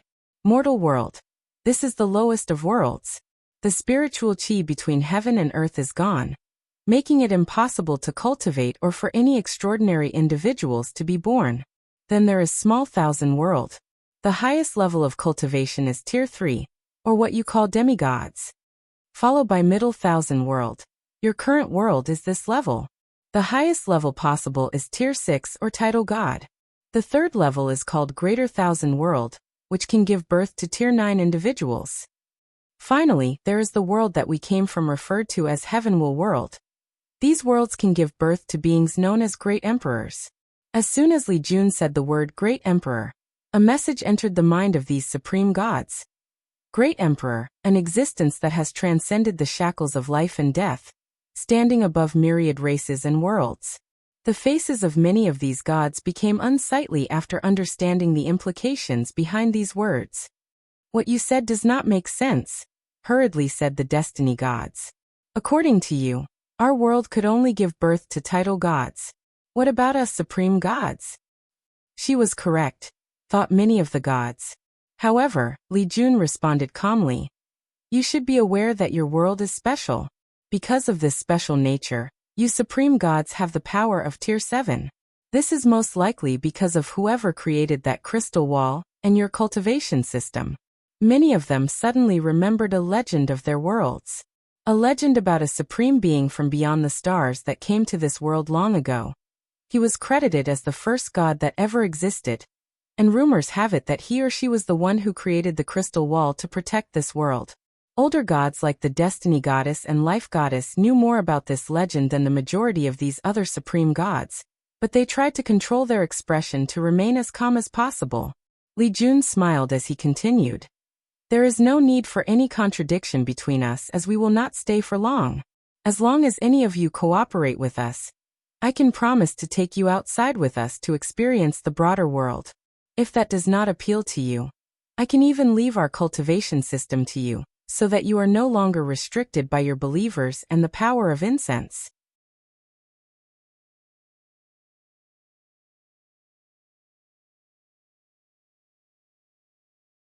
Chapter 330. Li Jun could see the longing in some of the gods' faces, so he continued his act, luring the enemy in. "I'm sure some of you would like to become more powerful, to become a god above God, to have millions of races sing you praises and chant songs that glorify your name. More importantly, you can achieve immortality. Even as supreme gods, you will one day die of old age." "That sound like words one would use to tempt children," said the fire god. "There is no way you can give us such strength." "You are correct," replied Li Jun calmly. "However, although I cannot give you such strength, I can give you the opportunity to achieve it. After all, being stuck in this world, you guys do not even have this opportunity." The supreme gods became silent after hearing this. Many were tempted, while others sneered at Li Jun's words. However, the latter did not care. As long as a few were tempted, it was more than enough to create divisions amongst these people. That's all he cared about. His plan was an open plot, and many of these gods knew about it. "Since your world is so powerful, why do you need to come to ours?" asked one of them. "That's because the sacred son of our sect needs to us this world for a purpose," replied Li Jun. Then he sighed heavily while muttering very softly.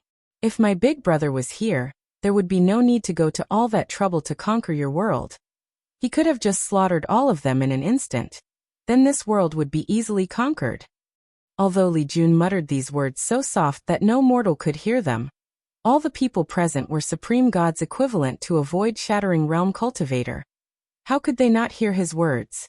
What's more, Li Jun said these words with so much conviction that it was easy to influence others to believe his words. Of course, he was not lying. With Wang Wei's current strength, it was not difficult to conquer a middle thousand world. Truth be told, with Li Jun's current Saint Realm strength, he too could easily conquer this world. However, he was warned before coming to take things slowly, as this world was not as simple as it looked. Divination was made that using extreme measures for this world with his strength could lead to unexpected disasters.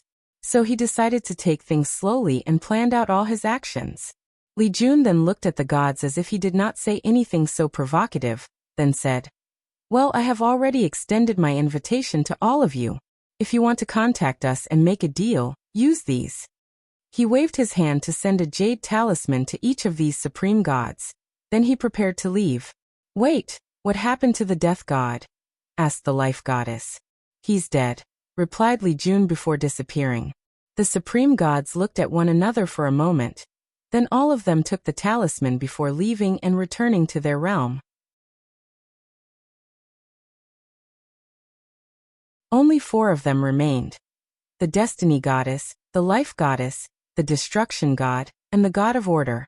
They started using their divine soul to communicate with one another. "I just received some news from the death god. The outsiders has a way to influence Mother God," said the life goddess. "The situation is slowly getting out of control. added the Destiny Goddess. I think we should activate the Guardian Protocol as soon as possible to deal with the current situation. Don't say such stupid thing, replied the Destruction God. Unless our world is on the verge of destruction, we cannot activate it. Do we have to wait until things get worse to act? She replied back. After today's event, the Destiny Goddess had a feeling that the next person to suffer a catastrophe after the Death God would be her. She believed in her intuition. The Destruction God is right, replied the Life Goddess. Plus, without the Death God, we cannot activate the Guardian Protocol. We are still missing one person. Since the Death God is most likely dead or captured, we should immediately choose another person to undergo the ceremony and inherit the Death God's responsibility. That way, when we want to activate the protocol, it can be done quickly without any problem, suggested the Destiny Goddess. The other three pondered for a moment, then the Life Goddess said, Your suggestion is a good one. However, there is still a problem. Who can we trust? You have seen the temptation that the outsiders use to lure many of us on their side. If we want to choose someone to inherit the Death God's duty, it has to be someone trustworthy. If it was the past, there were a few people that they could choose.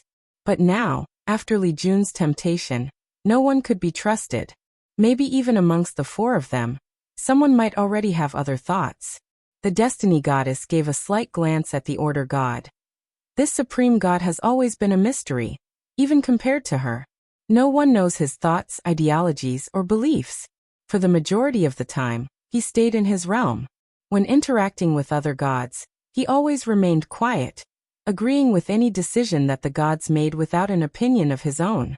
If it was not the fact that each of the five of them who had the power to activate the Guardian Protocol was under heavy oath and restriction, she would be more suspicious of him. How about we choose a god that we all think is trustworthy, then take them to take the oath and restriction in secret, without even telling them what they were doing it for. That way, they could not betray us and inform the outsiders, suggested the Destiny Goddess. That could work. As long as they take the oath and have the restriction placed in their souls, they could not betray us even if they wanted to, replied the Destruction God. The only thing we have to worry about is them leaking the news in advance and having the ceremony interrupted. However, if the chosen God is not even aware of what they were going to do, this problem would be solved. That is only if the outsiders do not have the ability to remove the restriction in our soul, added the Life Gods. Her word immediately made the remaining people quiet. Finally, the Order God said his first words since this exchange began. You have to believe in the power of the God King. Indeed, replied the others. Then they started to discuss who was more trustworthy amongst the other supreme gods. Although they made up a plan, it was best to still choose someone that was relatively trustworthy and had a sense of belonging to the heavenly abode world. Meanwhile, after Li Jun returned to the Death Realm, he muttered softly, It seems that I cannot underestimate these supreme gods. Many of them obviously already knew knowledge about other worlds, but pretended to be stupid to gather information from me. Despite knowing this, Li Jun did not care. His objective was to stop these gods from banding together to break the formation. Although it was a powerful heaven-grade formation, it still had a limit. If these gods constantly attacked this formation for a long time, it would consume a lot of resources before breaking. Now, not only did he accomplish his goal, he still managed to investigate infighting between the supreme gods based on their desires, and might even draw a few of them to his side. 3 days quickly passed by and the entire Death Realm was conquered. The formation that surrounded was not just a protective one, but made of countless different formations that served different purposes, one of which was mass teleportation. With it, Li Jun and Tai Gang can teleport their troops anywhere in the realm, thus greatly increasing the mobility of their troops. Once the realm was conquered, Li Jun ordered his men to tear down all the gods' temples along with their statues. To replace them, new temples were built with Wang Wei as the main god. They spread his name as the god of fate that controlled the fate of all living beings in existence. The one who weaves the threads of destiny, determining their fate the moment that they are born. In his temple, the river of destiny is used as his symbol, always portrayed under his feet. Then, the soldiers started to spread this belief throughout the realm, encouraging mortals and gods alike to offer their faith/incense to him. However, the process still encountered some resistance. Oddly, it was not from the gods, as they were used to offering their allegiances to more powerful gods. The resistance came from mortals. The change of faith affected them the most since their livelihood was affected. For example, the people who worshipped the goddess of harvest used her blessing to increase the yield of their fields. With this blessing, they have enough food to feed their family. The people who worship the life goddess can cure their diseases. The god of earth prevents them from suffering from disasters like earthquakes. The good of wood can help them build houses and shelters. To tackle this situation, Li Jun and the others began to create social reform in the name of the god of fate. Only then did the problem slowly alleviate. Inside the royal palace, Li Jun and his group were having a discussion when Wang Ju walked in. "There is an unexpected problem," she said.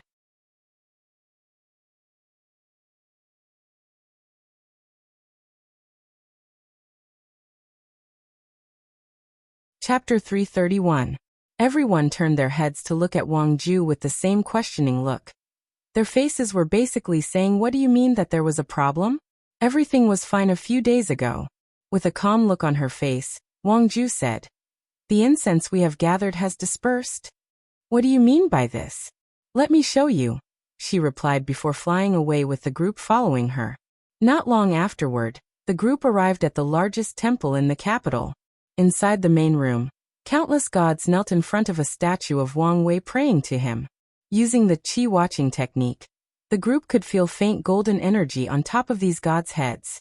Although their faith was not pure enough because they were not true believers, however, due to their powerful souls, the incense energy that they provided was still quite large. Li Jun's group then watched as the golden incense came from these gods' souls and entered the statue, which was an artifact refined to contain the power of incense. Unfortunately, after entering inside, the incense energy was slowly dissipating. The group slowly watched this happening, then Li Jun asked, "What's going? Could something have been wrong with the refinement process of the statue?" "Unlikely," replied Wang Ju. "After noticing this problem, I have already contacted my men scattered all over the realm. The problem is prevalent everywhere." "Did you not find anything from the death god's memory?" asked Yin Liling. "His soul is after all equal to a void-shattering realm, so it will take me some time to properly search it," replied Wang Ju. While everyone was frowning, Tai Gang waved his hand to capture a tidal god. "Do you know what's going on with the incense?" "Yes, sir, I do not know anything," replied the disease god. However, Tai Gang could feel that this guy's eyes were suspicious and contained some guilt. "There are many people here that should know the answer to my question," said Tai Gang with a cold look.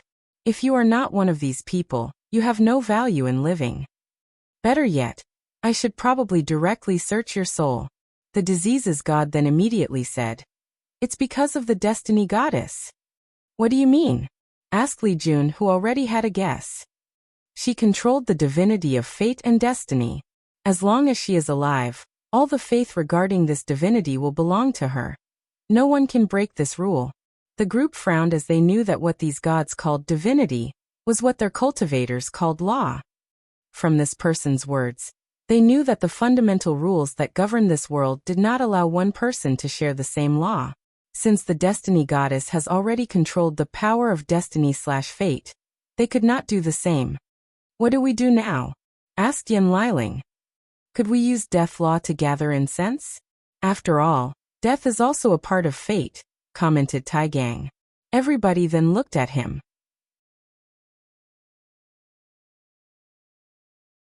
Their eyes seemed to be saying, "Since when did you become so wise?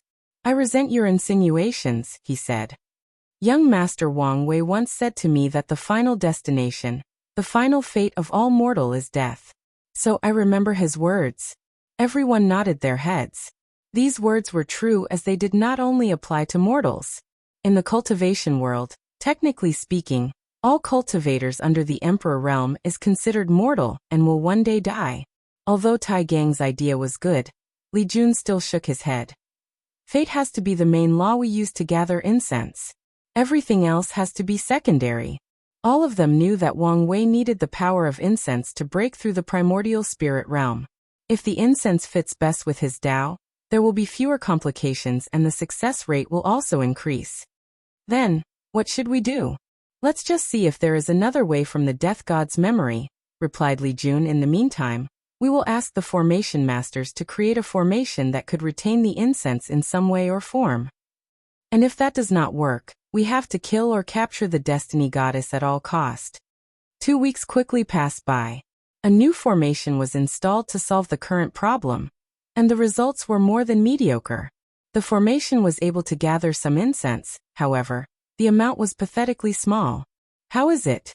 Did you find another way from the death god's soul? Asked Li Jun. No. Although I have found a few secrets of this world, there was nothing that could help with the situation. It's unfortunate. In that case, let's prepare to kill the destiny goddess. I will report to Big Brother. After that, he teleported inside his space room, which contained a small world. In one of the rooms, Li Jun came in front of a massive formation with so many runes that it made him dizzy just by looking at it. He injected a token with his origin essence to activate the formation. More than an hour later, the face of a young and handsome man with gray hair and eyes appeared in front of Li Jun. He could see from the background that that person was also in a small world inside a space ring. Big Brother. Little Jun, how are things going? Did you add another member to your harem? Asked Wang Wei with a cunning smile. Since Yan Liling has not killed me yet, the answer is no, replied Li Jun, a little speechless. He had long given up his womanizing way. Plus, just because I call you Big Brother, do not forget that I'm still older than you. Respect your elders. Wang Wei laughed out loud after hearing this. Then the two chatted about their lives before going into business. Li Luan explained the current situation, and Wang Wei listened attentively. You and the others did well, nodded Wang Wei. As for your current situation, it's best to be careful and use Fate Law as the main gathering of incense. However, you can still gather a small amount of death incense along with other ones.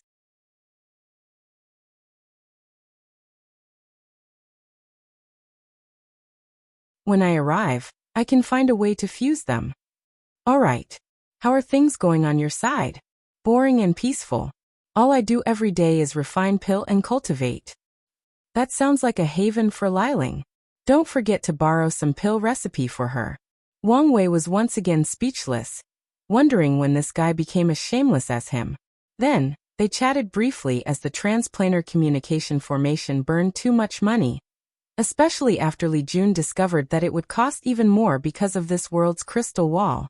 After ending the communication, Li Jun went to deal with the death god and the information gathered from his soul, while Wang Wei began to scheme. Based on his recent analysis of the current situation, he realized that the fastest way to accomplish his goal is to increase his status in the sect. And the best way to do so is to rapidly increase both his cultivation level and alchemy level. However, all of this rapid progress has to have a logical way to explain it, otherwise people will become suspicious, especially given the level of talent previously displayed by Lu Cheng. And what's the fastest and most reasonable way to increase cultivation level and alchemy tier? Secret realm. A secret realm with enough rare resources. At first, Wang Wei wanted to ask the sect to create such a secret realm, and have someone accidentally discover it. However, he did not want to use the resources of the sect for other people. That was too wasteful. Plus, he needed a secret realm that was unique and appealing to even emperor lineages. If this plan works, he can use the resources inside to quickly increase Lu Cheng's cultivation realm, while at the same time luring his third senior sister there as well. Then, he will have a chance to uncover the secrets of the flame-controlling art. As Wang Wei began to think this through, he realized that there were even more benefits to this plan. For example, he can use this opportunity to lure the people in Fukai inside and kill them all. Based on his experience in the sects in the past few months, he could already tell that this talented alchemist would be a problem for his goal. So eliminating him or weakening him is in his best interest. Finally, he could use this opportunity to show Lu Cheng and him in the same place. Although no people would relate these two together, it was best to be careful. Now the issue is, where will Wang Wei find such a secret realm? Suddenly, he remembered someone that could solve his problem, and strong killing intent flashed across his eyes as he muttered, Lu Meishio. And, if you want a reminder about her, go back to read ch 156.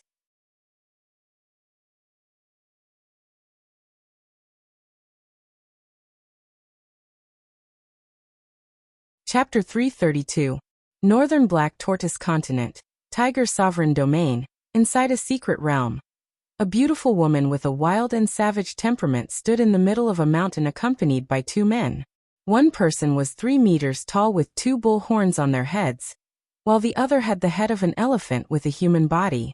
The 3 of them were surrounded by formations scattered all over the mountain. Lu Meishio watched as the 2 men used all their strength to break the formation in front of them. Then the group can take a few steps forward up this mountain. Then they will be stopped by another formation, and have to take time breaking the formation. Seeing that they were already halfway through the mountain, it's obvious these 3 have been here for a while, and are close to accomplishing their goals. After destroying another formation, Lu Meishio said, Elders, you can rest now. The 2 men nodded their heads before stopping, then they turned back into humans.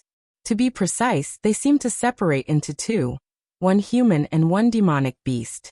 The man with the horn was fused with a demonic beast called Tyrant Fist Bull, which was a demon with imperial bloodline. The other man was also separated from another demon with imperial bloodline, the earth-suppressing elephant. Both these demon races had one great emperor. After the elders separated from their fusion form, they put away their contracted demons in their space bags, took out a few pills to heal, and recuperate their strength. Lu Meishio followed them and sat cross-legged on the floor to recuperate and cultivate at the same time. The aura surrounding her showed that she was already in the divine body realm. As she closed her eyes, she pondered. It has been more than 700 years since I came to this secret realm. In a few hundred years, I should be able to reach the core.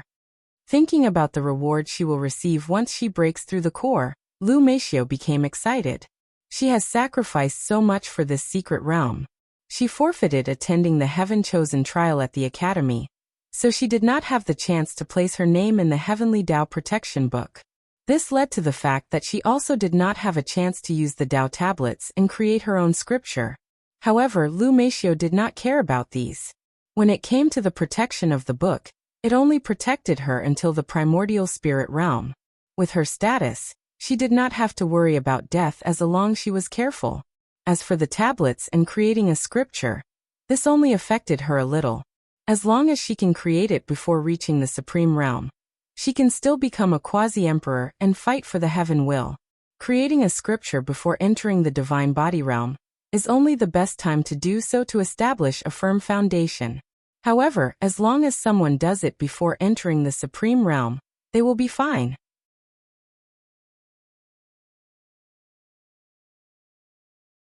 Just have to spend more time re-establish the foundation. After taking a deep breath to calm her mind, Lu Meishio began to run the Beast Lord map, to use her good fortune flame to temper her organs. With the resources she acquired from this secret realm, she was almost finished with the human stage. However, before she could cultivate for long, she received a communication talisman. With a frown on her face, she took the talisman as she muttered, I thought I told them not to contact me unless something important happened. She used her divine sense to check the message. Then she abruptly stood up, alerting the other 2 elders. Young Beast Lord, what happened? Asked one of them. The news about the secret realm has been leaked and spread, replied Lu Meishio with gritted teeth. What? Shouted the 2 elders at the same time. How is that possible? Lu Meishio did not respond to them as she was communicating with someone else to find the answer to this question. Do you think the Ji family discovered us? Asked the bull elder. Unlikely. I made sure to cover my trail when coming here. I even faked being seriously injured and recuperating, she replied while shaking her head. The Herd Raising Valley is an emperor lineage with only one great emperor. However, because of their ability to raise and tame beasts, they have a unique position in the world. There are rumors that the beast emperor of their sect had more than 5 demon beasts who reached tier 10, or great emperor realm as his follower after proving the Tao. And he left all of them or some of them to the Herd Raising Valley before leaving the world. So despite having only one great emperor, the status of their sect is quite high in this world then. She remembered that there were a few other people secretly following her. She thought that she had lost them, but apparently not. So Lu Meishio began to remember carefully all the people who were secretly following her, but could not remember anything. Could the Ji family really have discovered me? Muttered Lu Meishio. The political situation in the herd-raising valley is very messy. The sect used to be nothing but a supreme land until the Beast Emperor managed to prove the Tao and proclaimed himself as emperor.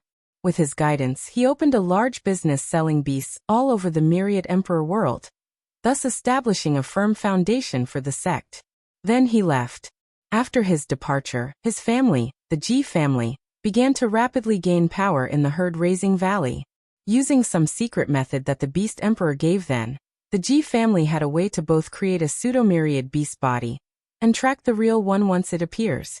Because this physique was perfect to cultivate their emperor scripture, Beast Lord map, many powerful heaven chosens have appeared in their family, this solidifying their status as the most powerful faction in the sect. Of course, the other factions were not happy with the sudden rise of the Ji family. After a few generations, the herd-raising valley had turned into the Ji family's property because of how much power they held. The other people did not accept such a fact, so infighting began amongst the same sect. Unfortunately, the Ji family was too powerful, so the other factions were forced to band together to barely fight against them. Luckily for them, in this generation, they discovered the myriad beast body before the Ji family. They took Lu Meishio in and trained her with all their resources and efforts. They placed all their hopes on her. And she did not disappoint them. She fought and easily slaughtered the pseudo-myriad beast body of the Ji family, absorbed his blood essence, and became the young beast lord of the herd-raising valley in this generation. Despite this, Lu Meixius' life was not easy. The Ji family did anything to reduce the number of resources that she would receive. After all, they knew that if she became a great emperor, not only would their family lose their position, they might even be killed. The Ji family went as far as sending many assassins to eliminate Lu Meishio and prevent her from growing up. Although angered, the other factor practiced forbearance as they had a plan to ensure their rise and the rise of their heaven chosen, a secret realm that Lu Meishio learned about when she was young. As long as she could get the benefit inside this secret realm, she will be able to recreate the glory of the heavenly Phoenix Emperor. She was an emperor with the same physique as Lu Meishio but got a fortunate encounter to absorb the blood essence of a true phoenix. With that blood essence, the myriad beast physique displayed powers beyond many people's imagination. While Lu Meishio was trying to think how she was discovered, she suddenly remembered sensing a strange power following. That power was very weak and well controlled. If it was not for her beast-like instinct, she might not have detected it. That was the power of shadow, and it was a power that I felt familiar with. Where have I felt it before? The Tao Opening Sect's Shadow Monarch book. Immediately, she remembered her encounter during the luck trial. Wang Wei, it must be him, muttered Lu Meishio with gritted teeth. She guessed that Wang Wei must have been paying attention to her since the trial, and had people monitor her. However, she was still confused as to why he released the news about the secret realm. The best course of action in this situation would be to wait once she entered the core, and act as an oriole to catch the cicada. However, he did not do so. Unless it was not his intention to release the news, muttered Lu Meishio. She pondered for a moment, sneered, and said to the elders, "Immediately go restore the formation we have already destroyed. We can let others take advantage of all our hard work." That you're tuning in to the Li Mei's Sword of Destiny YouTube channel. We're so grateful for your support, and don't forget to subscribe to join us on this incredible journey through captivating stories. Your generosity through donations truly makes a world of difference, as it's the primary source of revenue that allows me to expand and enhance this channel for you. Thank you from the bottom of my heart for being a part of this adventure.